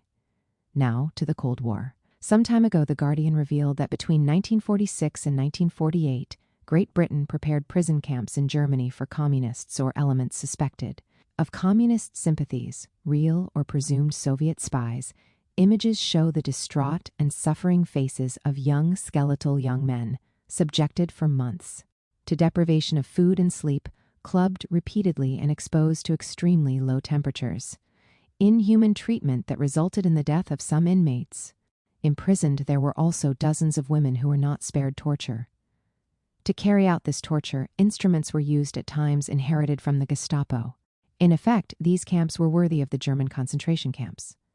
As can be seen, there repeatedly emerges a race between the practices implemented in the 20th century by Great Britain and the practices dear to the Third Reich.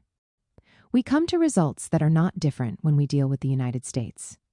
In this case, the hypocrisy that we have seen characterizing Chamberlain reaches its extreme. Immediately after the outbreak of the Second World War, it was Franklin D. Roosevelt who condemned the aerial bombardments targeting civilian populations as contrary to the sentiments of every civilized man and woman and to human conscience, and as an expression of inhuman barbarism.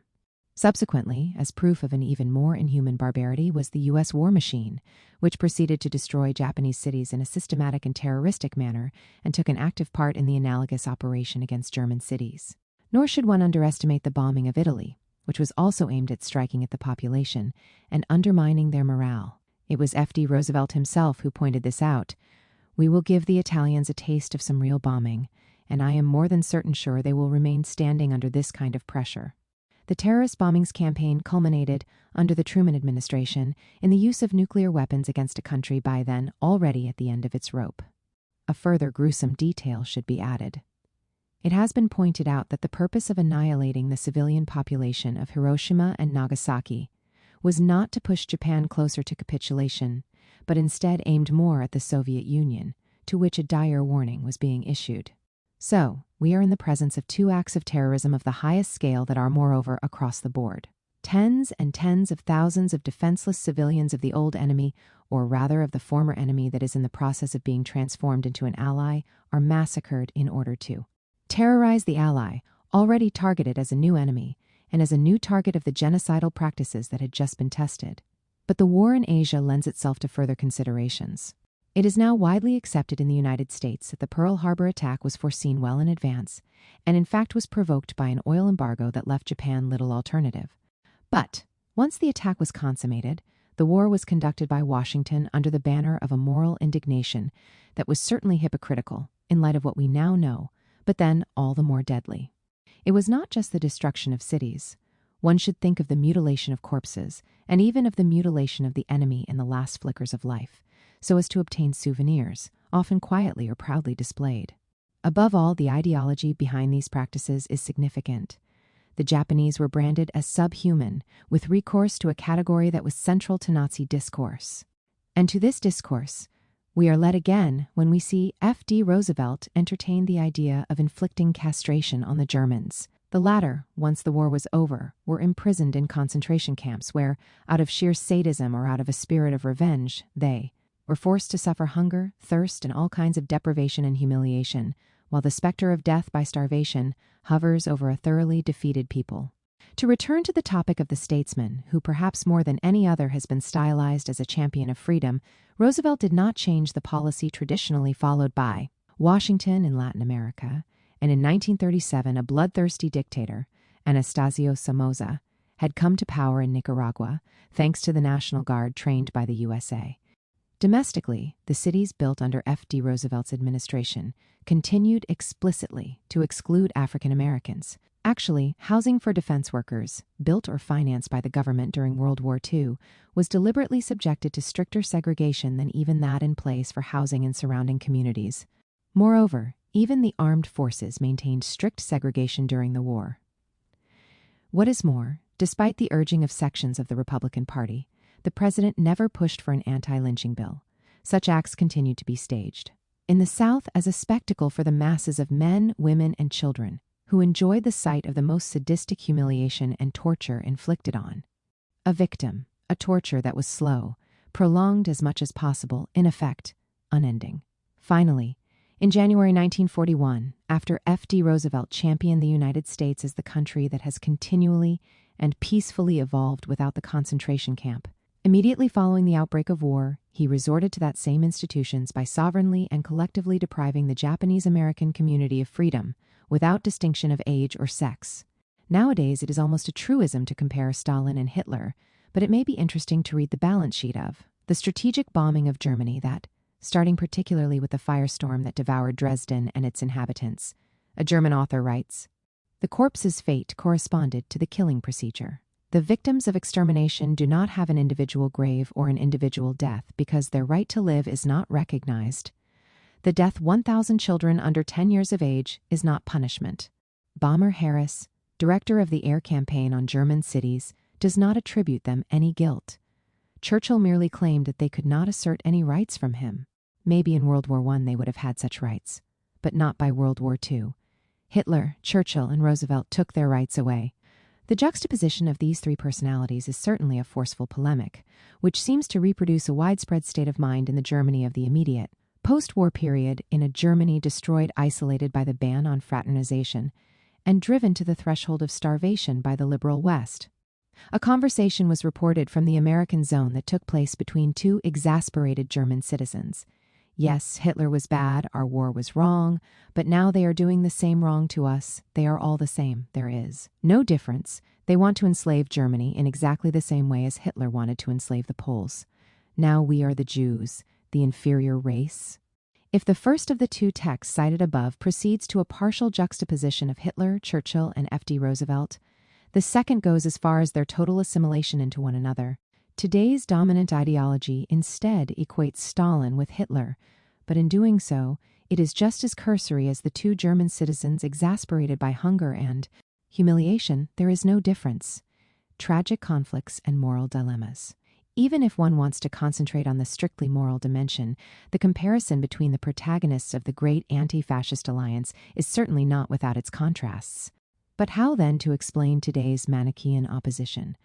Let us return to the centuries-old process behind the catastrophe that exploded with the collapse of the Tsarist autocracy. Unfortunately, while accepted at a time of historical reconstruction, the prospect of the long term vanishes as if by magic when one moves on to the formulation of moral judgment. Everything is reduced to the demonization of the period that began with October 1917 and of Stalin in particular. Do they bear no responsibility, those who for so long supported a regime whose social relations were so violent and so violently dehumanizing that they aroused in personalities so different from one another, Maistre, Marx, wit, the foreboding of catastrophe? Have they nothing to reproach themselves with, those who unleashed the First World War and who in the West, in order to force Russia to participate in it to the end, did not hesitate to arm and support even the most ferocious reactionary bands? If, as one of the authors of the Black Book of Communism argues, Stalinism began to take shape in 1914, why are those in the dock of the accused not those responsible for the carnage, but only those who tried to prevent it or hasten its finish?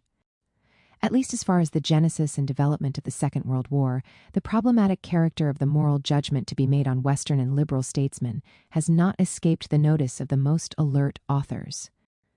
We have seen two Canadian historians attribute to the British protagonists of the policy of appeasement, and indeed eastward diversion of Nazi expansionism, co-responsibility for the tragedy of World War II, including the Holocaust.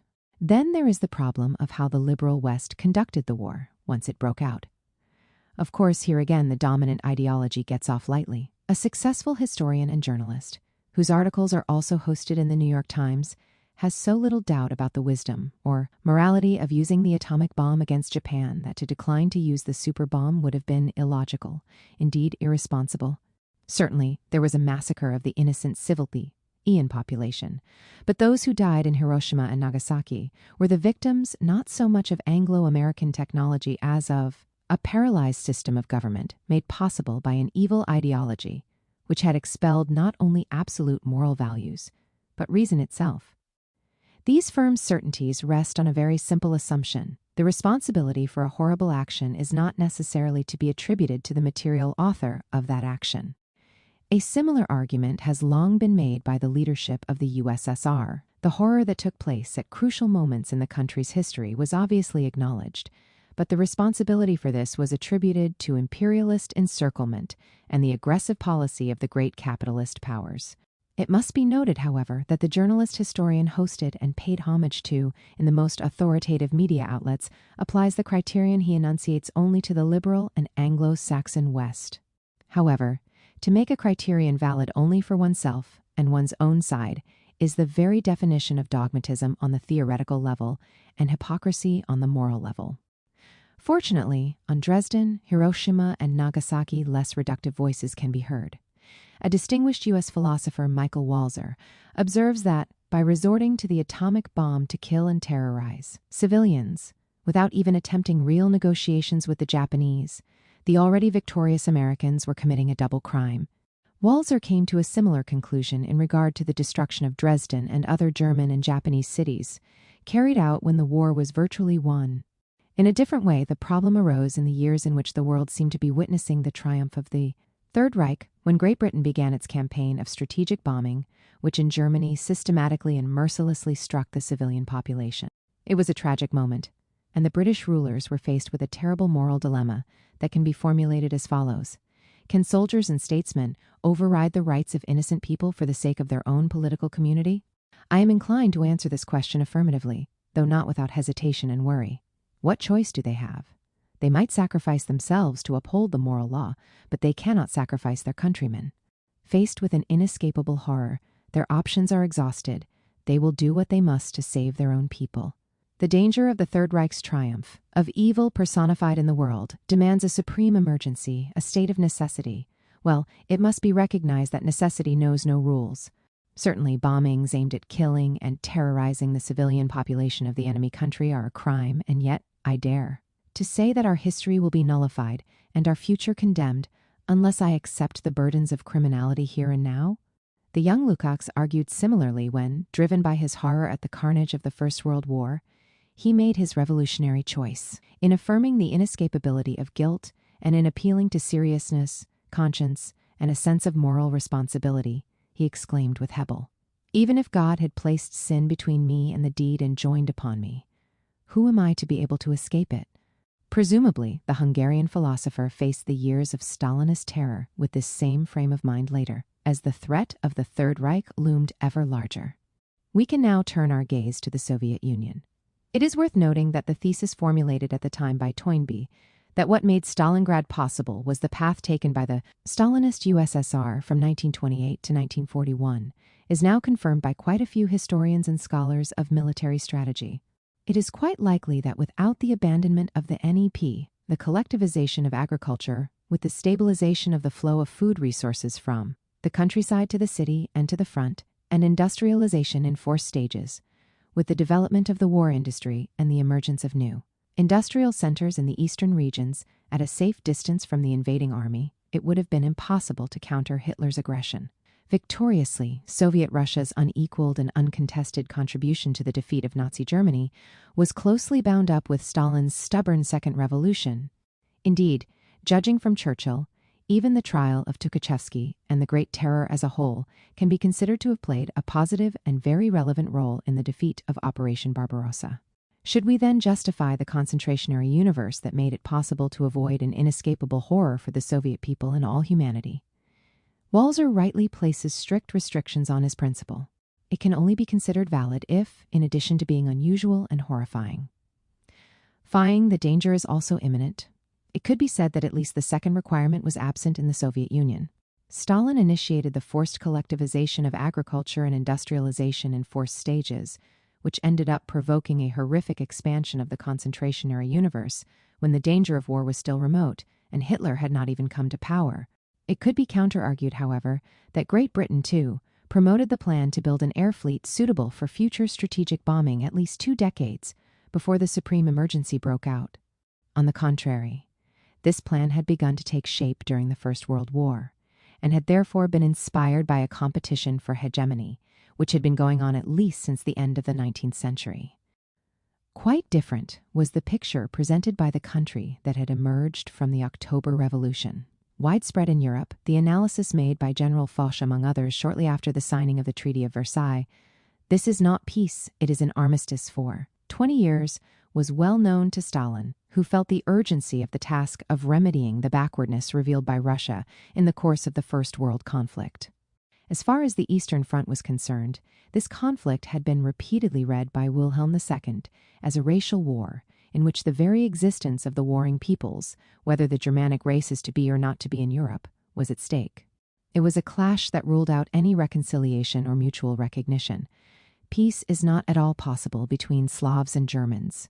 Beginning above all with Brest-Litovsk, voices had emerged in the Wilhelminian Reich that looked eastward for a solution to the problem of living space, and that envisaged an agreement with England in order to bring about the dismemberment of Russia and to create the conditions for the world position of Germany with the German people as a grand continental power.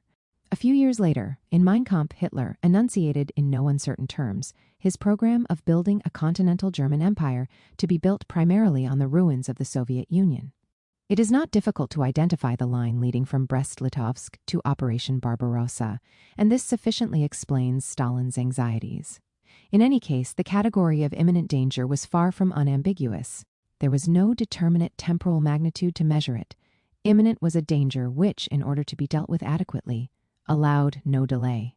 If, then, in addition to the temporal sense, we understand imminence in a spatial sense, it was clearly the Soviet Union that was exposed to a more imminent danger. In the end, while the systematic killing of the civilian population by aerial bombardment is a crime in itself, the collectivization of agriculture and the industrialization in forced stages lead to a series of crimes. Dogmatism and hypocrisy would be shown by those who would question the moral dilemmas only of Anglo-Saxon statesmen. On the other hand, even if we affirm with Walzer that in the face of supreme emergency a statesman must know how to take on the burden of crime here and now, it is difficult to move from the general to the particular. When we read of the atrocious experiences suffered by individual prisoners in the Gulag, overwhelmed by a horror of whose origins and reasons they cannot even fathom, we are led to exclaim with Petrarch, povera et nuda vi philosophia poor, and naked you go, philosophy. But a similar consideration applies to the victims of strategic bombing. Can the supreme emergency really justify what the chronicles reported? The first series of bombs fell at around 9 a.m. The streets had been filled with lines of shoppers, and 700 people were wiped out, almost exclusively women and children. Fighter bombers pursued and fired on the people fleeing eastward into the forests.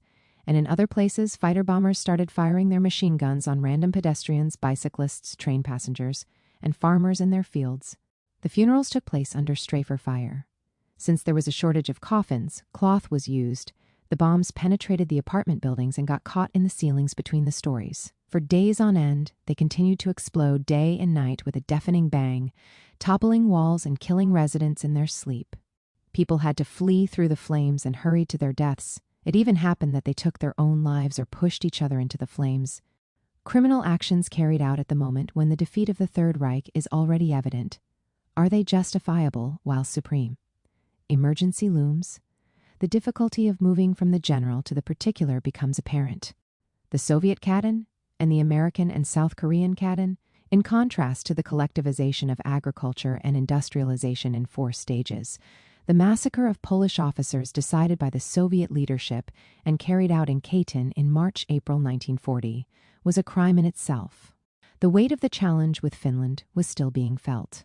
After a vain attempt to proceed with a consensual exchange of territories undertaken by Stalin in order to give a minimum of territorial depth to the defense of Leningrad, the city that was then the protagonist of an epic resistance to Nazi aggression, the war now risked spreading and becoming more widespread.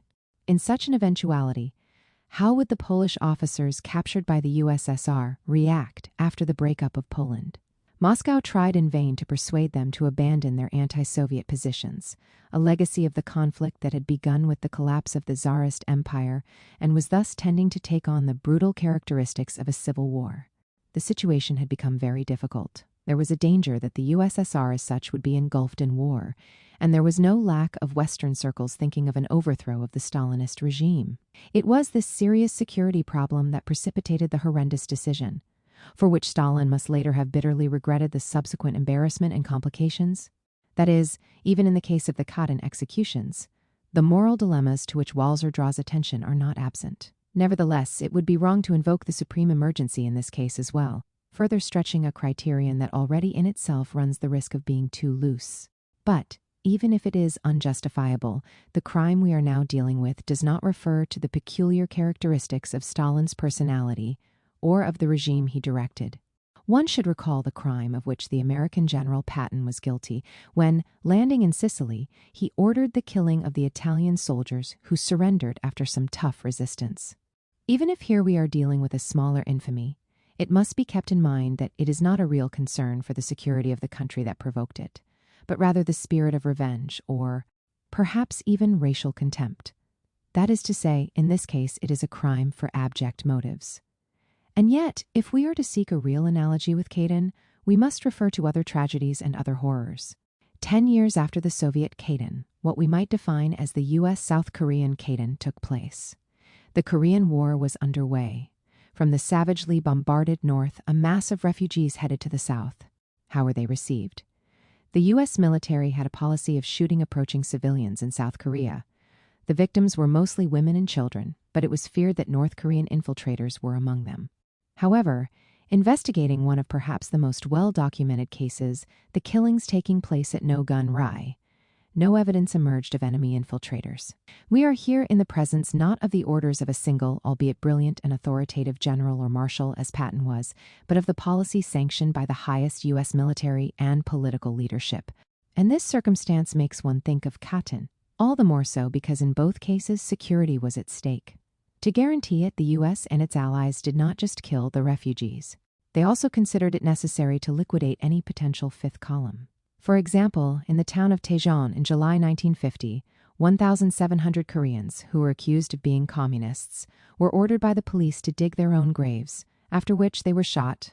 As a witness recounted, "One Sunday morning at dawn in the apparently deserted town of Chochiwan, I saw a procession of men and women, bound to each other, with their hands behind their backs, beaten and clubbed, as they made their way from the police station to the trucks where they were being loaded.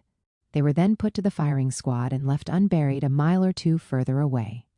This was a large-scale operation. In a cobalt mine near Daegu, in the south of the country, investigators have so far collected the remains of 240 people.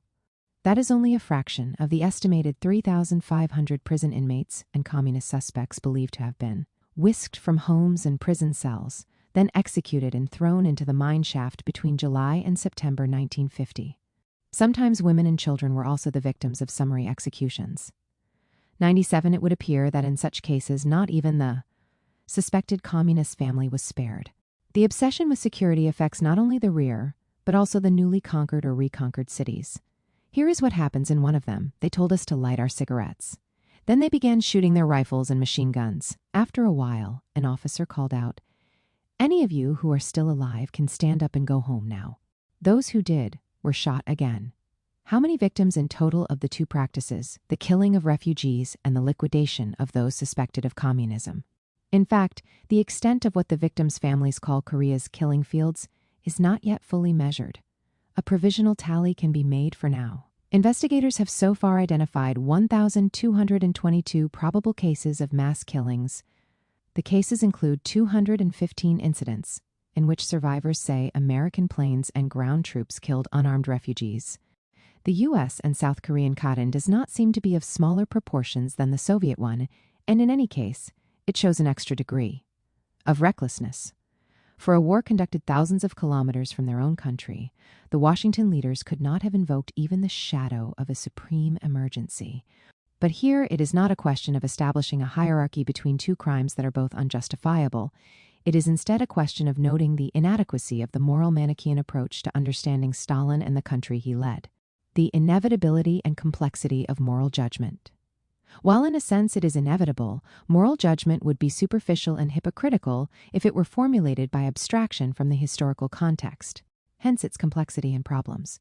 At the same time, it is necessary to bear in mind and unravel the interweaving of objective circumstances and subjective responsibilities, and, as far as the latter are concerned, it is necessary to distinguish between the responsibilities of a ruling group as a whole and those of individuals. As far as the ruling group of Soviet Russia is concerned, it came to power at a time when, in the words of a Christian witness, sympathetic to the changes brought about by October 1917, pity has been killed by the omnipresence of death, and it was forced to face a very prolonged state of exception in a situation characterized, to quote the analysis of one of the authors of The Black Book of Communism, by an unprecedented brutalization, generalized and without any possible terms of comparison with that known to Western societies. That is to say, if the protagonists of the 20th century were forced to deal with the devastating conflicts and moral dilemmas that characterized the Second 30 Years' War, Stalin also had to contend with the conflicts and moral dilemmas peculiar to Russian history and the Second Time of Troubles. One could say that the shadow of the supreme emergency hung over the 30 years during which he wielded power. However, we must not lose sight of the fact that it was not only the objective conditions that seriously hindered or made impossible the passage from state of exception to condition of normality. Messianism had also contributed to this, admittedly powerfully stimulated by the horror of the First World War, and yet intrinsic to a vision that expects the disappearance of the market, of money, of the state, of the legal norms. Disappointment or indignation at the failure of all this to come to pass further stimulated conflict, and a conflict which was not possible to regulate through purely formal juridical norms, insofar as they are themselves destined to disappear. The result was an additional violence that cannot be justified by referring to the state of exception or to supreme emergency. In this sense, moral judgment coincides with political judgment. This also applies to the liberal West. With regard to the director of strategic bombing against Germany, it was observed. As a young pilot, Harris had practiced civilian bombing against rebelling Indians. His shock psychology was also originally tested as a cultural shock. Primitive tribes in thatched huts who were confronted with the weapons arsenal of the industrial empire threw themselves down, dazzled. On the other hand, it was above all Churchill who promoted this type of war, who on the one hand suggested hitting the recalcitrant, natives in Iraq with bombardments based on gas bombs, and above all mustard gas, and on the other hand compared Germans to evil Huns. We also know of the weight of racial ideology in the U.S. war against Japan, which not by chance is subsequently subjected to atomic bombing. Here again emerges a supplement of violence that cannot be justified by supreme emergency, but that refers instead to the colonial ideology shared by the liberal West and Germany. If the Third Reich compares the natives of Eastern Europe to slaughtered Native Americans and enslaved blacks, England, and the United States end up treating Germans and Japanese as colonial peoples who must be brought back to obedience. Stalin, Peter the Great, and the New Lincoln. With reference in particular to the role he played in the Second Time of Troubles, not a few scholars, taking up a motif that we have seen already present in Churchill, have compared Stalin to Peter the Great. Even the objection raised in this regard, Peter, unlike Stalin, looked to the West and wanted to open his state to it, does not seem to me persuasive. The condemnation of the Asiatic regulations, the barbarian Asiatic policies, and the Asiatic tactics for which the government and bourgeoisie of Tsarist Russia are responsible is an essential moment for Stalin's revolutionary agitation. At least until October 1917, he is in no doubt that his country is at every level more backward than Western democracies, where bloody anti-Jewish pogroms raging in a semi-Asian country do not take place. After gaining power, Stalin not only insisted on the need to adopt Western technology, but also declared that if they were to truly live up to the Leninist principles, Bolshevik cadres must be able to interweave Russian revolutionary impulse with the spirit of American practicality. In 1932, again referring to the United States, he expressed appreciation for traditions in industry and productive practice. They have an element of democratism about them. The reference to Peter the Great, in order to explain the history of Soviet Russia, seems all the more persuasive because of the fact that Lenin and above all Stalin explicitly referred to him, and at times Stalin seemed to take the figure of the great Tsar as a model. Trotsky himself, while denouncing the betrayal of the revolution, wrote, in relation to many spheres and peoples, the Soviet Stalin's power is to a considerable extent carrying out the historic task fulfilled by Peter I and his colleagues in relation to Old Muscovy, only on a larger scale and at a swifter tempo. 106.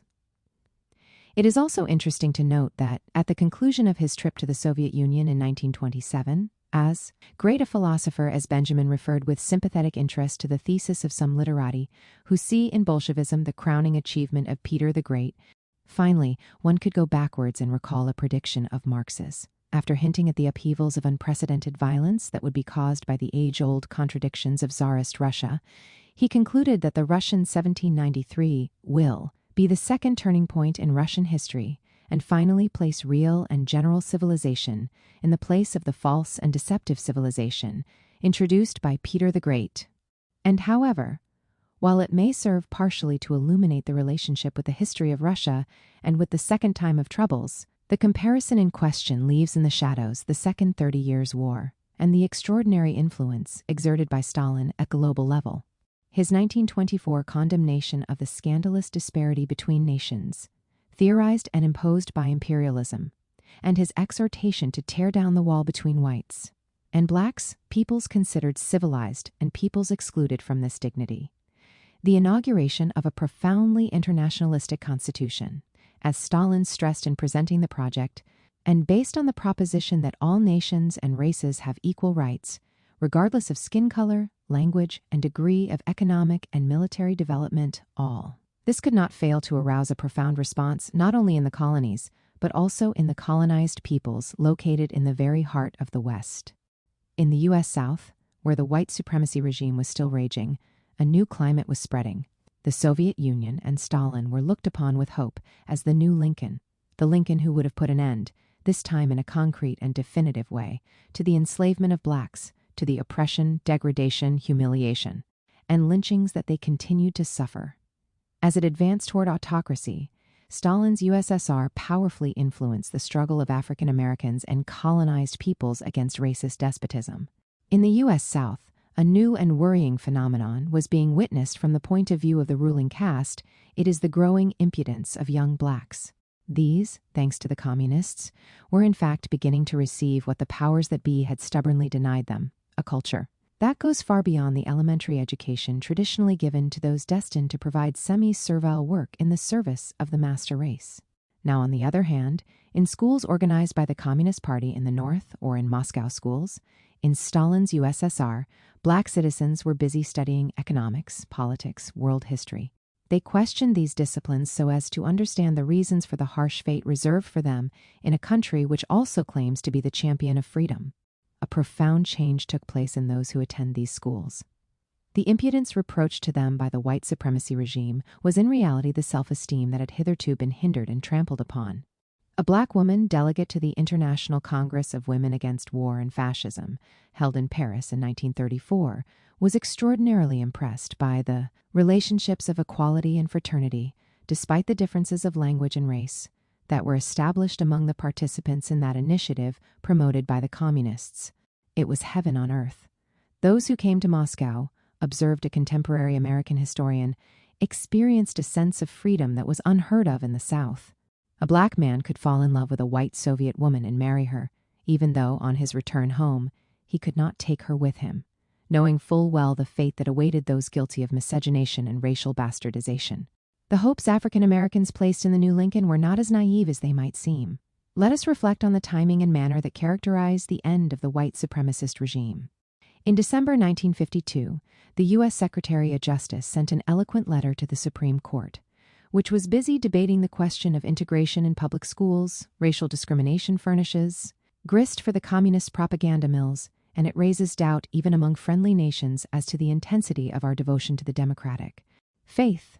Washington, the American historian who reconstructs the affair, observes, was in danger of alienating the colored races not only in the East and in the Third World, but in the very heart of the United States. Here, too, communist propaganda was considerably successful in its attempt to win blacks to the revolutionary cause, causing their faith in the American institutions to collapse. There is no doubt concern about the challenge objectively represented by the USSR and the influence it exerted on colonized peoples played an essential role in this affair. It is not just because of the impulse somehow imprinted on the process of emancipation of African Americans that Stalin indirectly influenced the configuration of democracy itself in the West. Stalin, in his speech introducing the draft of the new Constitution, condemned en bloc the three great discriminations that have characterized the history of the liberal West. It is not the census, nor national origin, nor sex that should determine political and social standing, but only the personal ability and personal labor of every citizen in society. At the moment that he had thus expressed himself, the three great discriminations were still present in various forms and to various degrees in this or that country of the liberal West. Finally, in pronouncing himself in favor of overcoming the three great discriminations, Stalin also declared that the new constitution was called upon to guarantee the right to work, the right to rest, the right to education, and to ensure better material and cultural conditions, all within the framework of the realization of socialist democratism. It is the theorization of social and economic rights that, according to Hayek, represented the ruinous legacy of the Marxist Russian Revolution and profoundly influenced the claim for the welfare state in the West. Let us return to Russia. The reader will have noticed that, when I speak of Stalinism, I use quotation marks. For today's followers of Trotsky, the expression is used in relation to the most diverse political realities, for example, to label the ruling group of post-Maoist China. But even if one wants to refer exclusively to the USSR, the category of Stalinism is not persuasive. It seems to presuppose a homogeneous set of doctrines and behavior that does not exist. In the 3 decades in which he was in power, we see Stalin struggling to elaborate and put into practice a government program, taking note of the vanishing prospect of the global triumph of the socialist revolution and disentangling himself between utopia, which is the legacy on the one hand of Marx's theory, and on the other hand of the messianic expectation of a totally new world aroused by the horror of the First World War and the state of exception which, in Russia, assumed an exceptional duration and acuity because of the convergence of 2 gigantic crises, the Second Time of Troubles and the Second 30 Years' War. Given his desire not to question the monopoly of power exercised by the Communist Party, Stalin repeatedly sought to move from the state of exception to a condition of relative normality, with the realization of a Soviet democracy, a socialist democratism, and a socialism without dictatorship of the proletariat. But these attempts failed. It is significant how, immediately after Stalin's death, the problem of succession is settled.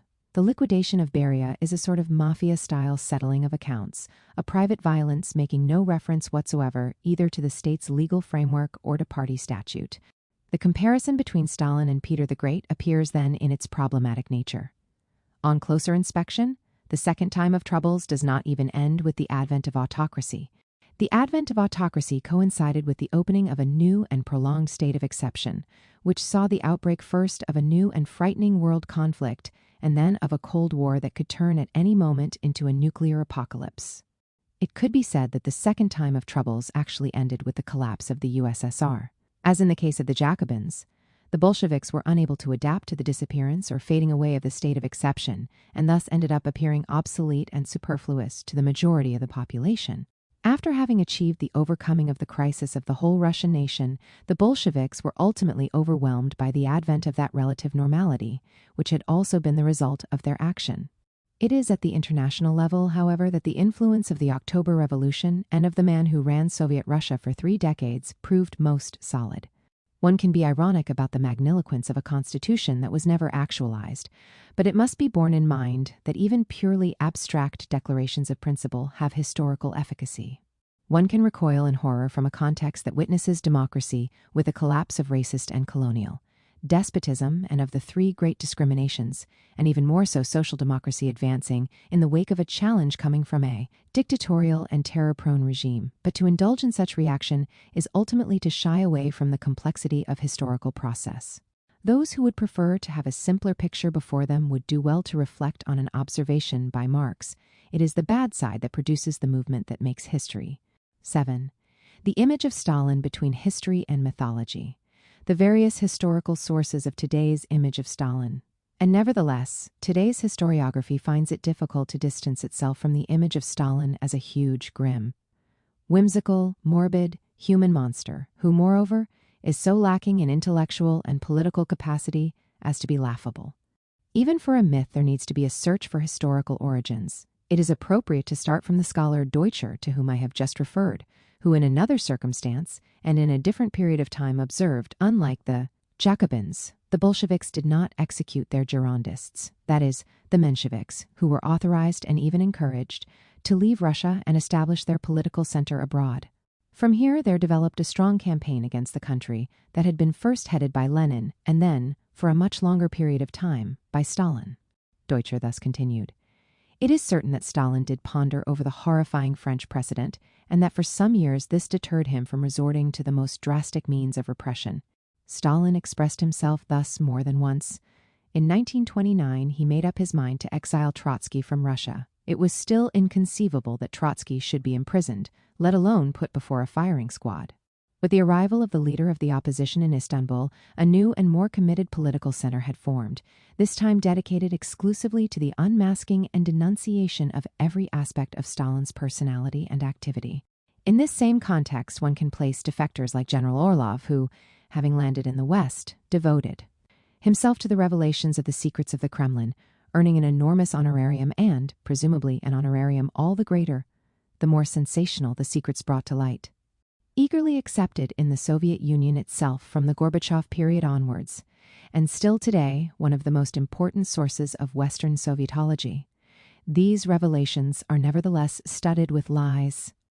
Obviously, one must not lose sight of the fact that the center of anti-Stalinist agitation is precisely in the West. Its motives had been made clear in advance by Lloyd George, who had observed in the summer of 1919 that a united Russia, Bolshevik or not, constituted a source of danger to the British Empire regardless. That is, a wide range of public opinion, first British and then American, branded in Stalin the embodiment of a twofold threat, that represented by communist agitation in the capitalist metropolis and especially in the colonies, and that represented by a great power, now all the more dangerous and all the more expansionistic, due to the fact that it inspired and directed a political movement present in every corner of the world. Which of the different political centers was the most relentless? Sometimes one has the impression of witnessing a game of catch-up. Immediately after the Pact of Non-Aggression between the Third Reich and the Soviet Union, Trotsky launched a sort of triumphal cry. It is now evident even to the Kremlin's professional apologists and Stalin's pro-Soviet simpletons of any stripe, those who had deluded themselves that they could count on Moscow's support to contain Nazi Germany's expansionism. It was Neville Chamberlain who was particularly targeted. Yes, the British Prime Minister, already at this time being accused by Churchill for the policy of appeasement pursued relative to Hitler, was bitterly criticized by Trotsky for having harbored illusions about Stalin. Despite all his dislike of the Soviet regime, the British conservative leader had tried with all his might to gain an alliance with Stalin, a colossal proof of naivety. He, Trotsky, since the advent of the Third Reich, had repeatedly made it clear that, in spite of all the talk about the anti-fascist popular fronts, the fundamental aim of Stalin's foreign policy was to reach an agreement with Hitler. Now everyone was forced to take note that the Kremlin dictator was Hitler's butler.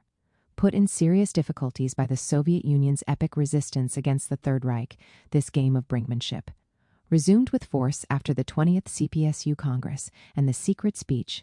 Khrushchev accused Stalin of having deviated from Lenin.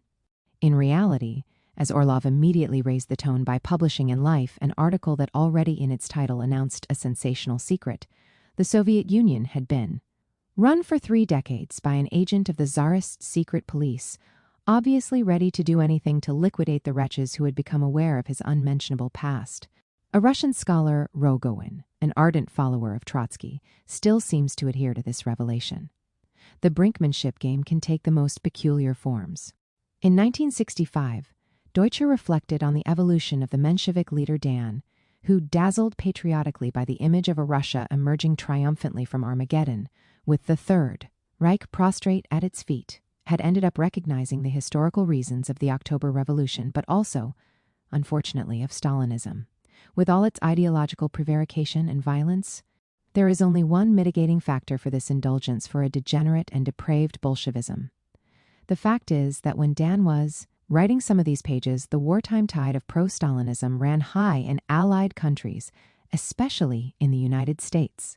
Fortunately, the information coming precisely from the capital of the Soviet Union and from within the Communist Party of that country was enough to refute and ridicule once and for all the naive and uninformed who had somehow taken the bait of Moscow's propaganda. Only by virtue of this convergence of differing interests can one explain the paradox of a historiography that, while it did not tire of denouncing the farcical nature of the trials held by Stalin in Moscow, calmly took as gold the trial on Stalin carried out in different ways, and for different objectives, first by Trotsky and then by Khrushchev. The ups and downs of the image of Stalin. So widespread is the caricature of the huge, grim, whimsical, morbid human monster in our times that the contradictory history that preceded the establishment of such an image has been forgotten. We have seen the accolades paid to Stalin in his time by distinguished statesmen, diplomats, and intellectuals. Even the pages of his 30 years of rule, now considered simply monstrous, were read quite differently in the past. In our day, it is commonplace to identify the revolution from above that radically changed the face of agriculture in the Soviet Union as the exclusive product of ideological fury. But in 1944, while highlighting the terrible human costs, de Gasperi also expressed a fundamentally positive judgment on the great economic enterprise of the collectivization of the countryside and industrialization, made necessary by the danger of war and by the threat revealed by Mein Kampf. In the present day, very few dare to question the thesis that the bloody and large-scale repression Stalin enacted was solely and exclusively the product of his libido dominandi or paranoia. Between the end of the 1920s and the beginning of the 1930s, Malaparte spoke calmly of the preparations for a coup d'etat in Moscow and of Stalin's hesitation to strike. An authoritative German press organ went further, commenting with irony on the naivety of the Kremlin dictator for not having sent Trotsky and his clique into the great beyond. About 20 years later, it was Churchill himself who indirectly endorsed at least the trials against Tukhachevsky and other military leaders. It had been a merciless, but perhaps not needless, military and political purge which had eliminated its pro-German elements. And to some extent, even the Moscow trials as such in the dock sat Soviet leaders who were filled with jealousy of Stalin, who had ousted them. All the more significant is this stance of the English statesman, champion of the struggle to the bitter end against Hitler's Germany, because it is formulated in a polemic attacking Chamberlain, the protagonist of the policy of appeasement. More radical or more outspoken than Churchill was the American ambassador in the USSR, Joseph Davies, who always insisted that there had been a genuine plot, that the trials were fairly conducted, and that the Soviet power was stronger as a result.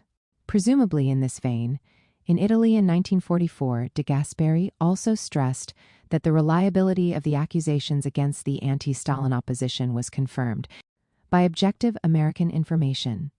There was then a radical change, but the fragility and inconsistency of the image of Stalin delivered to us first by the Cold War and then by the secret speech began to emerge from the research of a growing number of scholars.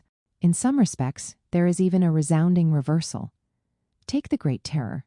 Along with the leading political figures already mentioned, it was a fervent admirer of Trotsky's, that is, Deutscher, who in 1948 considered the Moscow trials more or less reliable. In his eyes, the Kirov assassination had by no means been a staged assassination by the regime.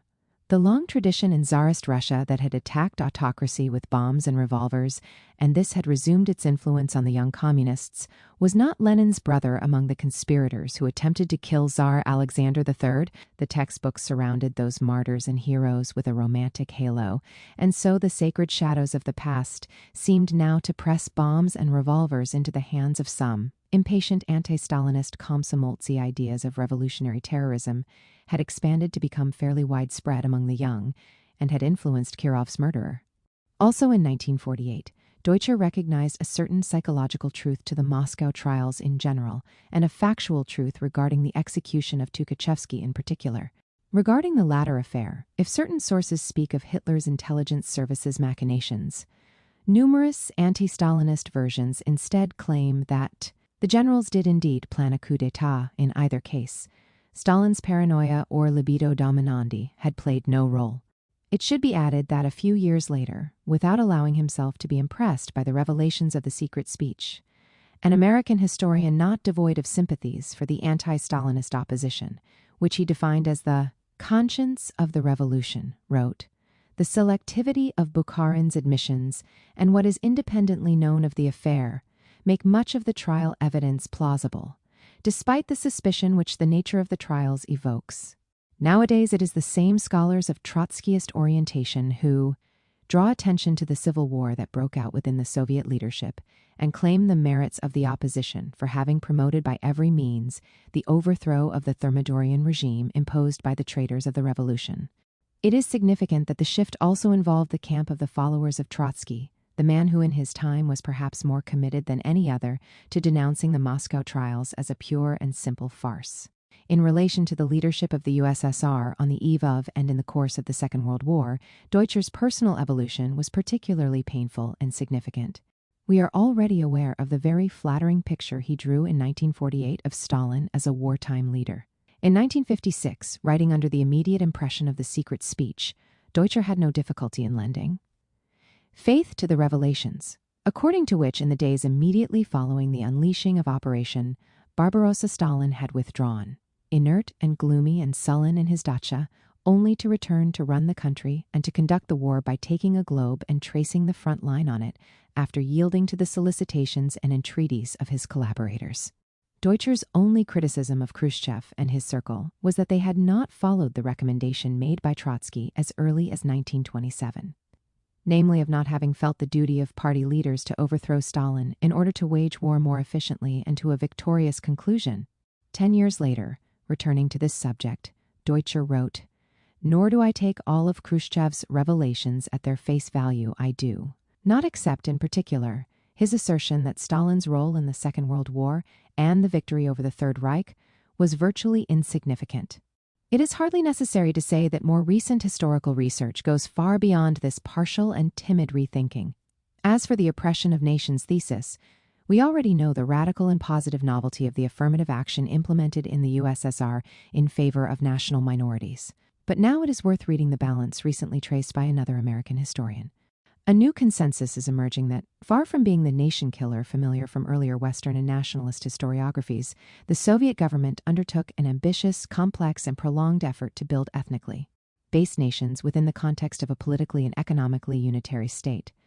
To aid in this springtime of Soviet nations, the Soviet state gave the former empire's peoples legal and political equality with Russians. They also gave minority languages a privileged place in these new national territories, even if Soviet ethnographers needed to create an alphabet for local dialects because they had never taken a written form. These policies of promoting national cultural autonomy even extended to attempts at the linguistic assimilation of Russians. Soviet officials and managers were obligated to learn the language of the nations where they worked. A French scholar on Central Asia, Olivier Roy, warmly quoted in an essay published in the New York Review of Books, comes to the same conclusions. Summarizing, the current prospects of that area, solid, well-functioning states, will be able to assert themselves if they treasure the Soviet legacy in an intelligent way. The Muscovite creators of nationality policy codified languages, sometimes creating new alphabets for them, edified national parliaments, national libraries, and instituted policies of affirmative action in favor of local cadre. Standing out among the protagonists of this enlightened policy was first and foremost Stalin. How far we are from the thesis formulated by Arendt during the Cold War, according to which Stalin deliberately disorganized and disarticulated the nationalities in order to create conditions favorable to the triumph of totalitarianism. In the recognition given to the Soviet Union and to Stalin for the nationalities policy, an author, at the time leader of the anti-Soviet dissidents, expressed himself in decidedly emphatic terms. In the decades of Soviet power, for the solution of the national question, the positive elements have been so many that it's difficult to find a comparable example in the history of humanity. On the whole, the caricatured portrait of Stalin drawn first by Trotsky and then by Khrushchev no longer enjoys much credit. From the research of eminent scholars, unsuspected of any indulgence in the cult of personality, emerges in the present day a portrait of a politician who rose and established himself at the USSR summit, primarily because of the fact that, in terms of understanding the workings of the Soviet system, he far surpasses his fellow fighters, of a leader with exceptional political talent and one who was enormously gifted, of a statesman who saves the Russian nation from the destruction and enslavement to which it is destined by the Third Reich, thanks not only to his shrewd military strategy, but also to his masterly war speeches, at times veritable pieces of bravura, which in tragic and decisive moments succeeded in stimulating national resistance, of a personality not without qualities on the theoretical plane either, as demonstrated among other things by the perspicacity with which he treats the national question in his 1913 paper, and the positive effect of his contribution on linguistics. Of course, it is stressed at the same time, and with good reason, that this recognition is not an absolving moral judgment, and yet it now becomes clear that the secret speech is entirely unreliable. There is no detail in it that is not contested today. Take the account of Stalin's alleged psychological collapse in the days immediately following the beginning of Operation Barbarossa. According to the analysis already seen by two Russian historians, certainly of anti-Stalinist orientation, this was an episode that was a complete fabrication and that, as a French historian reinforces, is in complete contradiction with the evidence and documents that have gradually emerged. But it is not only an episode, however significant it may be. Even with regard to the so-called doctor's plot, Khrushchev crudely and deliberately distorted the facts. Yes, he took not a few liberties with the truth. The observation made this time by the English historian often quoted here about the Stalin's wartime leadership is valuable in general. To show the truth, it is necessary to look beyond both Western Cold War polemics and the contingencies of de-Stalinization in the USSR. Contradictory motives behind Stalin's demonization. For a long time in the West, Arendt's thesis has had unchallenged dominance and has been uncritically repeated, which thus demonstrates the irresistible attraction that, in spite of everything, is established between communist totalitarianism and Nazi totalitarianism. The only man for whom Hitler had unqualified respect was Stalin the genius. On the other hand, we know since Khrushchev's speech before the 20th Party Congress that Stalin trusted only one man, and that was Hitler. So much so that despite all the warnings, to the very end, Stalin refused to believe that Hitler would violate the treaty. To confirm this, Arendt again cites the secret speech, or more precisely, the text of Khrushchev's speech released by the U.S. State Department. To this assertion, which rests on an immediately political argument and is certainly not afflicted by any concern for historical rigor, could be contrasted the well-documented analysis according to which in post-World War II Hungary and Eastern Europe Stalin only trusted Jewish cadre, who were in fact called upon to form the backbone of the new state apparatus. As can be seen, the antithesis with respect to Hitler could not be sharper. But let us dwell again on the fragility of the ideological motive dear to Arendt and to the dominant ideology. In recent times, there has been a reversal of positions. For some years now, authoritative scholars and indefatigable anti-communist ideologues have insisted on portraying Stalin as an insatiable expansionist, ready to strike at the opportune moment against the very Germany with which he was bound by a non-aggression pact. In this connection, they cite in particular Stalin's speech to the military academy graduates, and of which I quote here, "For reasons of brevity, only the summary contained in Dimitrov's diary, our policy of peace and security is at the same time a policy of preparation for war. There is no defense without offense. The army must be trained in the spirit of offensive action." It was on May 5, 1941, the very day on which Stalin assembles before him the highest offices of the party and the state, evidently in anticipation of the head-on clash with the Third Reich. The impressive development of Soviet armaments had been promoted by Stalin in anticipation of an offensive war from which Hitler sought to take cover. This thesis, nowadays incessantly stirred up by historical revisionism, can be easily refuted by an author who is also one of the leading exponents of this historiographical and ideological current. At the beginning of May 1941, General Antonescu, who had recently assumed power in Romania, informed his German allies that factories around Moscow have been ordered to transfer their equipment into the country's interior. Conversely, the Nazis were frantically searching for a casus belli.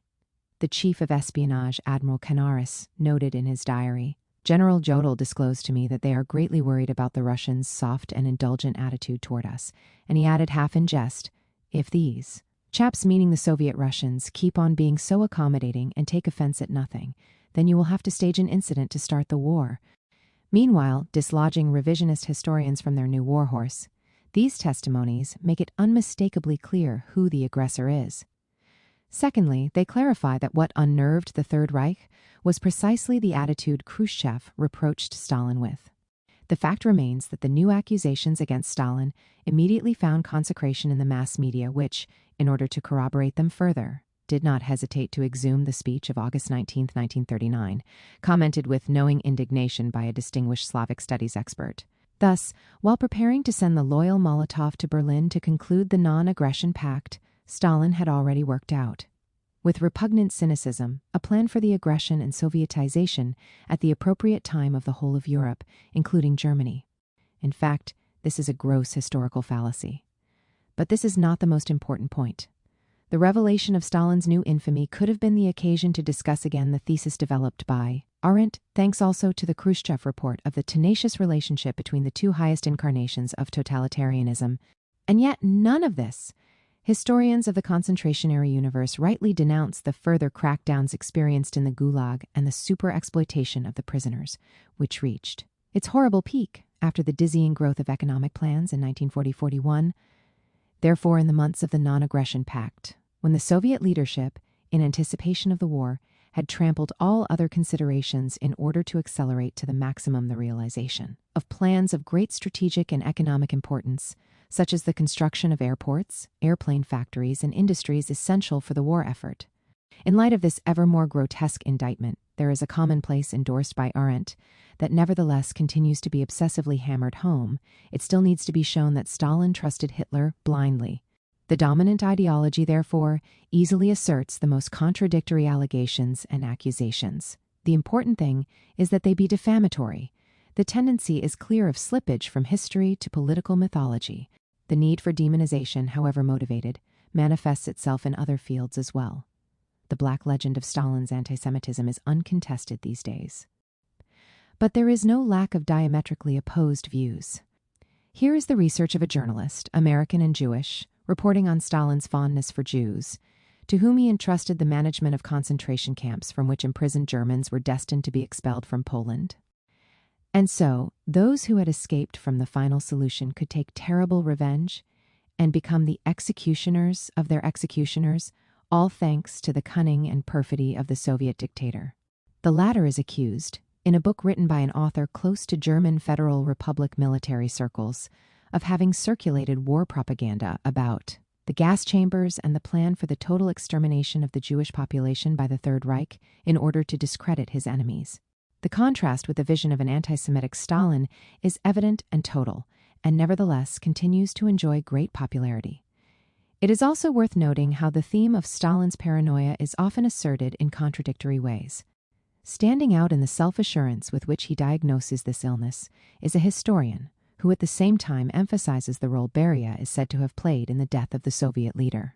Of course, one could say that Beria was the victim of the climate he himself had created. The fact remains, however, that, at least from a certain moment on, the danger was something real, and not the product of morbid fantasy. Or, those who accuse Stalin of paranoia are sometimes personalities and authors who, without adducing any evidence, brand him as responsible for the death of his close collaborators, such as Kirov and Zhdanov. Is this not the same attitude reproached against the dictator being used here? However, these questions and problems do not even come up. The important thing is to reiterate the infamy of the communist Oriental despot.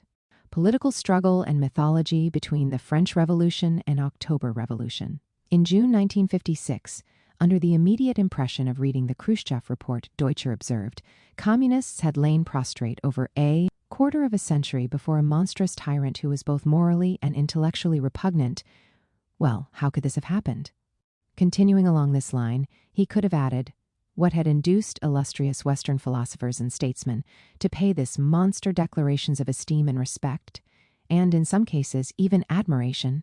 These are legitimate and even inescapable questions, but perhaps they should be complemented by another.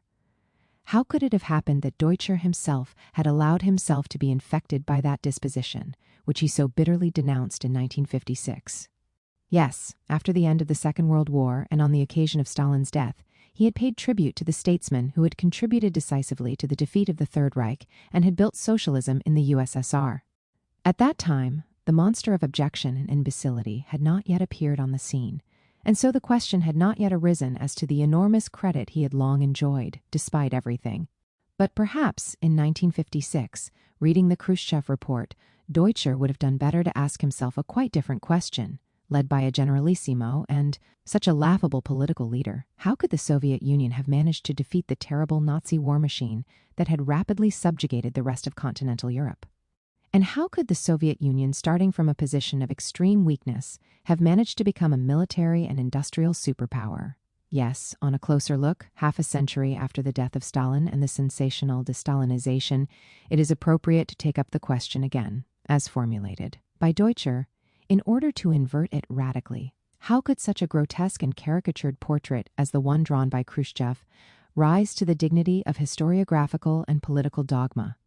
On the contrary, this dogma was gradually enriched with new, more and more fanciful details, beginning with the revelations of the secret speech which attribute to Stalin a blind confidence in Hitler's compliance with the non-aggression pact. Arendt, in subsequent editions of The Origins of Totalitarianism, constructed a theorem of elective affinities between the two dictators, and this theorem gradually identified new points of contact and new symmetries, until the two monsters became perfectly equivalent in every aspect of their political action and ideology, including the consummation of a Holocaust and anti-Semitic hatred. The key to explaining this singular phenomenon can be traced to the history of political mythologies. After Thermidor, the Jacobins are consigned to the guillotine on the moral level as well. They become these sultans, these satyrs, who everywhere had set up pleasure places and sites of orgies, in which they abandoned themselves to every excess. Together with and beyond sexual lust, it was above all a libido dominandi that had devoured Robespierre as he prepared to marry Capet's daughter, so that he could ascend the throne of France. The accusation was undoubtedly sensational, but the evidence was not lacking. Indeed, it abounded. The marriage contract had already been readied. On the other hand, in the house of the tyrant who had just been executed, the fleur-de-lis seal of France had been found, that is, the seal of the Bourbon dynasty. The execution, or rather the assassination of Louis XVI, then appeared in a new light. The person responsible for this act was perhaps only trying to get rid of a rival. He wanted to sweep away the obstacle that had been preventing him from ascending the throne. Robespierre's moral decapitation was intertwined with a more proper intellectual decapitation. During the Jacobin period, there had been instances of vandalism from below and revolutionary iconoclasm, not promoted from above, which had affected the symbols of the Ancien Regime. These cases had continued to manifest themselves during Thermidor, this time targeting everything reminiscent of the Terror. But here is how the new rulers put the Jacobins on trial. Out of hatred for the culture they were totally lacking, they had planned to burn down the libraries. Indeed, they had already put this mad project into action. Through various passages, the indictment expanded more and more and became a fact all the more incontrovertible, the more it lost all contact with reality. Boissy d'Anglas could thus expose the Jacobins to public ridicule. Doubtless these wild enemies of humanity only consented to their crimes' illumination for a moment by means of the light of burning libraries, because they hoped that the shadows of ignorance would only become thicker. The barbarians, they have made the human spirit regress by several centuries. The Jacobins had introduced compulsory schooling, and against them and against the French Revolution as such, counter-revolutionary publicity never tired of denouncing the hubris of reason and celebrating, on the contrary, the beneficial function of prejudice. But in the Thermidor's ideological and political climate, Robespierre and his collaborators were accused of having wanted to spread darkness of ignorance, and the new accusation was launched without any effort to rethink the previous one. Logical consistency was the last of their concerns. With regard to the number of victims of the terror, there was also a process analogous to that already seen about the libraries. Let us give the floor again to the eminent scholar we have been following here. There is no skimping on the figures. Tens of thousands, hundreds of thousands. Some even speak of millions. It is, in short, a genocide, as denounced by the Jeunesse Dorée Golden Youth, which in its counter, Marseillaise thundered against the drinkers of human blood, these cannibal hordes, these frightful cannibals.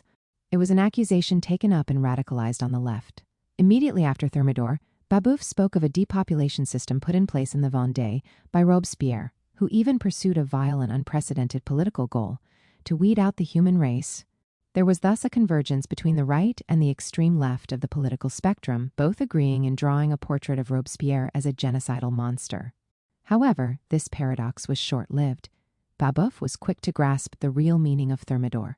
Before the judges who were about to condemn him to death, in denouncing the desperate situation to which the popular masses were now condemned, on the one hand he referred to Saint Just and his idea of happiness and escape from poverty for all, and on the other hand, he expressed his disdain for the system of hunger put in place by the new rulers and branded as genocidal populicide the Thermidorian Boissy d'Anglas.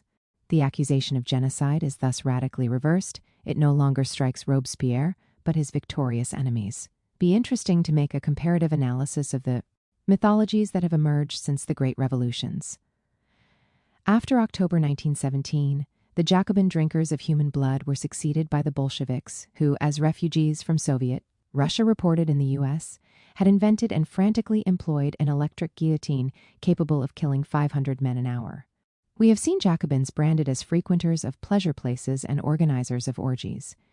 In the autumn of 1919, the Hungarian communist leader Bela Kun is accused of having set up a splendidly supplied harem where he, the perverse and insatiable Jew, could rape and defile honorable Christian virgins by the dozen. Calling attention to this infamy is a newspaper which was later to become the organ of the Nazi Party, but which at this time, in expressing its horror at developments in Eastern Europe, shared a widely held orientation in Western public opinion on both sides of the Atlantic. In America, too, the Bolsheviks are synonymous with debauchery and moral depravity. In Russia, they introduced the nationalization of women, as documents published with the authorization of President Wilson reveal, and as an authoritative newspaper such as the New York Times makes clear in rich detail. Yes, every girl who had reached the age of 18 was forced to register with an office of free love, which then assigned the unfortunate woman to an arbitrarily chosen man, and she was forced to suffer the government's impositions in her body and soul. If the Jacobins were barbarians, all the more so were the protagonists of the October Revolution, branded first as agents of Imperial Germany, that is, of the Huns and Vandals, as the Germans were defined by the Entente propaganda during the First World War, and later as agents of international Jewry, doubly alien to authentic civilization both because of its geographical origin and because of its contribution to the revolt of the colonies and of colored peoples, as Nazi propaganda never tired of repeating. Finally, if for some time Robespierre was accused by Babeuf of wishing to exterminate the human race as a whole, Conquest is content to attribute to Stalin the planned starvation to death of the Ukrainian people. The themes sketched here constitute only modest suggestions for the future historian. Pending the desirable comparisons of political mythologies, however, it is worth noting that Stalin suffered a worse fate than Robespierre. Yes, in modern-day Russia, there is no shortage of popular demonstrations raising Stalin's portrait, and the majority of adults are positive about Stalin and see in him the tough leader the country needed in such calamitous times. Among the former dissidents, we see Alexander Zinoviev branding Yeltsin as the leader of a criminal counter-revolution, and A. colonial democracy, and drawing up an astonishing balance sheet of the history of the Soviet Union as a whole, including the 3 decades of the Stalin era. Thanks to communism, Russia was able to avoid even worse evils and achieve in extremely difficult historical conditions progress that only a cynical rogue can deny. In the West, on the other hand, even on the left, the accusation of Stalinism is ready to strike anyone who dares to advance some doubts or formulate some questions. If anything, it is in the bourgeois camp that some timid signs of rethinking can be glimpsed. Already a few months after the collapse of the Soviet Union, an authoritative Italian newspaper reported 1.5 million people are in danger of not surviving winter because of the lack of food and medicine throughout the USSR, as stated in a report by the International Red Cross.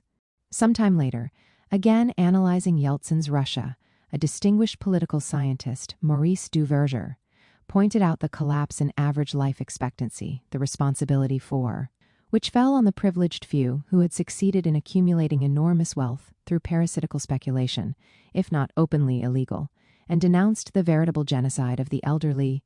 If not a reversal, the accusation of genocide still gets applied across the board, with the condemnation of a hero of the West, Yeltsin, and with him of the West as such, considered responsible for a tragedy taking place not during a situation of acute political and economic crisis, but after the disappearance of the Cold War itself, in a period in which, at least in the most advanced countries, shortages are only a remote memory.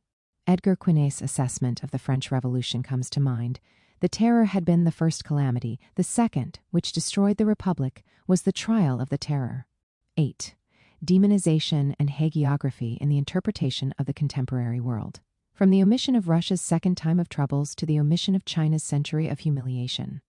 Especially since the outbreak of the Cold War, for decades the anti-communist campaign of the West has revolved around the demonization of Stalin. Up to the moment of the defeat of the Soviet Union, there was no need to exaggerate the polemic against Mao, or even against Pol Pot, who until the last moment was supported by Washington against the Vietnamese invaders and their Soviet protectors. Hitler's monstrous twin was singular, and he had ruled for 30 years in Moscow, and his presence was still weighing heavily on the country that dared to challenge the hegemony of the USA. The picture couldn't help but change with the rise of China's prodigiousness. Now it is the great Asian country that must be pressured to the point of losing its identity and self-esteem. Beyond Stalin, the dominant ideology is busy identifying other twin monsters of Hitler. And so a book garners international success where Mao Zedong is branded as the greatest criminal of the 20th century, or perhaps of all time. The modalities of proof are those that we already know.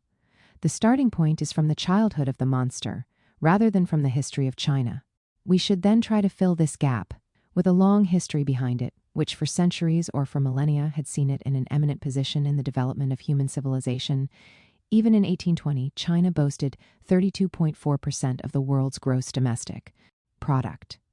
In 1949, at the time of its foundation, the People's Republic of China was the poorest country, or among the poorest in the world. It was colonial and imperial aggression that had led to that collapse, which started with the Opium Wars. Celebrated in emphatic terms even by the most illustrious representatives of the liberal West, think of Tocqueville and John Stuart Mill, those infamous wars had opened a decidedly tragic chapter for the great Asian country. The deficit in the Chinese balance of trade caused by the victory of the British drug traffickers, the terrible humiliations inflicted by the invaders. Chinese women are accosted and raped by the invaders. Graves are violated in the name of scientific curiosity. The tiny bound foot of a woman is taken from her tomb, and the crisis highlighted by the country's inability to defend itself against external aggression play a major role in leading to the Taiping Revolt, which put the fight against opium on the agenda. It is the bloodiest civil war in world history, with an estimated 20 to 30 million dead. After having contributed mightily to provoking it, the West became its beneficiary, having extended its control over a country gripped by an ever-deepening crisis and an increasing defenselessness. It opened a historical period that saw China crucified. The Western butchers had meanwhile been joined by Russia and Japan as the end of the 19th century approached. China seems to become the victim of a destiny which it could not ward off. It is a universal conspiracy of humanity and the elements. The China of 1850 to 1950, the one of the most terrible insurrections in history, the target of foreign cannons, the country of invasions and civil wars, is also the country of great natural cataclysms. The number of victims has undoubtedly never been so high in the history of the world. The widespread and drastic lowering of the standard of living, the disintegration of the state and government apparatus, together with its incapacity, corruption, and growing subalternity and subjection to foreigners, all make the impact of floods and famines even more devastating. The Great Famine in northern China in 1877-78 killed more than 9 million people. It is a tragedy that tends to occur periodically. In 1928, the number of deaths amounted to almost 3 million in Shaanxi province alone. There is no escape from hunger or cold. House beams are burned just to keep warm. It was not just a devastating economic crisis. The state is almost destroyed. One figure is significant in itself. 130 wars developed between 1,300 warlords between 1911 and 1928. The opposing military cliques were sometimes supported by this or that foreign power. On the other hand, the repeated civil wars between 1919 and 1925 can be regarded as new opium wars. What was at stake was the control of its production and transport. Beyond the armed core of warlords, outright banditry spread, fueled by army deserters and weapons sold by soldiers. It is estimated around 1930 that bandits in China amounted to 20 million, 10% of the total male population. On the other hand, it is easy to imagine the fate hanging over women. Overall, it was the dissolution of all social ties. Sometimes the peasant sells his wife and his children. The press describes columns of young women thus sold walking the streets, framed by traffickers, in Shaanxi devastated by the famine of 1928. They will become domestic slaves or prostitutes. In Shanghai alone, there were about 50,000 regular prostitutes, and both the brigandage activities and the prostitution rings can count on the support or complicity of Western concessions, which develop lucrative activities in this regard. The lives of the Chinese were now worth very little, and the oppressed tended to share this viewpoint with the oppressors. In 1938, in an attempt to curb the Japanese invasion, Chiang Kai-shek's Air Force blew up the dams of the Yellow River. 900,000 peasants drowned to death while another 4 million were forced to flee. About 15 years earlier, Sun Yat-sen had expressed the fear that things could go as far as the extinction of the nation and the annihilation of the race. Yes, perhaps the Chinese were about to suffer the fate inflicted on Native Americans, redskins on the American continent. This tragic history behind the revolution vanishes in the historiography and publicity revolving around the negative hero cult. If, in the reading of Russian history, the second time of troubles is omitted, for the great Asian country, the century of humiliation, the period from the First Opium War to the communist conquest of power is glossed over. As in Russia and China, it is the revolution led by the Communist Party that ultimately saved the nation and even the state. In the aforementioned biography on Mao Zedong, not only is the summary of the historical background here reconstructed ignored, but the record of horror blamed on the Chinese communist leader is achieved by placing the victims of famine and starvation that plagued China on his account. There is strict silence observed about the embargo imposed on the great Asian country immediately after the communists came to power. On this last point, it is worth consulting the book by an American author who sympathetically describes the leading role played during the Cold War by Washington's policy of economic encirclement and strangulation against the People's Republic of China. The latter, in the autumn of 1949, was in a desperate situation. Meanwhile, it should be noted that the Civil War had been far from over. The bulk of the Kuomintang army had taken refuge in Taiwan, and from there was continuing to threaten the new power with air raids and incursions, especially as pockets of resistance continued to operate on the mainland. But this is not the main thing. After decades of civil and international wars, the national economy was on the verge of total collapse. The collapse of agricultural and industrial production was intertwined with inflation. And that was not all. Severe flooding had devastated a large part of the nation that year, and more than 40 million people had been affected by this natural disaster. Making this most serious economic and humanitarian crisis more catastrophic than ever is the timely intervention of the embargo decreed by the U.S. Its objectives emerge clearly from the studies and plans of the Truman administration and from the admissions or statements of its leaders: to make China suffer the scourge of a general standard of living around or below subsistence level, to cause economic backwardness, cultural backwardness, a primitive and uncontrolled birth rate, popular unrest, to inflict a heavy and very prolonged cost on the entire social structure, and to create, ultimately, a state of chaos. And it is a concept that was obsessively repeated There was a need to lead a country of desperate needs toward a catastrophic economic situation, toward disaster and collapse. This deadly economic gun was pointed at an overpopulated country, but that was not enough for the CIA.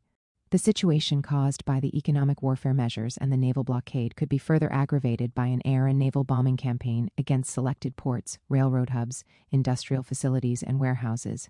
In any case, Kuomintang air raids on industrial cities, including Shanghai in mainland China, continued with U.S. assistance. In the White House, one president succeeded another, but the embargo remained and included medicine, tractors, and fertilizer. In the early 1960s, a Kennedy administration collaborator, namely Walt W. Rostow, pointed out that, thanks to this policy, China's economic development had been delayed for at least dozens of years. While CIA reports point to the serious agricultural situation in communist China, now severely weakened by overwork and malnutrition. Is it then a matter of reducing the pressure on a starving people? On the contrary, the embargo was not to be relaxed, even for humanitarian relief, taking advantage also of the fact that China was deprived of key natural resources, particularly oil and arable land, and also leveraging the serious contemporary crisis in China-USSR relations. The final push could be attempted. It was a matter of exploring the possibilities of a total Western embargo against China and of blocking oil and grain sales to the fullest extent possible. Does it make sense, then, to attribute exclusively or primarily to Mao the responsibility for the economic catastrophe long befallen China and lucidly and mercilessly planned in Washington as early as the fall of 1949? Committed as they were to painting Mao's grand guignol portrait and denouncing his mad experiments, the authors of the successful monograph did not pose this question.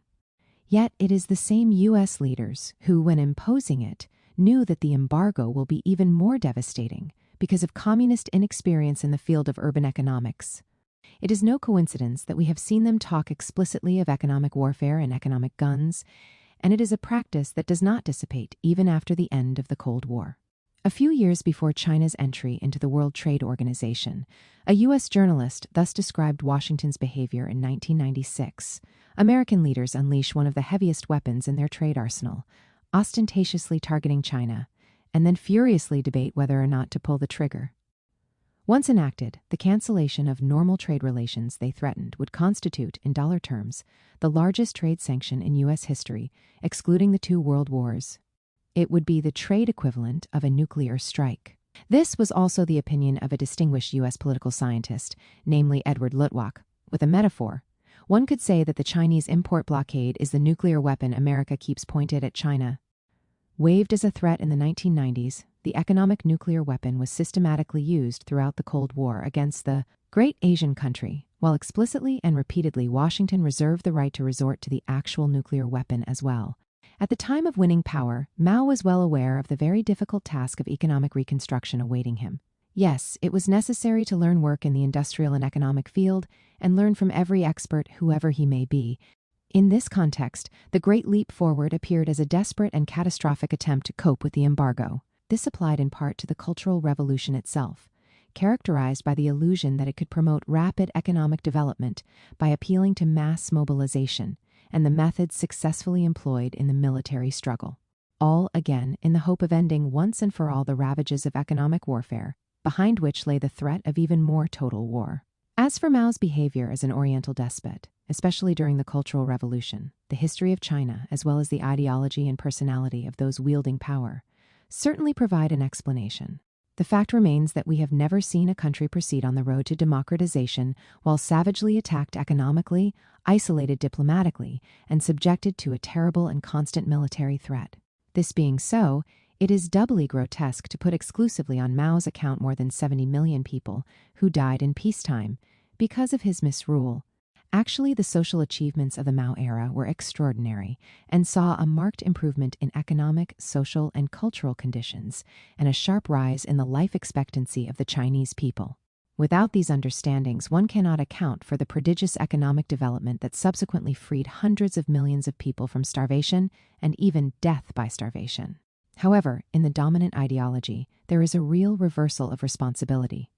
The ruling group that ended the century of humiliation becomes a hodgepodge of criminals, while those responsible for the immense tragedy of a century and those who, through the embargo, did everything they could to prolong it, are set up as the champions of freedom and civilization. We have seen Goebbels in 1929 branding Trotsky as the one who perhaps can be considered the greatest criminal of all time. In later years, perhaps Goebbels would have assigned Stalin the title. In any case, the manner of argument of the head of the Third Reich's propaganda and manipulation apparatus must have seemed too problematic to the authors of the biography on Mao acclaimed in the West. They have no doubts. The record for absolute criminality in universal history has now passed to the Chinese leader. The erasure of war and the mass production of twin monsters. The erasure of history and above all of colonialism and war is a constant of the mythology committed to transforming all the leaders of the communist and anti-colonialist movements into monsters, more or less twins of Hitler, as was done for Stalin.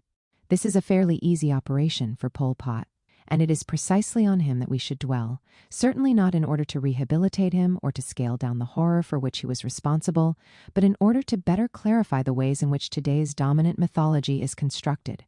In doing so, I will use almost exclusively the book of an American scholar on Asia, and above all, the monograph on Cambodia, written by a journalist who worked for the Times, The Economist, and the BBC. So, let us begin by asking ourselves a question. When and how did the tragedy begin that culminated in the horror of Pol Pot's regime? Here is a first answer provided by the American scholar. In the early 1970s, President Richard Nixon and his national security advisor, Henry Kissinger, ordered more bombs dropped on rural Cambodia than had been dropped on Japan during all of World War II, killing at least 750,000 Cambodian peasants. The calculation in the monograph on Pol Pot's Cambodia is more cautious. The victims would amount to 500,000. It remains clear, however, that the bombs fell massively and above all on the civilian population, who were decimated. The survivors, often horribly scarred and regardless traumatized by the daily experience of terrorist bombing, fled from the countryside reduced to a lunar landscape to the cities in the hands of government troops, were spared from hell but were increasingly prey to the chaos following the growing influx of refugees. Forced to lead a precarious existence at the edge of starvation. At the end of the war, in the capital alone there were 2 million uprooted Cambodians crammed into slums and shanty towns, with the sick and wounded hospitalized with little hope of survival. To all this must be added the full-scale pogroms carried out by the troops of Lon Nol, who came to power in 1970 by a coup d'etat engineered in Washington. Here is how the regime, fed by the USA with hundreds of millions of dollars, dealt with the problem of ethnic minorities. At least 3,000 people in Vietnamese villages in the suburbs north of Phnom Penh, all males over the age of 15, were rounded up, taken downriver, and shot. The women left behind were raped. Or, in the area called Parrot's Beak, the Vietnamese inmates in a camp were told of an imminent Viet Cong attack and ordered to flee. As they ran, Cambodian guards allied with or under the command of the U.S. opened fire with machine guns. These are just 2 examples. Authoritative journalistic accounts report the impression one immediately gained from visiting this or that place like those just mentioned. It looked and smelt like a slaughterhouse. It should be noted that the wrath of Lon Nol's soldiers was not solely directed at the Vietnamese. Communist prisoners were routinely killed. Some soldiers even took pleasure in posing for photographs while holding the decapitated heads of guerrillas. On the other hand, it would be wrong to blame only Asians for the atrocities that take place in Cambodia and, more generally, in Indochina. It makes one think of what an American professor reported in an American magazine about a CIA agent who lived in Laos in a house decorated with a string of ears that had been chopped off the heads of dead Indochinese communists. At this point, a new question imposes itself. Is there a connection between the first act of the Cambodian tragedy and those that followed? In striving to minimize that relationship, the book I use is not without contradictions or oscillations. The bombing may have helped create a climate conducive to extremism, but the ground war would have done that anyway. Was the ground war inevitable? Is it not from the war as such that the starting point must be taken? The equation, no Vietnam War, no Khmer's Rouges, is simplistic, but it reflects an undeniable truth. The British journalist-writer hesitated to admit this, and yet it is clear from his own awkward formulations that those primarily responsible for the tragedy must be sought in Washington. And from his story emerges a truth even more shocking than the vulgar simplifications of today. This is how the monograph on Cambodia relates the conquest of Phnom Penh by the guerrillas. After all that had happened, it could have been far, far worse. At least as far as the very early phase of his management of power is concerned, Pol Pot demonstrates restraint that one would struggle to locate in the leaders in Washington. On the other hand, the new rulers of the country were faced with real and dramatic difficulties. Would the U.S. start a new wave of terrorist bombings? And how to feed an urban population that had grown out of all proportion, with agriculture devastated by the transformation of the countryside into a lunar landscape? And how to deal with the threat of the CIA, who had established secret radio, transmitters and clandestine spy cells in the cities? Of course, Pol Pot's extremist and visionary populism also led to the decision to evacuate urban areas. But this same attitude was stimulated by the spectacle of frighteningly overcrowded cities, exposed to the enemy threats and in the grip of chaos, with a population made largely unable to play any productive roles. In conclusion, why should the moral judgment on Pol Pot be harsher than on Nixon and Kissinger, those responsible for the war? The same English author I have repeatedly cited rejected on the one hand the intentionalist explanation of the massacres into which Pol Pot's adventure led. That was never the political line of the PKC, that is, the Cambodian Communist Party. The goal was not to destroy, but to transform. While on the other highlighting the ferocity of the U.S. war, bombing became a symbol of virility. It should be added that, after the conquest of power during the subsequent conflict with Vietnam, Pol Pot was supported politically and diplomatically by the U.S. And yet the dominant ideology passes over in silence the principal and decisive role of Nixon and Kissinger in the Cambodian tragedy. As it is well known, the barbarians are always outside the West, and if political leaders must be criminalized, it is only ever those responsible for the revolution, never for the war. This hypocrisy is all the more repugnant for the fact that while Pol Pot had stopped tormenting and killing, the U.S. war continued to make its effects strongly felt. People are dying today throughout Indochina from starvation, disease, and unexploded ordnance. At least as far as Vietnam is concerned, it is worth bearing in mind the calculation made some time ago by a conservative French newspaper, according to which, 30 years after the end of the hostilities, there were still 4 million victims whose bodies had been devastated by the terrible Agent Orange, referring to the color of the dioxin spilled unsparingly by American planes over an entire population. And in Cambodia? Let us leave aside the devastation inflicted on the bodies. How many Cambodians are still suffering the devastating and irreversible psychological damage caused by the bombing? One conclusion must be drawn: to focus exclusively on Pol Pot is to settle for a half-truth, which, in reality, ends up constituting a total lie, guilty of passing over in silence those principally responsible for the horror. Socialism and Nazism, Aryans and Anglo-Celtics. After having assimilated the monsters of totalitarianism, the dominant ideology of today proceeds further. Beyond the individual personalities who have historically embodied it, communism as such would be closely connected by elective affinities and sympathetic ties to Nazism. The most committed in this direction is Conquest, who begins his demonstration by stating, referring to Hitler, and though he hated Jewish communism, he did not hate communists. The hostility between the two political movements is only a blunder. What about this new theorem?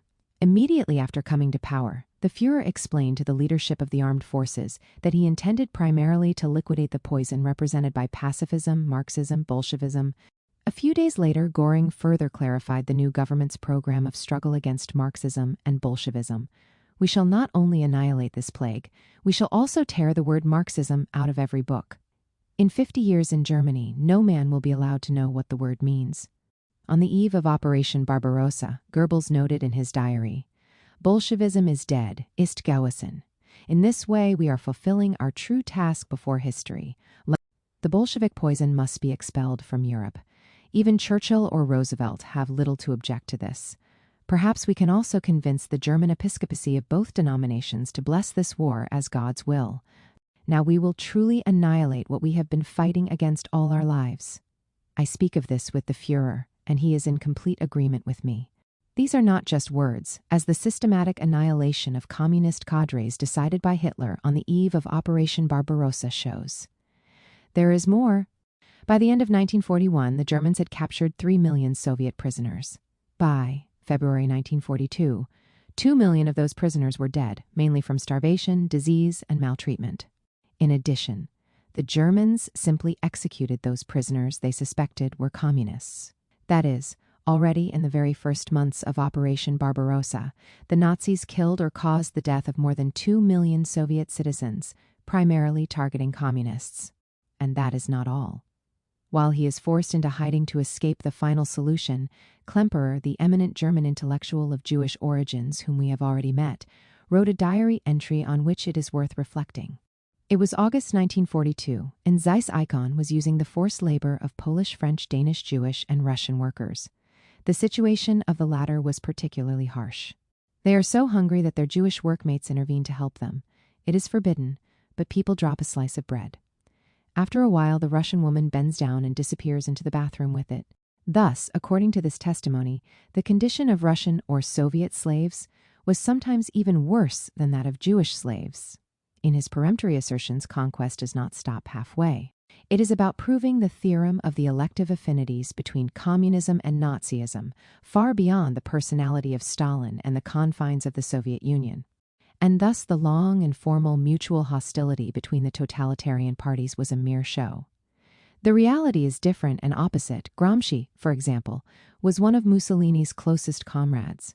Yet everyone should know that while the communist leader languished in fascist prisons, his persecutor received the homage of leading exponents of the liberal world.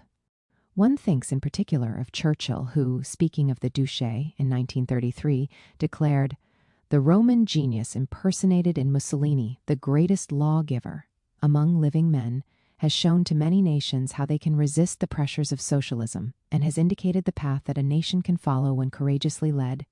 4 years later, while fascist Italy had completed the conquest of Ethiopia by barbaric methods and was fully engaged in the overthrow of the Spanish Republic, the English statesman reiterated his judgment. It would be a dangerous folly for the British people to underrate the enduring position in world history which Mussolini will hold, or the amazing qualities of courage, intelligence, self-control, and perseverance which he exemplifies. Above all, it is worth reading the balance sheet drawn up by Gramsci at the end of the Second World War. The object of criticism is the submissive attitude of the conservatives of England towards the leaders of Germany, Italy, and Spain. Indeed, at least as far as Italian fascism was concerned, England went even further. Its politicians, and some of the major ones, paid homage and fancied fascism, and visited its leader, and some even bore fascist badges. Yes, Mussolini had homages from the whole world, with English politicians first in line, and, as far as I am told by people living in England, he is still esteemed as a great man by English public opinion. The pro-fascist attitude of the West finds its consecration even on the philosophical level. One thinks of an author such as Ludwig von Mises, who is still considered a master of liberalism, and who in 1927 paid tribute to Mussolini's coup d'etat that had averted the communist danger and saved civilization. The merit that fascism has thereby won for itself will live on eternally in history.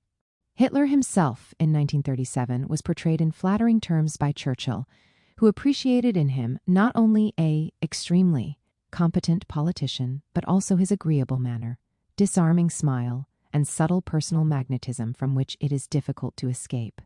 The former Prime Minister David Lloyd George was more emphatic. He, who spoke of the Führer as a great man, while still on the eve of the outbreak of war, the program of subjugation and enslavement for Slavs enunciated in Mein Kampf was considered acceptable by the British ambassador in Berlin, on condition, of course, that it not be turned contemporaneously against the British Empire. At any rate, regardless of the Führer's judgment, according to the opinion expressed in 1938 by the U.S. ambassador in Paris, everything must be done to build a common front against Asiatic despotism in order to save European civilization. In the prison notebooks. On the other hand, Gramsci wrote in 1935, after the manifestations of brutality and unprecedented ignominy of German culture dominated by Hitlerism, it was time for everyone to take note of how fragile modern culture really is. Finally, in carrying out his crusade, which beyond communism also targets currents in any way influenced by socialism, Conquest declares eugenics, which was fashionable even with the Fabians, with all its racialist implications.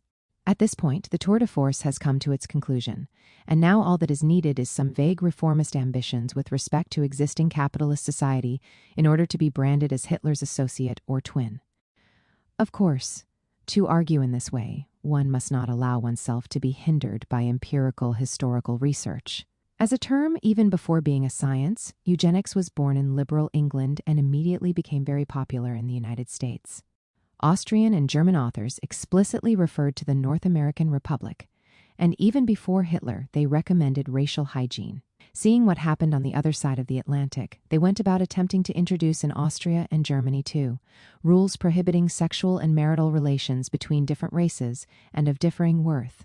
It is no coincidence that the key term in the eugenics and racial program of the Third Reich, that is, Untermensch, is but the translation of the American English Underman, the neologism coined by Lothrop Stoddard, the author, celebrated both in the USA and in Germany, and legitimated by the praise of two American presidents, Harding and Hoover, and of the Führer of the Third Reich, by whom he was personally received with all honors.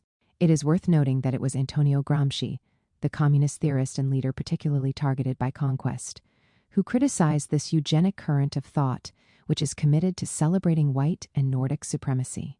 I would like to make a suggestion to that author, who is obsessed with the idea of discovering ideological affinities with Nazism in the remotest of places and in the most unexpected movements and personalities. He could try to subject his works to the same treatment that he inflicts on books of even a vaguely socialist orientation. The thesis formulated in one of Conquest's last publications gives one pause for thought. Authentic civilization finds its most accomplished expression in the English-speaking community, and the primacy of this community has its own precise ethnic foundation, constituted by Anglo-Celtic culture. The Anglo-Celtic mythology sketched there evokes the inauspicious memory of Aryan mythology. There is only one clarification to be made. Aryan mythology, which was dear to a long tradition developed on both sides of the Atlantic and which later led to Nazism, tended to identify itself with white mythology. In any case, it paid homage to Nordic peoples and to all the peoples who had set out from Germanic soil, including therefore the English and the Americans. The Anglo-Celtic community is instead defined in opposition not only to the barbarians entirely alien to the West, but also to continental Europe. The club of authentically civilized peoples dear to conquest is undoubtedly more exclusive, the anti-communist Nuremberg and the denial of the tu quoque principle. By now the trend is clear. A not insignificant number of voices has been raised in the camp of the victors to recommend to demand a sort of anti-communist Nuremberg. And this is the orientation that inspires the dominant ideology and historiography. It is well established that during the Nuremberg trials, the Nazi defendants were not allowed to use the principle of tu quoque. In their defense, meaning they could not bring attention to similar crimes committed by their accusers in response to the charges against them. The Tokyo trials were conducted in the same way. Of course, it is victor's justice. On the other hand, at the conclusion of a gigantic conflict, which had also developed as an international civil war and as a global clash between revolution and counter-revolution, think of the Nazi theorization of the right of the master race to enslave the inferior races as a substantial, frightening leap backwards from the process of abolition of colonial slavery. We see revolutionary tribunals emerging in various countries, such as Italy. In the case of Germany and Japan, where the home front resisted to the end, these are imposed from above and from outside. Today's historiographical processes of an anti-communist Nuremberg are a farcical replication of a great tragedy. It is evident that a historical judgment is unthinkable without the reconstruction of the climate of the time. Comparisons and recourse to the principle of tu quoque are absolutely inescapable. And it is in the light of these criteria that I intend to analyze the usual criminalization of the events started with the October Revolution and of Stalin in particular. There are no doubts about his terrorist ways of exercising power, but let us make use of the principle of tu quoque. We already know about the hundreds of thousands of victims of the American air raids in Cambodia. Here I would like to draw particular attention to one detail. The peasants lapsed into blind terror. Their minds just froze up and they would wander around mute and not talk for 3 or 4 days, one young villager recalled. Their brains were completely disoriented. They couldn't even hold down a meal, and many, half-crazed with terror, could never recover. Terror is not always exercised in an aseptic way, bombing from the skies. As far as the United States is concerned, the 20th century began while guerrilla warfare was still going on in the Philippines suppressed, according to an American historian, with the massacre of entire villages, that is, with the execution of all males over 10 years of age. At other times, terror was exercised by delegating the dirtiest tasks to third parties, who are assisted in any case. Let us see how the USA got rid of their political opponents in Indonesia. Hundreds of thousands of communists were assassinated following the 1965 coup d'etat, orchestrated and supported by Washington. The use of terror and even sadism is systematic. The mass killings had begun in October 1965. The military had compiled and distributed lists of communists to right-wing Muslim groups, armed with parangs and transported in trucks to villages, where they killed and mutilated the inhabitants. School children were asked to point out the communists, many of whom were killed on the spot with their entire families. Numerous people were denounced as a result of personal disputes, and a word or a pointed finger was enough for them to be taken away and shot. The number of victims was so high that serious sanitary problems arose in East Java and North Sumatra, where rotting bodies polluted the air and impeded river navigation. By 1968, mass executions had resumed, and, at one time, the Army and Civil Guard would kill in central Java 35,000 alleged PKI followers by hitting them with iron bars to the back of the head. According to Amnesty International, young girls below the age of 13, old men, people who were frail and ill, were not exempt from torture, which was used not only for interrogation, but also as punishment and just for simple sadism. Is this a terror that the countries of the liberal West exercise only outside their national territory? It is not so. Just think of the violence that still raged against African Americans in the early decades of the 20th century, often staged as a mass pedagogical spectacle. Notices of lynchings were printed in local papers, and extra cars were added to trains for spectators from miles around, sometimes thousands of them. School children might get a day off school to attend the lynching. The spectacle could include castration, skinning, roasting, hanging, and shooting. Souvenirs for purchasers might include fingers, toes, teeth, bones, and even the genitals of the victim, as well as picture postcards of the event. Meanwhile, the final solution of our Indian question drags on in Canada even after independence is achieved. But let us concentrate on the 1930s, those that saw the Stalinist terror unfold in the USSR. In the USA, the headlines and local newspaper reports speak for themselves. Big preparation made for lynching tonight. No detail must be overlooked. It is feared that shots aimed at the Negro may go astray and injure innocent bystanders, who included some women with babes in arms. But if all abide by the rules, no one will be disappointed. Other headlines: lynching carried off almost as advertised. Crowd cheers and laughs at Negro's horrible death. Hardened genitals carved from lynched Negro's corpse. It is right to speak of terror, and not only in view of the effects which the spectacle of such heinous violence unfolded on the black community, and so cheerfully heralded as in some sort of advertisement. There is more. To suffer lynchings were not only blacks guilty of rape, or, more often than not, of consensual sexual intercourse with a white woman. Much less was needed to be condemned to death. The Atlanta Constitution of July 11, 1934, reported the execution of a black man of 25 accused of writing an indecent and insulting letter to a young Hinds County white girl. In that case, the mob of armed citizens had been content to fill the body of the wretched man with bullets. What is more, in addition to being inflicted on the perpetrators in a more or less sadistic manner, death also hangs over on the suspects. We continue to leaf through the newspapers of the time and read the headlines: cleared by jury, then lynched, suspect hanged from Oak on Bastrop Public Square, wrong man was lynched. Finally, the violence is not limited to the perpetrator or suspected perpetrator. It happens that, before proceeding to his lynching, the shack where his family lives is set on fire and completely burned down. Beyond blacks, the terror also strikes whites who, by becoming excessively friendly with blacks, become traitors to their race. This is already evident in the title of an article in the Galveston Tribune, Texas, of June 21, 1934. White girl is jailed, Negro friend is lynched. The fact is, an editorial of the Chicago Defender commented a few days later, in the state of Texas, a white woman may associate more freely with a dog than with a Negro. And if she disregards this, the terrorist white supremacy regime lashes out at her in two ways: depriving her of her personal liberty and heavily attacking her loved ones. Therefore, terror also strikes citizens, blacks and whites, who do not carry out any political activity, but who are considered guilty of leading a private life contrary to social norms. The betrayal of the white race can take even more serious forms. Communists engaged in a campaign against the practice of lynching are branded as Negro lovers, and therefore they too are affected by the terror exercised by the white supremacy regime and forced to face the possibility of imprisonment, beatings, kidnapping, and even death. And once again, the journalistic reports of the time are illuminating the fear of communism cited as lynching cause. Let us return to Stalin's USSR. There is no doubt that, starting above all with the forced collectivization of agriculture, the concentration-era universe underwent a frightening intensification of what had already begun to take shape immediately after the October Revolution. But let us also apply in this case the principle of tu quoque.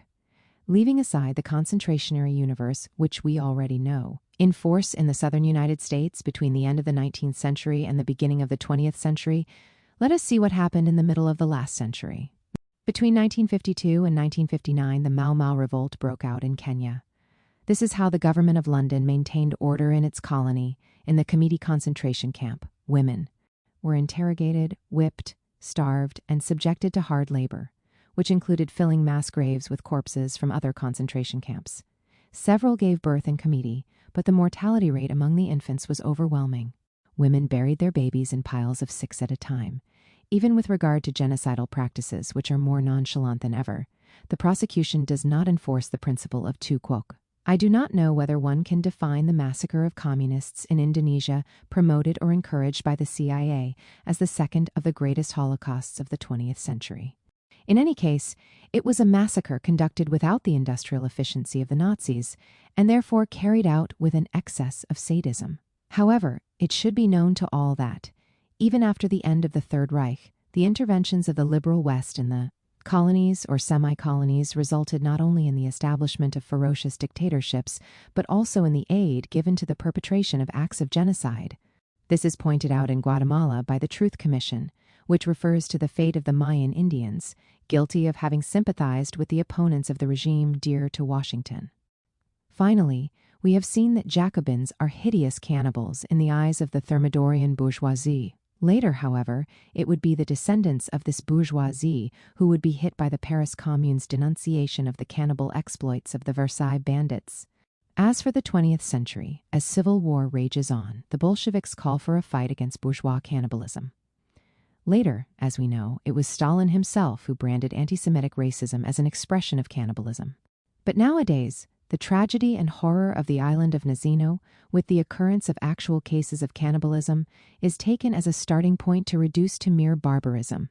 The events that began with the October Revolution and to denounce red cannibalism, actually cannibalism had previously occurred. In 1921, the severity of the famine reached an all-time high, such as even to give rise to cases of cannibalism. The following year, the Italian liberal philosopher Guido de Ruggiero observed, "The Entente Bloc, which wanted to annihilate Bolshevism, was instead killing Russian men, women, and children. Could poor starving people ever compete in democratic elegances with the hunger-causing Entente?" They, as was natural, huddled around their own government and identified its enemies as their enemies. As can be seen, the liberal philosopher calls into question the Entente rather than Soviet power. Even the certified cases of cannibalism that took place in certain regions of China in 1928 can hardly be blamed on the communists, who would only gain power more than 20 years later. If anything, the cannibalism cases could be blamed on the West, which, since the Opium Wars, had pushed the great Asian country into the abyss. But let us go back to the 1930s, moving from Stalin's Soviet Union to Franklin D. Roosevelt's United States. Here is how in Alabama a mass of rioters attacked a black man. First, they cut off his penis, and he was forced to eat it. Then they cut off his testicles and made him eat them and say he liked them. Then they sliced his sides and stomach with knives, and every now and then, somebody would cut off a finger or toe. Red-hot irons were used on the Negro to burn him from top to bottom. From time to time during the torture, a rope would be tied around Neil's neck, and he was pulled up over a limb and held there until he almost choked to death, when he would be let down and the torture begun all over again. After several hours of this punishment, they decided just to kill him. Neil's body was tied to a rope on the rear of an automobile and dragged over the highway to the Kennedy home. Here, a mob estimated to number somewhere between 3,000 and 7,000 people from 11 southern states was excitedly waiting for the arrival. The entertainment around the corpse went on for a long time and ended with the sale of photographs at 50 cents each. But we will stop here. The fact remains that the application of the principle of tu quoque has led us to discover in the USA of F.D. Roosevelt a case not of anthropophagy, caused by general scarcity, disorganization, and hunger, but of forced self-cannibalism organized as mass spectacle in a society that, moreover, enjoys affluence. In conclusion, the usual juxtaposition between the communist movement on the one hand and the liberal West on the other makes abstraction as far as the latter is concerned from the fate reserved for colonial or colonized people and the measures enacted in situations of more or less acute crisis. Manichaeism is the result of the comparison between two heterogeneous quantities. A world analyzed exclusively in its sacred space and its periods of normality is triumphantly contrasted with a world that, in questioning the barrier between sacred and profane, space between civilized and barbarian, is forced to face a prolonged state of exception and the irreducible hostility of the custodians of the exclusionary sacred space. Demonization and hagiography, the example of greatest living modern historian. According to Conquest, the catastrophe of the 20th century actually began with the eruption of the Communist Manifesto into the civic and democratic order, proper to the West.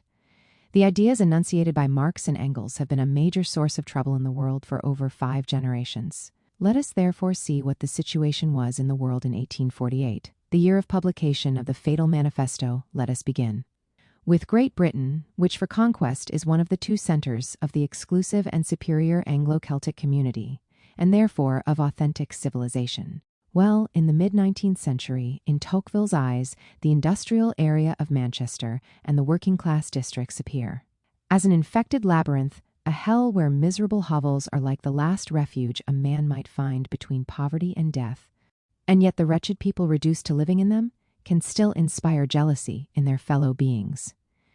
Let us now move on to the workhouses, again giving the floor to the French liberal. They offer a most hideous and disgusting aspect of wretchedness. On one side the sick, unable to work and awaiting death, and on the other women and children crowded together like pigs in the mud of their pigsty. It is difficult to avoid treading on a half-naked body. In France, the working classes are not resigned to these conditions. And this is how Tocqueville called for dealing with the revolt of June 1848. Anyone caught in a defensive posture must be shot on the spot. On the other hand, one cannot be content with palliatives. It is necessary to liquidate once and for all the hotbeds of subversion, wiping out not only the followers of the Jacobin-inspired group known as the Mountain, but also all the surrounding hills. One must not hesitate in the face of a heroic remedy. In the mid-19th century, Ireland was also an integral part of Great Britain, where we saw a proto-Eichmann condemn hundreds of thousands of people to death by starvation. In the other colonies of the United Kingdom, the situation was not any better. In 1835, the Viceroy of India reported to London the consequences of the destruction of local textile artisanship. Wiped out by large-scale English industry, the misery is scarcely paralleled in the history of trade. The bones of the cotton weavers whiten the plains of India. The tragedy does not end there. 2 years later, there was such a terrible famine in certain regions that, as another British source candidly noted, while committed to celebrating the glory of the empire, the British residents could not take their evening excursion on account of the stench of corpses too numerous for burial. The prospects for these evening walks did not seem to improve. Cholera and smallpox followed, sweeping away a multitude who had outlived the dearth. The carnage is not only the result of objective economic processes. In New Zealand, observed the Times in 1864, the colonists, with the support of the London government, were bringing to completion the extermination of the natives. And now let us see what happens in the other center of the Anglo-Celtic community and of authentic civilization. At the time when the Communist Manifesto broke out ruinously in Europe, slavery was in full bloom in the United States, which a little earlier had reintroduced it in Texas, wrested from Mexico by force of arms. Even earlier, it had declared with Jefferson that they wanted to reduce to starvation the people of Santo Domingo, Haiti, guilty of having broken the chains of slavery. Added to the tragedy of black peoples in the USA is that of the Indians. As far as the latter are concerned, let us mention here only one episode, summarized as follows by an American historian. The degradation and annihilation of the California Indians represent an indelible disgrace on the honor and intelligence of a nation. It was not a matter of war, but of a sort of popular sport. In relation to colonial peoples or peoples of colonial origin, the brutality of the Western civic and democratic order is not only put into practice, but is also explicitly theorized by authors who have been embraced without any problem into the liberal pantheon. Tocqueville invited his compatriots not to let themselves be hindered by any residual moral scruples and to accept reality, to complete the conquest of Algeria, which, under no circumstances could be renounced. It was inevitable that crops be burned, silos emptied, and lastly that disarmed men, women, and children seized. Rather, it was necessary to go even further, as emerged from a terrible watchword: destroy anything that resembles any permanent aggregation of people, or, in other words, a town. Do not to allow any town to survive or arise in the regions controlled by Abd el-Kader, the resistance leader. The rosy picture conquest draws of the world before the publication of the Communist Manifesto can be likened to a similar oleograph that in the early 19th century a critic of abolitionism drew of slave society. Sheltered by all the necessities of life, surrounded with an ease unknown in the greater part of the countries of Europe, secure in the enjoyment of their property, for they had property, and it was sacred, cared for in their illnesses with an expense and an attention that you would seek in vain in the hospitals so boasted of in England, protected, respected in the infirmities of age, in peace with their children and with their family, freed when they had rendered important services. Such was the picture, true and not embellished, of the government of our Negroes. The most sincere attachment bound the master to the slave. We slept in safety in the middle of these men who had become our children, and many among us had neither locks nor bolts on our doors. And yet, Conquest, the Cold War veteran, is celebrated as the greatest living modern historian, at the hands, to be sure, of another court historian. It is clear the reductio ad Hitlerum of the events that began with the October Revolution, and above all of the personality who for longer than any other directed. The Soviet Union is only the other side of the coin of the insulting hagiography of the world before 1917, and even before the publication of the Communist Manifesto. Abolitionist revolutions and the demonization of the blancophages and the barbarians. To clarify the logic underlying these ideological processes, a comparative framework can help once again. There are three great revolutionary movements that, in different ways, have radically challenged the slavery or semi-slavery of colonial peoples and the racist regime of white supremacy that existed internally or internationally. In the first place, we must think of the great revolution of the black slaves that broke out in Santo Domingo in the wake of the French Revolution. Led by Toussaint Louverture, the black Jacobin, it led to the proclamation of the independence of Santo Domingo, Haiti, the first country on the American continent to shake off the institution of slavery. The second great revolutionary movement is the one that in the USA, starting from the abolitionist agitation and the Civil War, which leads for a short period of time, the years of Reconstruction to the establishment of a multiracial society in which the now freed black citizens enjoy not only civil rights, but also political rights. We must finally refer to the October Revolution, which launched an appeal to the slaves of the colonies to break their chains and which powerfully stimulated what were hitherto the inferior races in the struggle for decolonization and emancipation. All three of these great movements have undergone, and in some sense, are still being subjected to summary dismissiveness, or rather to being consigned to historical obscurity or semi-obscurity. Take the revolution led by Toussaint Louverture. In the early decades of the 19th century, those who looked upon it with sympathy were branded as blancophages and murderers. Regarding Santo Domingo, Tocqueville limited himself to mentioning the bloody catastrophe that put an end to its existence. Paradoxically, the island ceases to exist at the very moment in which it puts an end, for the first time on the American continent, to the institution of slavery. But perhaps in order to convey the climate of the time, it is better to quote a famous short story by Heinrich von Kleist, The Engagement in S. Domingo, set at the beginning of the 19th century, when Negroes were killing whites, and indeed the slaughter of whites was consummated under the banner of a general giddiness of revenge. The criminalization of that great revolution continued to dominate unchallenged for a long time. It can be found at the beginning of the 20th century in Lothrop Stoddard. Together with the revolution of the black slaves of Santo Domingo, the theorist of white supremacy also condemned the second and third stages of the anti-slavery and anti-racist struggle, and consistently branded as traitors to the white race both the French Jacobins and the American exponents of radical abolitionism and the cause of racial equality, as well as the Bolsheviks. With regard to so-called Reconstruction, the warning of a prominent U.S. historian should be borne in mind. The South, despite its military defeat, had long been winning the ideological Civil War. It might seem that at least in this case there should be no doubt. While it has the centuries of slavery proper behind it, Reconstruction is then forced to give way to a regime of anti-black terror so vicious that it can be singled out as the most tragic moment in the history of African Americans. And yet, we see how Wilson summarizes this historical period, domestic slaves were almost uniformly dealt with indulgently and even affectionately by their masters. On the wave of emancipation then came Reconstruction, with the formation in the South of majorities that rest on the blacks. It is an extraordinary carnival of public crime that fortunately ended with the natural, inevitable ascendancy of the whites. What fills a personality who has become part of the pantheon of the United States and the West with horror is not the period in which the absolute power of the slave owner over his human chattel rages, nor even the period in which the white supremacist regime organizes as a mass spectacle the lynching and slow martyrdom of former slaves. What is synonymous with public crime is the brief season that follows the Civil War, and during which there is a commitment, in spite of everything, to take seriously the human rights of African Americans. For a long time, Black Reconstruction or Radical Reconstruction has been branded as synonymous with totalitarianism or as a precursor to fascism and Nazism. Imposed at the conclusion of a war very similar to the total war of the Nazis, it had claimed to achieve by force the principle of equality and racial mixing, trampling on the will of the majority of the white population and appealing to savage populations, resulting in the overthrow of a civilized society through the use of physical force by the hands of barbarism.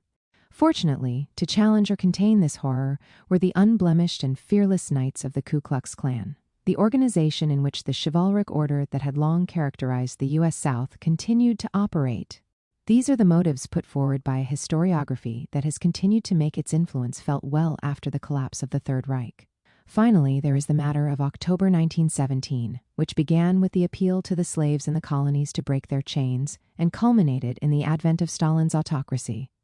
Of course, this is in no way to idealize the protagonists of these three great struggles for emancipation. An eminent historian of the Black Slave Revolution in Santo Domingo polemicized against the current legend that the abolition of slavery resulted in the extermination of whites, but it is indisputable that massacres occurred on both sides.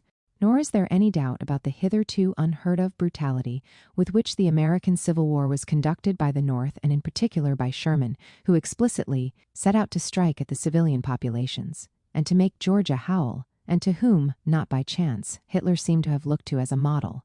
Finally, and not up for debate, is the ruthless character of the dictatorship exercised first by Lenin and then, even more so, by Stalin.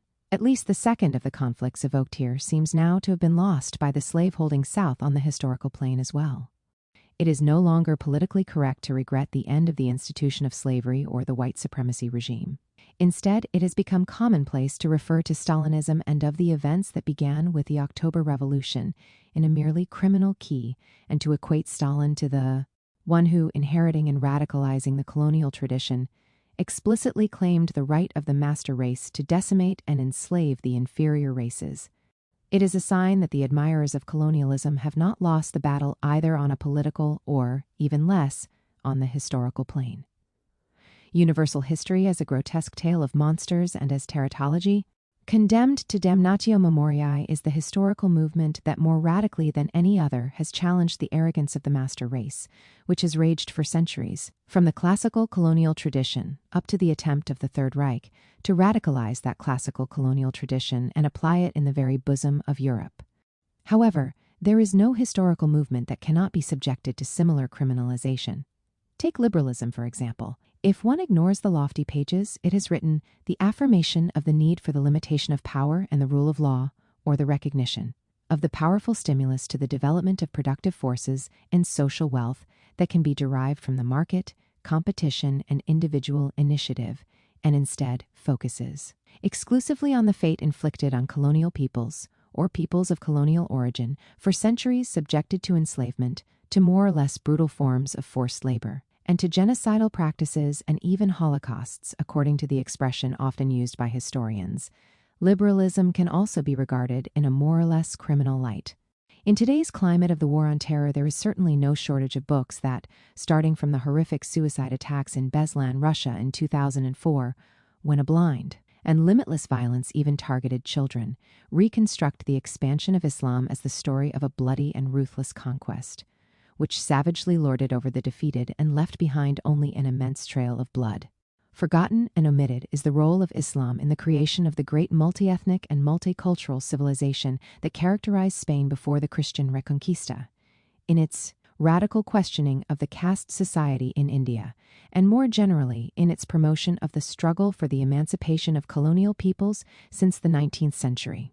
Side, however, we can register the publication, a monumental criminal history of Christianity dedicated entirely to denouncing the intolerance and violence inherent in its pretension of knowing the only true God, with an indignant condemnations of the crusades of extermination proclaimed against infidels outside and heretics inside, of religious wars, of the Inquisition, of witch hunts, of the legitimization of Western colonial expansionism with its trail of horrors, of the support given even in the 20th century to tyrannical and bloody regimes. And once again, nonchalance is interwoven with omission, preaching the idea of equality among people and continuing to fuel the abolitionist and anti-slavery movement in the 18th and 19th centuries. Christianity constituted an essential chapter in the process of the formation of democratic society. Nietzsche understood this well in his lucid hatred, but it is precisely from this that he could denounce the intrinsically violent and criminal impulse that, despite appearances, characterizes Christianity and, even earlier, the Judaism of the prophets. By asserting the idea of equality and placing blame on wealth, power, and seigneurial status in general, the Hebrew prophets would be the first to be responsible for the massacres committed during the Peasants' War, the Puritan Revolution, the French Revolution, and the Paris Commune, a line of continuity that later 20th century anti-Semitism and Hitler extended to the communist movement and the Judeo-Bolshevik Revolution of October 1917. On the other hand, the communist movement has often been compared with early Christianity or Islam. Thus, the picture of universal history as a history of universal crime is virtually complete. The motivations and the reasons for its uninterrupted duration escape us, so that history as a whole is configured, in the words of Hegel, as a slaughterhouse of planetary dimensions, or rather as an immense, unfathomable mysterium iniquitatis. At this point, we can observe with Gramsci, the past as such appears to us as irrational and monstrous. History as a whole is represented as a grotesque tale of monsters as teratology. Responding to the reduction of the events that began in October 1917 to a crime or a criminal madness, authors and personalities committed to defending in some way the honor of communism sometimes react by distancing themselves from the blackest pages of the history of this movement and branding them as a betrayal or degeneration of the original ideals of the Bolshevik Revolution or the teachings of Lenin or Marx. On closer inspection, even this approach ends up with an outcome not very different from the one just analyzed. Are all the events mercilessly described in the pages of the criminal history of Christianity a betrayal or a degeneration of Christianity?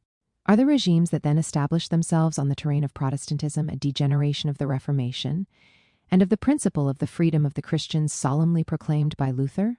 Proceeding along these lines, Cromwell is a degenerate compared to the initial protagonists of the Puritan Revolution, and the Jacobin terror is a degeneration of the ideas of 1789. Is today's Islamic fundamentalism also a degeneration with respect to the Quran and the doctrine of Muhammad? Consistent with this approach, those who want to can consider the enslavement and annihilation of colonial peoples implemented by the liberal West a degeneration of liberalism. And thus the traitors would be Washington, Jefferson, Madison, all slave owners, or Franklin, according to whom it is one of the designs of Providence that these savages, the Native Americans, are exterminated in order to make room for the cultivators of the land.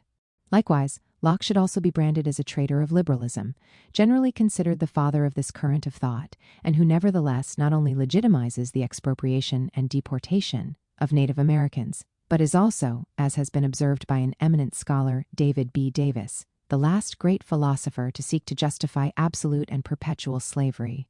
In so doing, however, we turn the pantheon of the great spirits of liberalism into a gallery of vile traitors.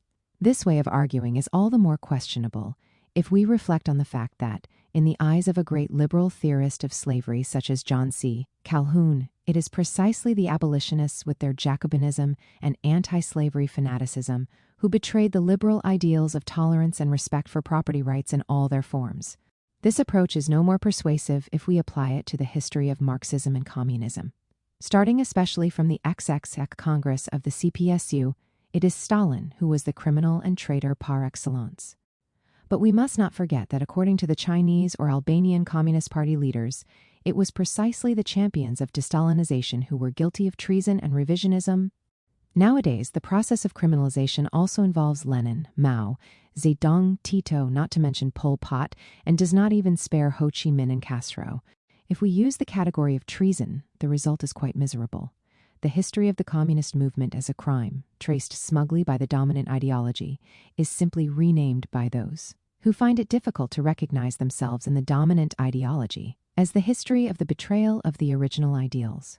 Similar results would be reached in the reading of liberalism or Christianity if one were to describe as an expression of the betrayal of the original ideals the blacker pages of one or the other.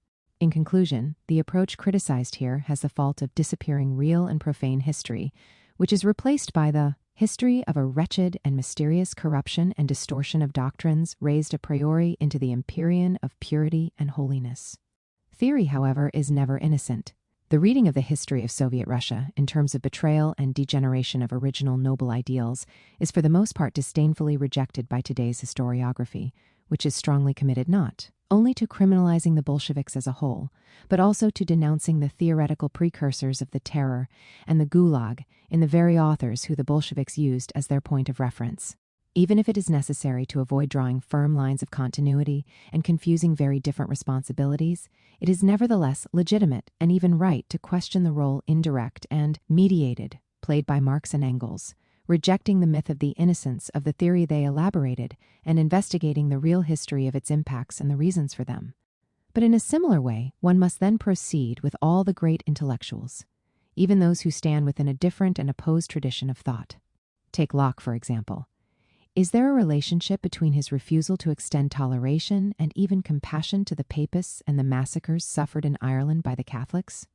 And what connection is there between his theoretical justifications of slavery in the colonies and the trafficking and tragedy of blacks, what today's African-American militants like to define as the Black Holocaust?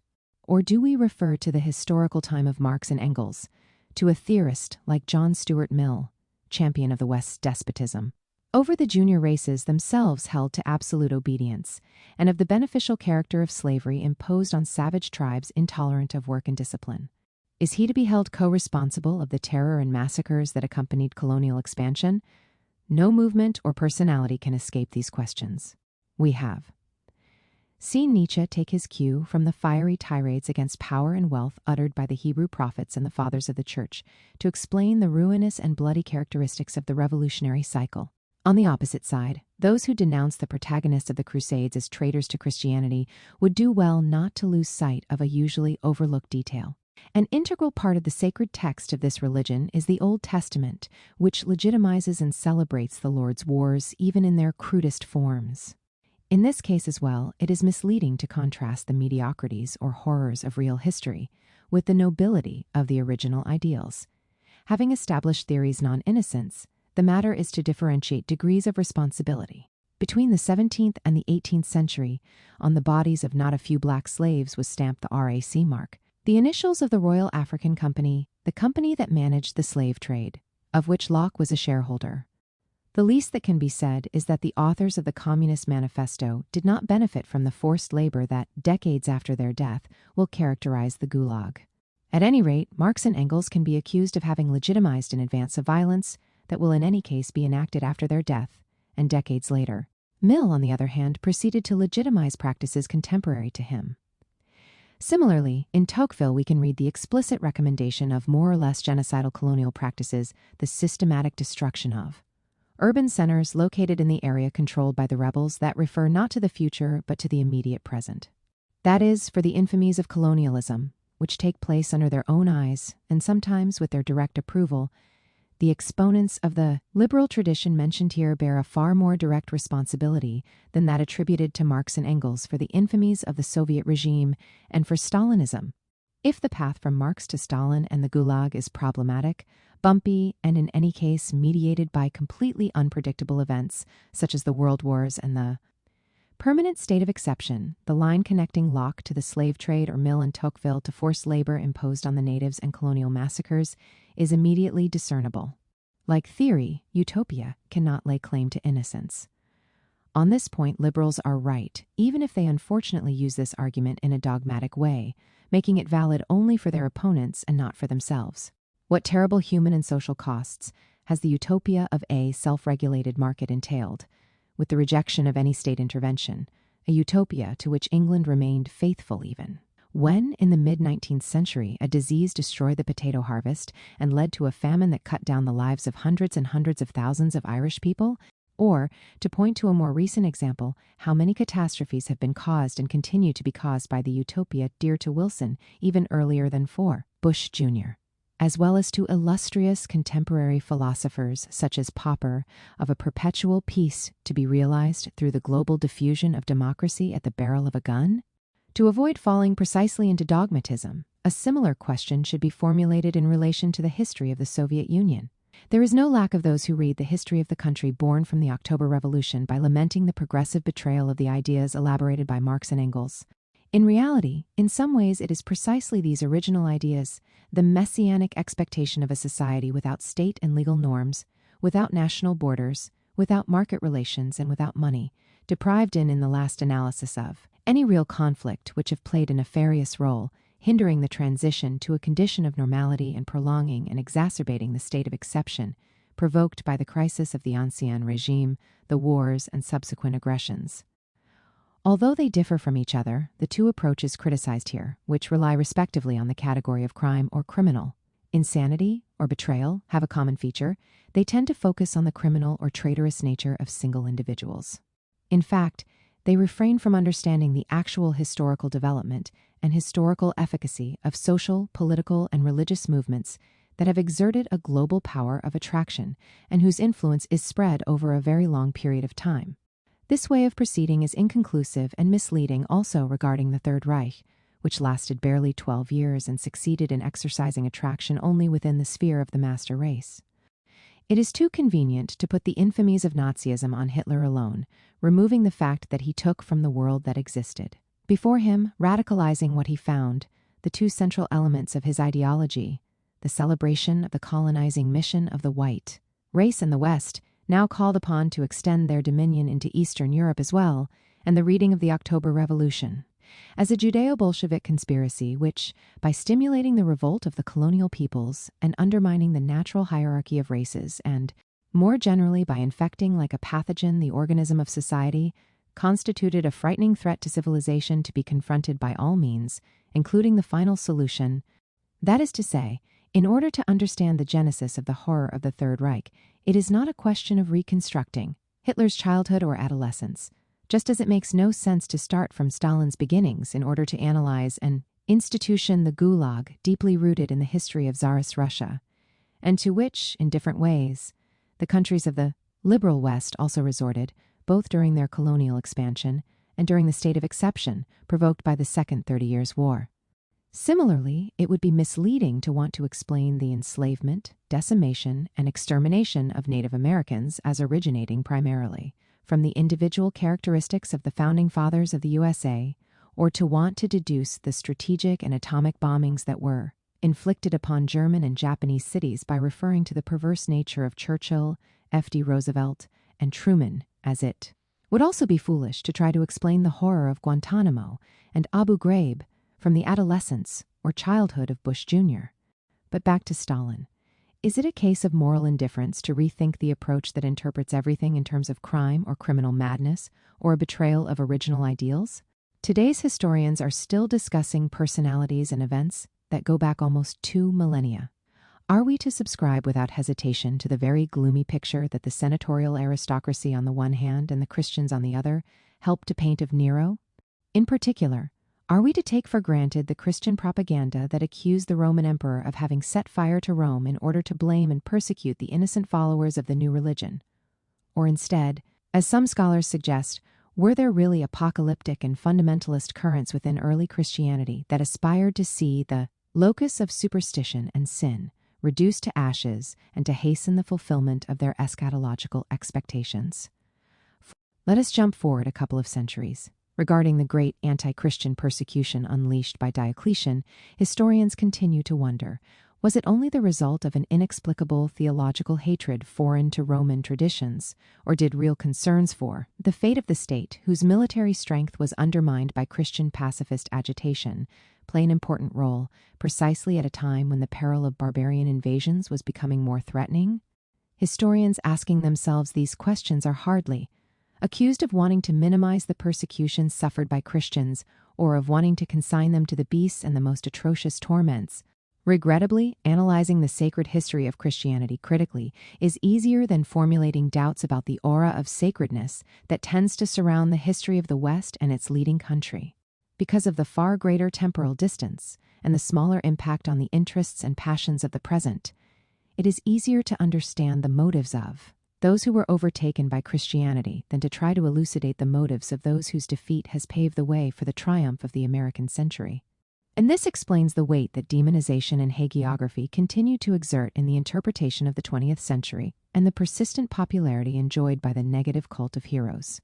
Afterward, from Stalin to Gorbachev, How an Empire Ends. Luciano Canfora. A rule strictly adhered to by the historians of empire was that nothing should be said of the reigning prince or emperor while he was alive. This would be taken care of by the next historian, who would be silent in turn about the contemporary reigning prince.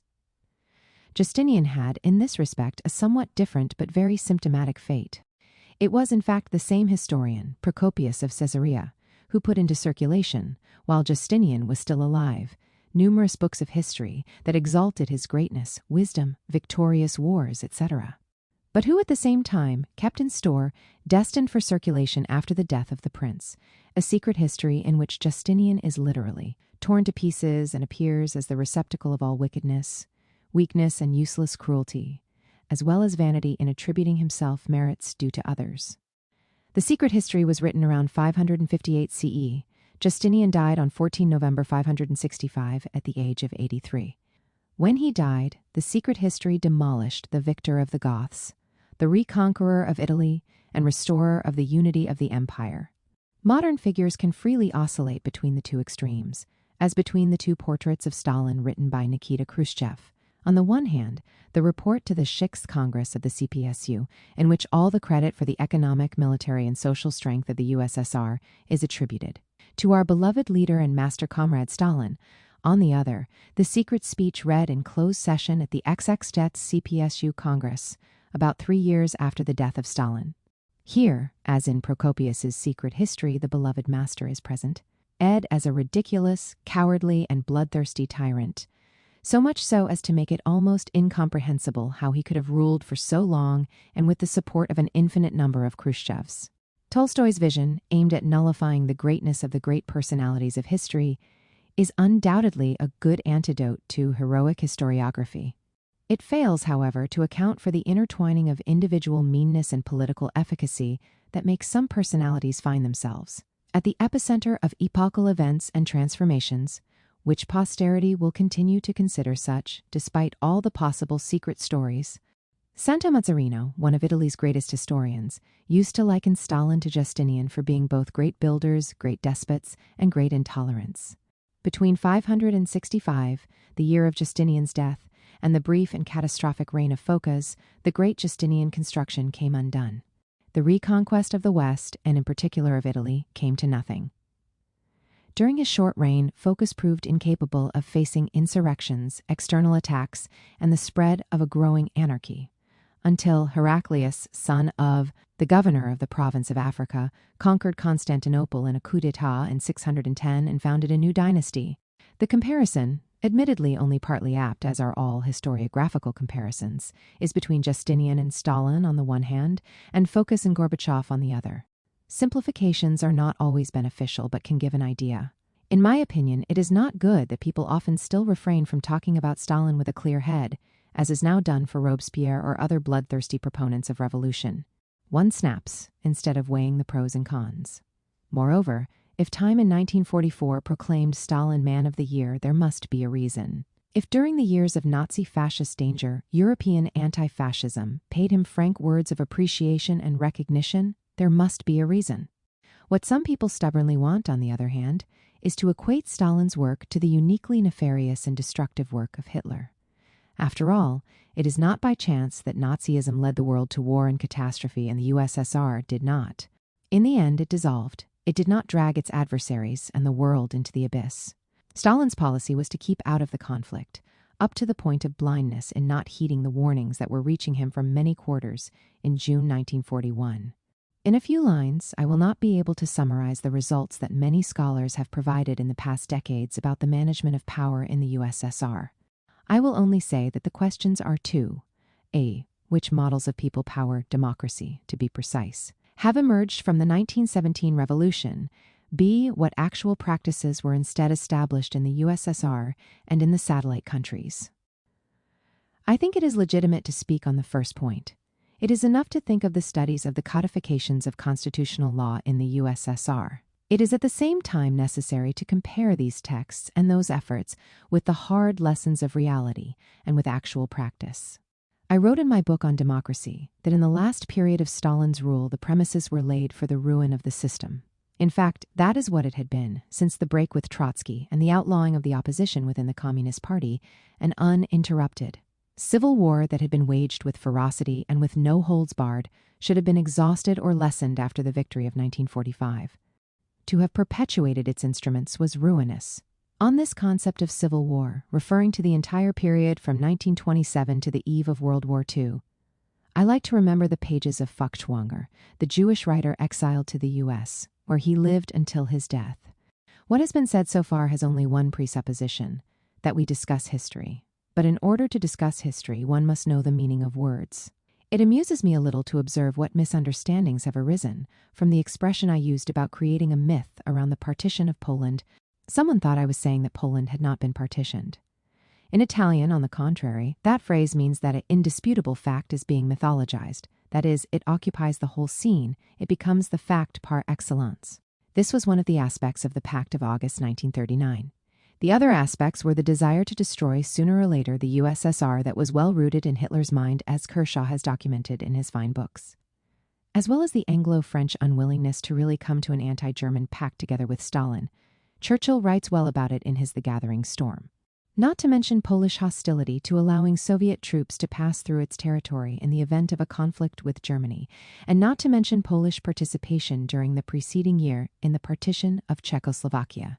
And let us point to an example on another front. Bach documented in his book Der geplante Tod lit, the planned death, the annihilation by the USA of hundreds of thousands of German prisoners. Those were iron-hard times, as Tibullus would have said. To lecture from a pulpit to give votes and democratic credentials now for past events makes one smile a little. It is a good rule to understand ourselves through the words of those who look at us with a critical eye, not through the sterile consensus of the consenting and their followers.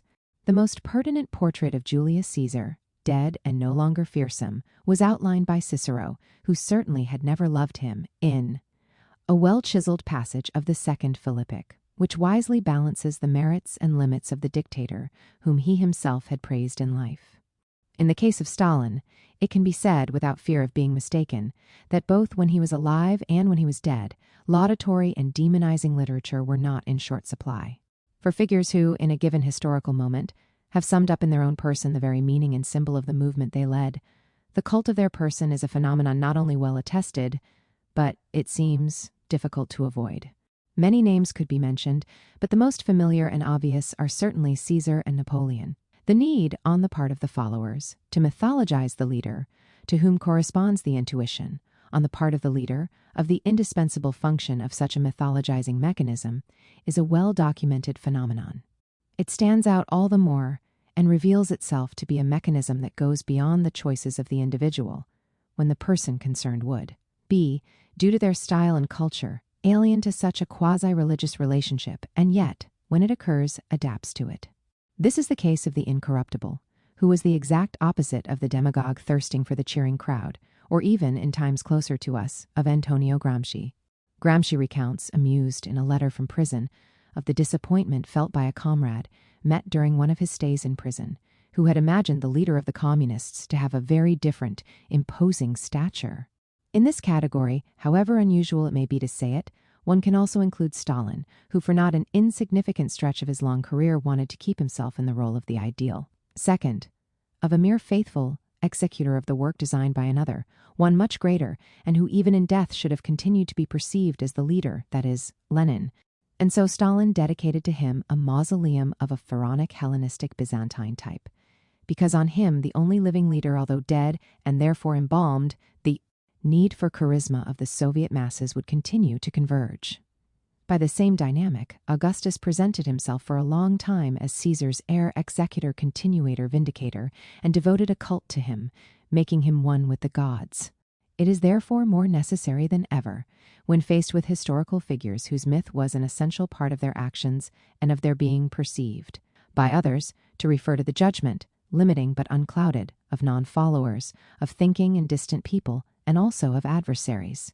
In the Citta Libera of August 23, 1945, Croce, who had never conceded anything to his communist counterparts, not even in the moments of clanist unity, who in 1932, in Storia d'Europa, had written, "Communism has not been implemented in Russia as communism," wrote about Stalin words that could even seem to be praising, but were not.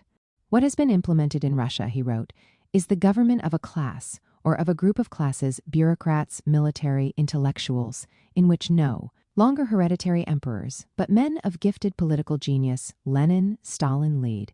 And he added with prophetic irony, "Providence remains responsible for always providing comparable successors." Alcide de Gasperi had spoken of genius, and this time not in a neutral sense, as in the words of Croce, but in an exalting one, relating to Stalin a few months earlier. At the Brancaccio Theatre in Rome, at the very moment in which he firmly outlined the unbridgeable distance of the Soviet experiment from the form, still to be specified, of post-fascist Italy. He had nevertheless spoken of the immense historical enduring merit of the armies organized by the genius of Joseph Stalin. It was easy at the time to promise enduring gratitude to the victors of Stalingrad. Paolo Bufalini recalled a priest who, while embracing him in hiding, had whispered to him, "We will win at Stalingrad." But, as Herodotus well knew, the victory of the Athenians at Salamis, against a preponderant and apparently invincible adversary, had been gradually forgotten, even though it was the harbinger of the freedom of the Greeks. Forgotten by the beneficiaries themselves, because that victory had given rise to the Athenian Empire, oppressive heir to an initially equal alliance. History repeated itself. And after the Battle of Marengo in Italy, the features of the liberator gradually became uglier. In short, it is too easy to speak en gros of imperial aims and trampled freedoms. For post-1945 Eastern Europe, it is worth reading Ambler's remarkable story Judgment on Delchev, which does not satisfy itself with simplistic declarations about the gallows of Prague, and it is better to read Wilfried Loth's essay Stalin's Unwanted Child, the Soviet Union, the German Question, and the founding of the GDR on Stalin's reluctance to allow the establishment of a republic in the Soviet zone of Germany, rather than the insulting rhetoric on the Iron Curtain. Stalin is returning to the collective consciousness of the Russians, as many polls indicate, because in the current discomfort and decline of the former superpower, it is obvious, just out of common sense, the recognition of a statesman who made it great by lifting it from a state of material inferiority and isolation. Molotov remembers that Stalin had once said to him, "After my death, they will throw garbage on my grave, but long afterwards they will understand." The quasi-judicial indictment that hangs over Stalin is that of the disproportionate mowing down of human lives.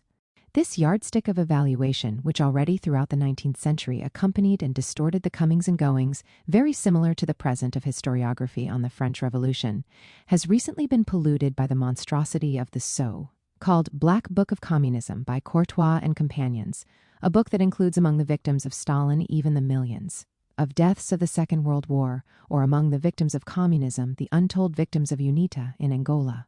After that monstrous pamphlet, it is difficult to bring the discussion back to a decent level, nor is the rapid dismantling of those staggering figures sufficient. It is the connection between revolution and terror that is the hard problem.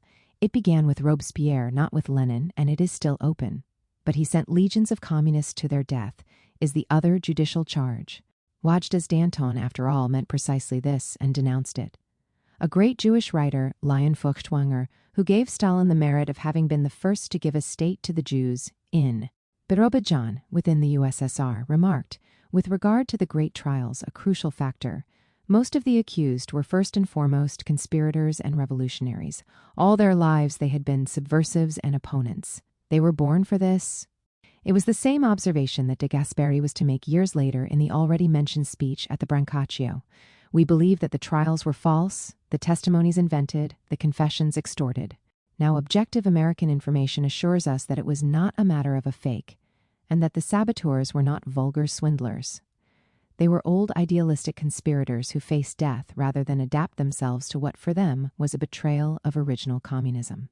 After the 20th Congress, Concetto Marchesi sarcastically remarked, "Tiberius had Tacitus as his judge. Stalin, who was less fortunate, got Khrushchev. It was a joke." With the 20th Congress in reality, a power struggle was opening within the leadership, not unlike the one that had pitted Trotsky and Stalin against each other. It was a no-holds-barred struggle, of which de-Stalinization was one element. It was not an attempt at historiography. If anything, it was the most scandalous negation of historiography. And even those who, like Togliatti, understood its instrumentality and substantial falsity could not unmask its nature and radical genesis, because Togliatti himself and the other leaders of the communist movement were, willingly or unwillingly, part of this new struggle, the initial outcomes of which were the revolutions within the Soviet camp, and the long-term ones are the very history we have just lived through. Curzio Malaparte, in an important and forgotten book, Coup d'État, The Technique of Revolution, published in France in 1931, destined to displease both the communists and their adversaries, recorded the chronicle of an event that explains better than any reasoning the permanent conflict and uninterrupted repression that characterized the years of Stalin's rule up to the war. That was the coup d'etat attempted by Trotsky in Moscow on November 7, 1927, during the parade for the 10th anniversary of the revolution. It was a failed coup, which was followed by a very deep division in the party where Trotsky's prestige remained enormous, and a creeping civil war, which Soviet propaganda reductively presented as judicial activity against saboteurs. This was the event within which to situate and understand the Stalin phenomenon, the formation of the USSR, industrialization, the war against the kulaks, mass literacy, the creation of a free welfare state, the attempt to stay out of the war imposed by Hitler, the victory over Nazism achieved through unimaginable efforts without a real consensus. These are the events with which the historian must deal, without ever forgetting that, behind the scenes, a civil conflict was taking place, a split within the hegemonic party that had never subsided. The Puritans of ideology never liked Stalin. Coletti appropriately defined him 20 years after his death, in L'Espresso, as one who never let himself be caught in the snares of ideology. But so much realism was not an end in itself. The unsigned editorial with which the Corriere della Sera commented on Stalin's death on March 6, 1953, still stands the test of time after 50 years of historiographical battles and fashions. The article reads, "This work cost untold sacrifices and was conducted with a rigor that knew no mercy. Freedom, respect for the person, tolerance, charity were vain words and were treated as dead things. It was only during the Second World War that we saw how deeply those labors had worked. It is yesterday's history, but when the hour of the supreme test sounded, the man showed himself equal to himself and to the great tasks that he had sought, and that history had assigned to him." The question of whether Stalin saw himself and his political action as inherent in the rebirth of his country after the catastrophe, war, upheaval, revolution, civil war, or rather in the history of the world communist movement, can be debated at length. To put it more briefly, the issue is whether he felt that he was first and foremost a Russian statesman or a communist leader with global responsibilities. It is characteristic of the historiographical reflection of Trotskyist inspiration, Trotsky himself, Deutscher, to give credence to the first answer. It was, on the other hand, characteristic of the official party historiography to reframe such an answer as reductive, distorting which moreover found acceptance even outside the political historical discussions within the communist movement, and to put before the figure of Stalin the statesman anyway, for better or worse, the figure and role of Stalin as a party man. Today, more than 50 years after the disappearance of Stalin, the reasons for party historiography become more insignificant in our eyes, while on the contrary, the historical problem of the place of Stalin and his successors in the history of Russia and our century stands out. A similar reflection should be made about grafting communism onto the history of China by a heretic like Mao. Isaac Deutscher has devoted an entire book to demonstrate that Stalinism would, at a certain point, jump out from the skin of Russia, like the scab of a wound. Once the deformity had been overcome, socialism and restored democratic praxis would be reunited with a more coherent internationalism. Never has a prediction proved more unfounded. There are three principal moments in the USSR's international relations policy, which constitute its common thread and which mutually illuminate each other. Brest-Litovsk, the Russian-German Pact, and Yalta. The beginning is Brest-Litovsk. The clash within the Bolshevik leadership between supporters and opponents of the peace noose is well known. In order not to subscribe to it, Trotsky resigned from the Foreign Commissariat. Zinoviev and Kamenev had great misgivings, fully in agreement with Lenin, who supported the necessity of peace in any case. Stalin, on the other hand, supported the treaty. In party hagiography, this then became a strong point and a title of merit of the Stalinists in their frenzied work of discrediting the other Bolshevik factions. In the infamous History of the Communist Party of the USSR, one reads these formulations, in which well-founded considerations and phrases of repugnant mystification are intermixed. To continue the war under such conditions would have meant staking the very existence of the newborn Soviet Republic. The working class and the peasantry were confronted with the necessity of accepting onerous terms of peace, of retreating before the most dangerous marauder of the time, German imperialism. All the counter-revolutionaries, from the Mensheviks and socialist revolutionaries to the most errant White Guards, conducted a frenzied campaign against the signing of the peace treaty. Their policy was clear. They wanted to wreck the peace negotiations, provoke a German offensive, and thus imperil the still weak Soviet power and endanger the gains of the workers and peasants. Their allies in this sinister scheme were Trotsky and his minion Bukharin, the latter, together with Radek and Pyatakov, heading a group which was hostile to the party but camouflaged itself under the name of left communists. Trotsky and the group of left communists began a fierce struggle within the party against Lenin, demanding the continuation of the war. These people were clearly playing into the hands of the German imperialists. On February 10, 1918, the peace negotiations in Brest-Litovsk were broken off. Although Lenin and Stalin, in the name of the Central Committee of the party, had insisted that peace be signed, Trotsky, who was chairman of the Soviet delegation at Brest-Litovsk, treacherously violated the direct instructions of the Bolshevik Party. He announced that the Soviet Republic refused to reach peace on the terms proposed by Germany. At the same time, he informed the Germans that the Soviet Republic would not fight and would continue to demobilize the army. The narrative is at times grotesque, and there is an abundance of slanderous insinuations against Trotsky. It is later claimed that Trotsky and Bukharin were preparing a coup d'etat in order to sabotage peace. The strong point of the story, however, remains the fact that in the clash over the problem of peace, Lenin and Stalin, sometimes in the minority, were on one side in favor of an exit from the war as soon as possible, while a large part of the other leaders, in primis Trotsky, who went so far as to resign in order not to sign, were on the opposite front. The clash was very bitter. As is obvious, it is no accident that not only the history of the Communist Party, but also Trotsky's Mein Leben devoted whole sections, Trotsky almost 30 pages, to the affair. It should be observed that, despite the fact that Trotsky's account is far superior to the irritating prose of the history of the Communist Party, it is patently apologetic and, at times, obscure, full of details aimed at attenuating the fact that Trotsky and Lenin were on opposite sides and always reticent about the position assumed by Stalin in the crucial affair. The choice made in Brest-Litovsk is also the birth of Soviet foreign policy. It was a foreign policy of a state which has its own interests at heart first and foremost. It is understood on the basis of a corollary. The strengthening of the USSR benefits the cause of the revolution in the whole planet. Trotsky cultivated the illusion of replicating the Battle of Valmy, of giving fuel to spread the revolutionary fire, as at the time of Dumouriez and the victorious conflict of revolutionary France against the coalitions. Lenin and Stalin, who differed in so many ways but agreed on this, realistically gauged the balance of forces and maintained the course of action that would re-emerge in 1939. Before the renewed danger of war, the imperialists are massacring each other. We stay out of it and strengthen ourselves.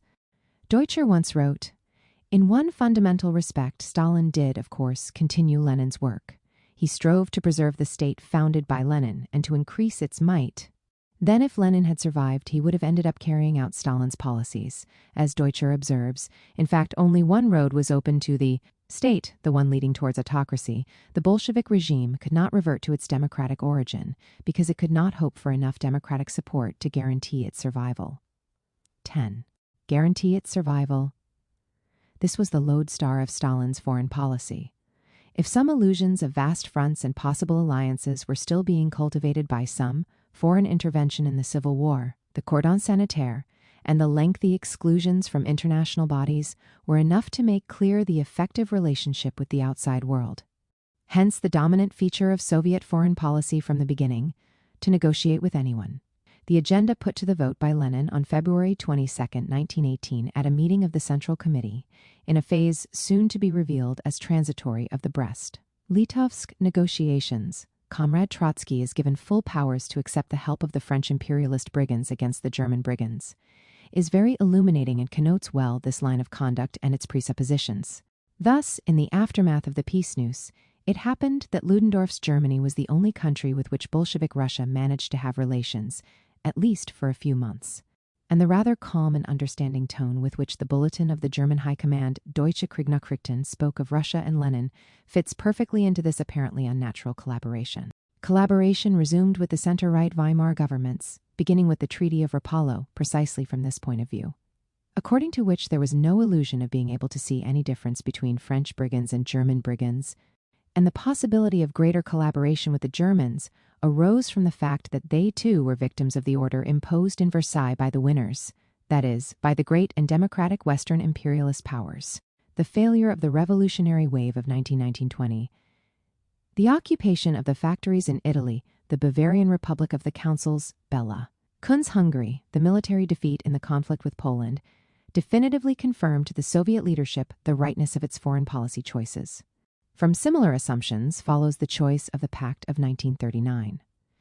One almost always neglects to consider, when judging that major events on the threshold of the Second World War, that it occurred the day after the failure of Stalin's only real attempt at internationalist foreign policy and broad democratic alliances, that is, after the collapse of the Spanish Republic, helped militarily only by the Soviets and the international brigades, abandoned by the governments of France, that is, by the socialist Leon Blum and England.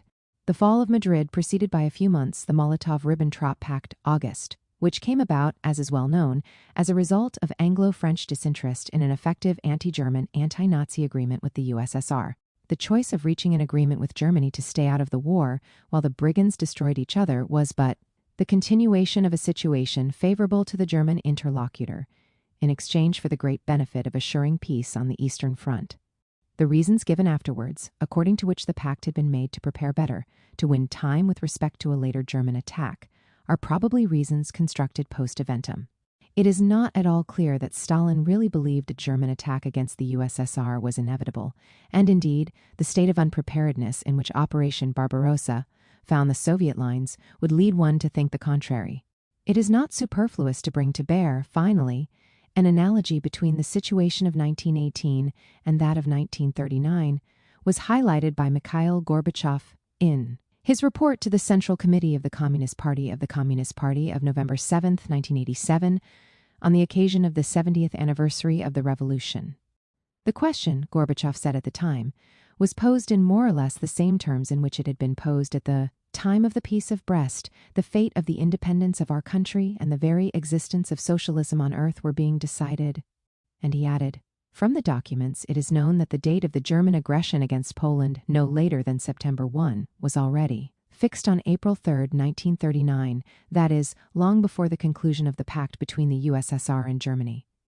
London, Paris, and Washington knew the background preparations of the campaign against Poland, down to the tiniest detail. And again, nor can we forget that in August 1939 the USSR was faced with the threat of war on two fronts, to the west with Germany and to the east with Japan, which had unleashed a bloody conflict on the Khalkhin-Gol River.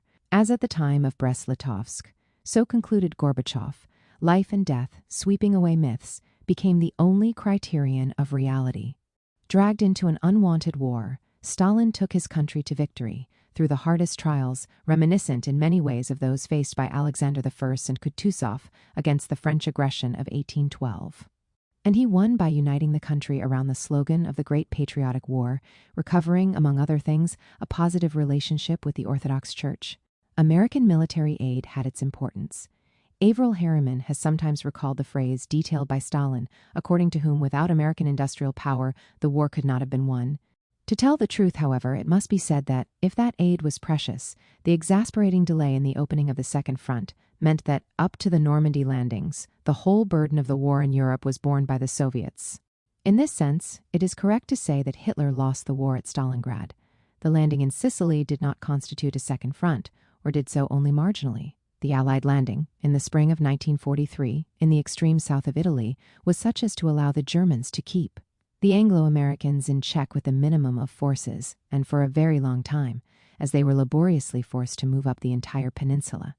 It is symptomatic that, as is clear from the correspondence between Churchill, Roosevelt, and Stalin from February to May 1944, as the prospect of the Anglo-American launching of Operation Overlord, the Normandy landings consolidated, the subject of the future order of Poland returned insistently in the correspondence between the three statesmen. Already in the exchange of letters of 4th and 24th of February, Stalin had made it clear to Churchill that the so-called Polish government in exile in London would have to accept the Curzon Line as the future Polish-Soviet delineation. Despite the reluctance of the unrepresentative Polish government in exile, which caused the Moscow talks to fail precisely due to the border issue, Churchill accepted the de facto situation. And it is well known that the partition of Yalta, preceded in October 1944 by the famous leaflet with the percentages of the zones of influence, meant, even if this was not officially sanctioned in the Crimea, that, in the Polish question as also in other areas, the territorial advantages that the USSR had gained with the Pact of August 1939 were substantially confirmed. There was, in short, full agreement between the action pursued by Stalin in the immediate post-war period and the substance of the territorial agreements included in the Russian-German Pact. This is why, as already noted, a single thread links the three pivotal moments of Soviet diplomacy: Brest-Litovsk, the non-aggression pact with Germany, and Yalta. Three moments in which even the most bitter adversaries, indeed especially them, recognized Stalin's ability to intuit, as a statesman of rank, the interest of his country and his consistency in pursuing, over such a vast span of time, that interest. Not an imperial or expansionist policy, but a security policy, accepted as such also by the Western counterparts. It is enough to think of the Yalta decisions, not codified but accepted and kept firm even in moments of greatest tension: the Berlin blockade, the Hungarian Revolution.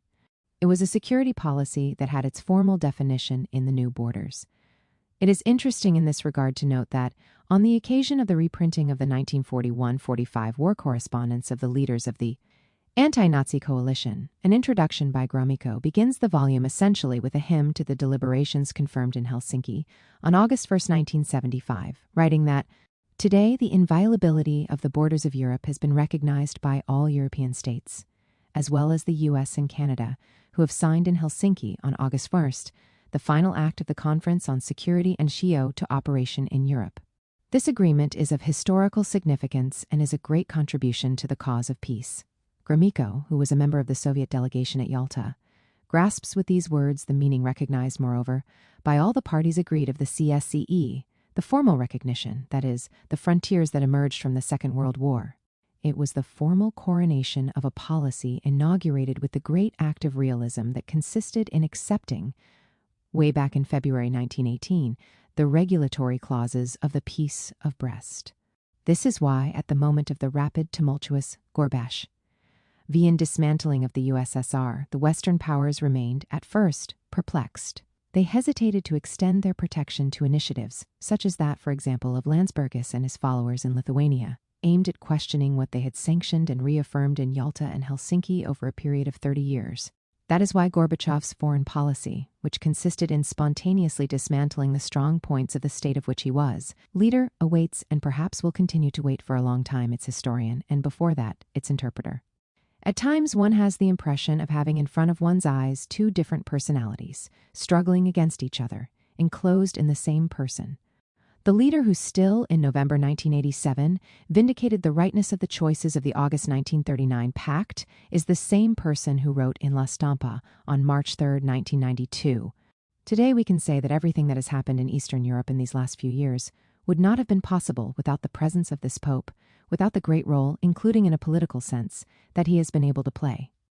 These are the words that Carl Bernstein, protagonist at the time of Watergate and author, in February 1992, of the inquiry into the secret pact between Reagan and Wojtyla ed. Note, 2. For massive support for Solidarnosc means of the Polish communist regime, defined, in April 1992, in his first correspondence for Il Sabato, Greatest Secrets of the 20th Century. Gorbachev's collaborative journalism at La Stampa thematic analysis, since between the turns and saccharine words of the generic chit-chat that Gorbachev delivered. To that important newspaper emerge every now and then formulations that should shed some light on the elusive personality of the last General Secretary of the CPSU.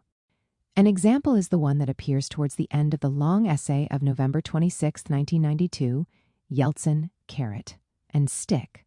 After having rightly thrown away the communist model because of its uselessness, we should avoid falling into other rigid models. Moreover, the revelation to which Carl Bernstein has drawn attention, that is, Gorbachev's appreciation for the role played by Wojtyla in the demolition of the communist regimes, does not sit well with the concluding lines of the dialogue between Gorbachev and Wojtyla. The text itself was published by Gorbachev himself in his Avant Memoirs. No one should pretend that the changes in Europe and in the world must take place according to the Western model. That is contrary to my deepest convictions. Europe, as protagonist of world history, must breathe with both its lungs. And Gorbachev replies, it is a very pertinent image. In light of what Gorbachev revealed in March 1992, this proclamation is very puzzling. It is all the more so if one takes into account the thinking of the brutal exegete of Wojtyla's thought. That is Polish President Walesa. Interviewed by Jaskowronski for La Stampa P8, Walesa was faced with the following question. Who brought about the collapse of communism? Would you agree with a classification like this? John Paul II, Walesa, Gorbachev, Reagan? And he answered, not without skill, certainly. The role of the Pope was very important, I would say decisive. The others are all links in the chain of freedom. It is difficult to say which was more important, but any chain without a link is no longer a chain. Many, especially the Germans, believe that Gorbachev is the most important. But I don't agree. And later in the interview, he also makes a revelation that he had proposed to Gorbachev in 1989 to take the initiative to dissolve the USSR. On February 24, 1992, after time investigation on the secret pact between Reagan and Wojtyla for the overthrow of the communist regime in Poland, with details concerning, for example, the radio link set up between the Vatican palaces and Cardinal Glemp after the Warsaw. Government had cut off telephone communications between Poland and the Vatican, or relating to the enlistment by the CIA of the Polish Vice Minister of Defense, or to the flow of money sent to Poland to support the clandestine trade union. There was embarrassment in Vatican circles. A euphoric Reagan, in contrast, confirmed, when interviewed by Pino Buongiorno for Panorama, that of Wojtyla, author's note, had been from the beginning to unite to defeat the forces of communism. And then he continued with multiple revelations and details, published by the Italian Weekly in the issue of March 22, 1992. But it is likely that the massive intervention, not novel, even if enhanced by the Polish origin of the incumbent pontiff, would not have been enough, at least in the opinion of a sharp analyst, of all things Soviet, such as Helmut Sonnenfeld. When the Polish door opened, Sonnenfeld told Panorama, Moscow did not move a finger. Who knows whether Gorbachev's behavior had not been influenced by the Vatican's intervention? A hypothesis that seems to be confirmed by the very compromising words written by Gorbachev for La Stampa. Afterwards, in the same conversation, Sonnenfeld speaks, without naming names, of those who, in some room of the Kremlin, decided to let everyone go free. The political actions taken by Gorbachev, starting at least in 1988, primarily affected his compatriots. The condition of Russia was described as follows by François Mitterrand in a conversation with the then president of the Italian Senate, Spadolini. Before the people ate little, but everyone, are many mafias. The president, Spadolini noted, uses the Italian term with deliberate emphasis that confront and fight each other, and that ensure sectors of privilege, monstrously distant from the generalized starvation and poverty. An explosive situation, to say the least. Not bad for the fruits of a transition to freedom.